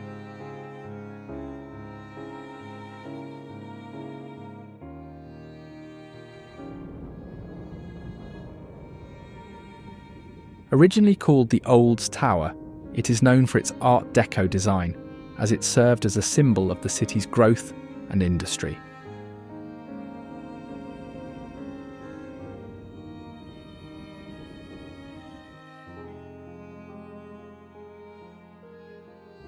Farming in the Midwest is known for shaping both the economy and the landscape, earning the region its reputation as the agricultural heartland.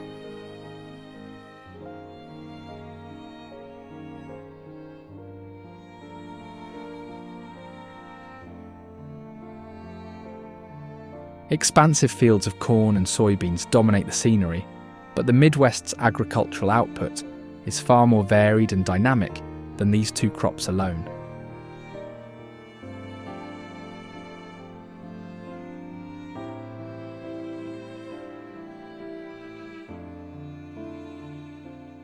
Its agricultural identity was forged in the 1800s, when the Homestead Act encouraged settlers to claim and cultivate land.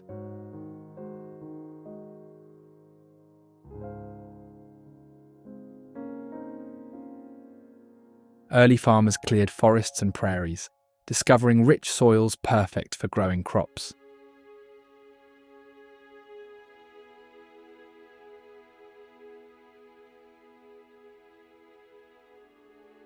The region's central location and vast plains made it ideal for large-scale farming, and technological innovations like the mechanical reaper and barbed wire accelerated its growth.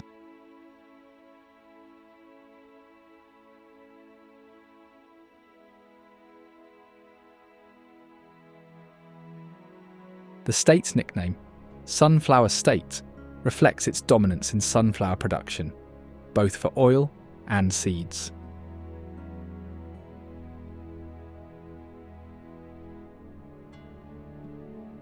Wild sunflowers, which thrive in dry soils, inspired the state flower and later became a cultivated commodity.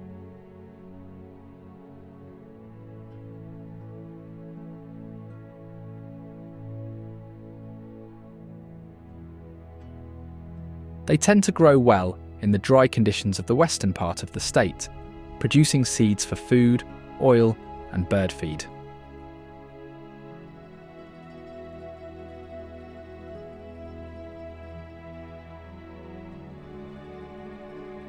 These plants follow the sun as they grow, a process called heliotropism, and their bright yellow fields have become a well-known symbol of the region.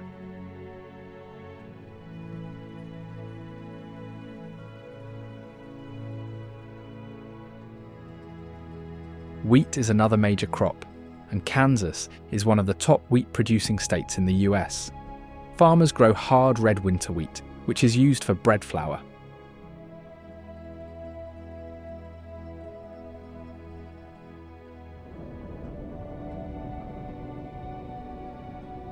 Early settlers planted wheat to survive droughts, especially since this type of wheat survives cold winters and is harvested in early summer.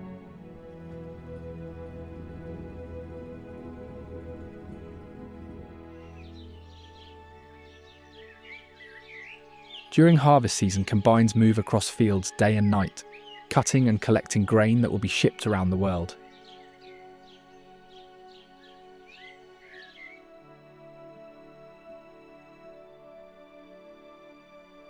Folklore claims a single Kansas wheat kernel once sprouted in a soldier's pocket during wartime, which makes it a common symbol of tenacity in the state.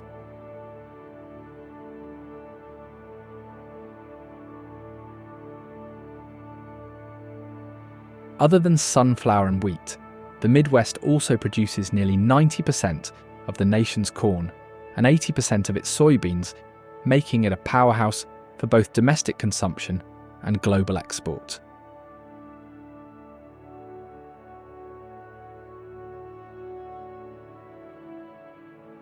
It is also home to cranberry bogs, especially in Wisconsin, which rivals Massachusetts in cranberry production.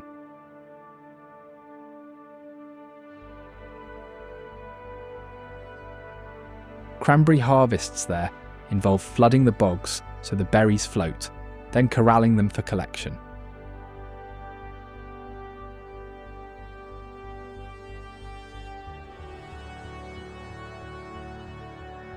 Additionally, Michigan is famous for its cherry orchards and blueberry farms, while Minnesota and Wisconsin lead in potato and sweet corn production.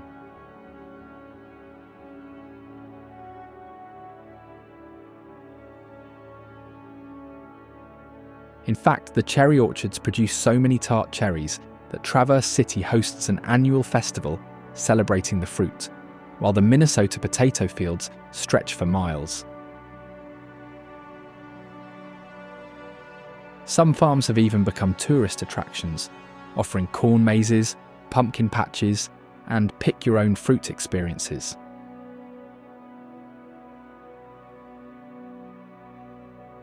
Alongside corn and soybeans, the region is a major source of dairy products.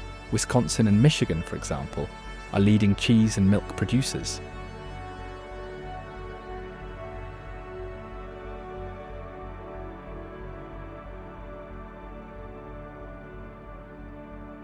In fact, Wisconsin is called America's Dairyland and is the top cheese producer in the country.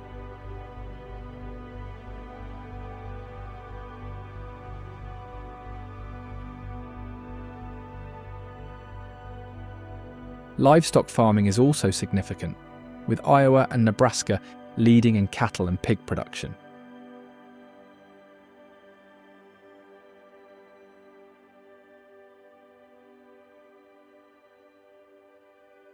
Chicago became the centre of the meat-packing industry, with livestock from across the Midwest shipped to its stockyards for processing and distribution.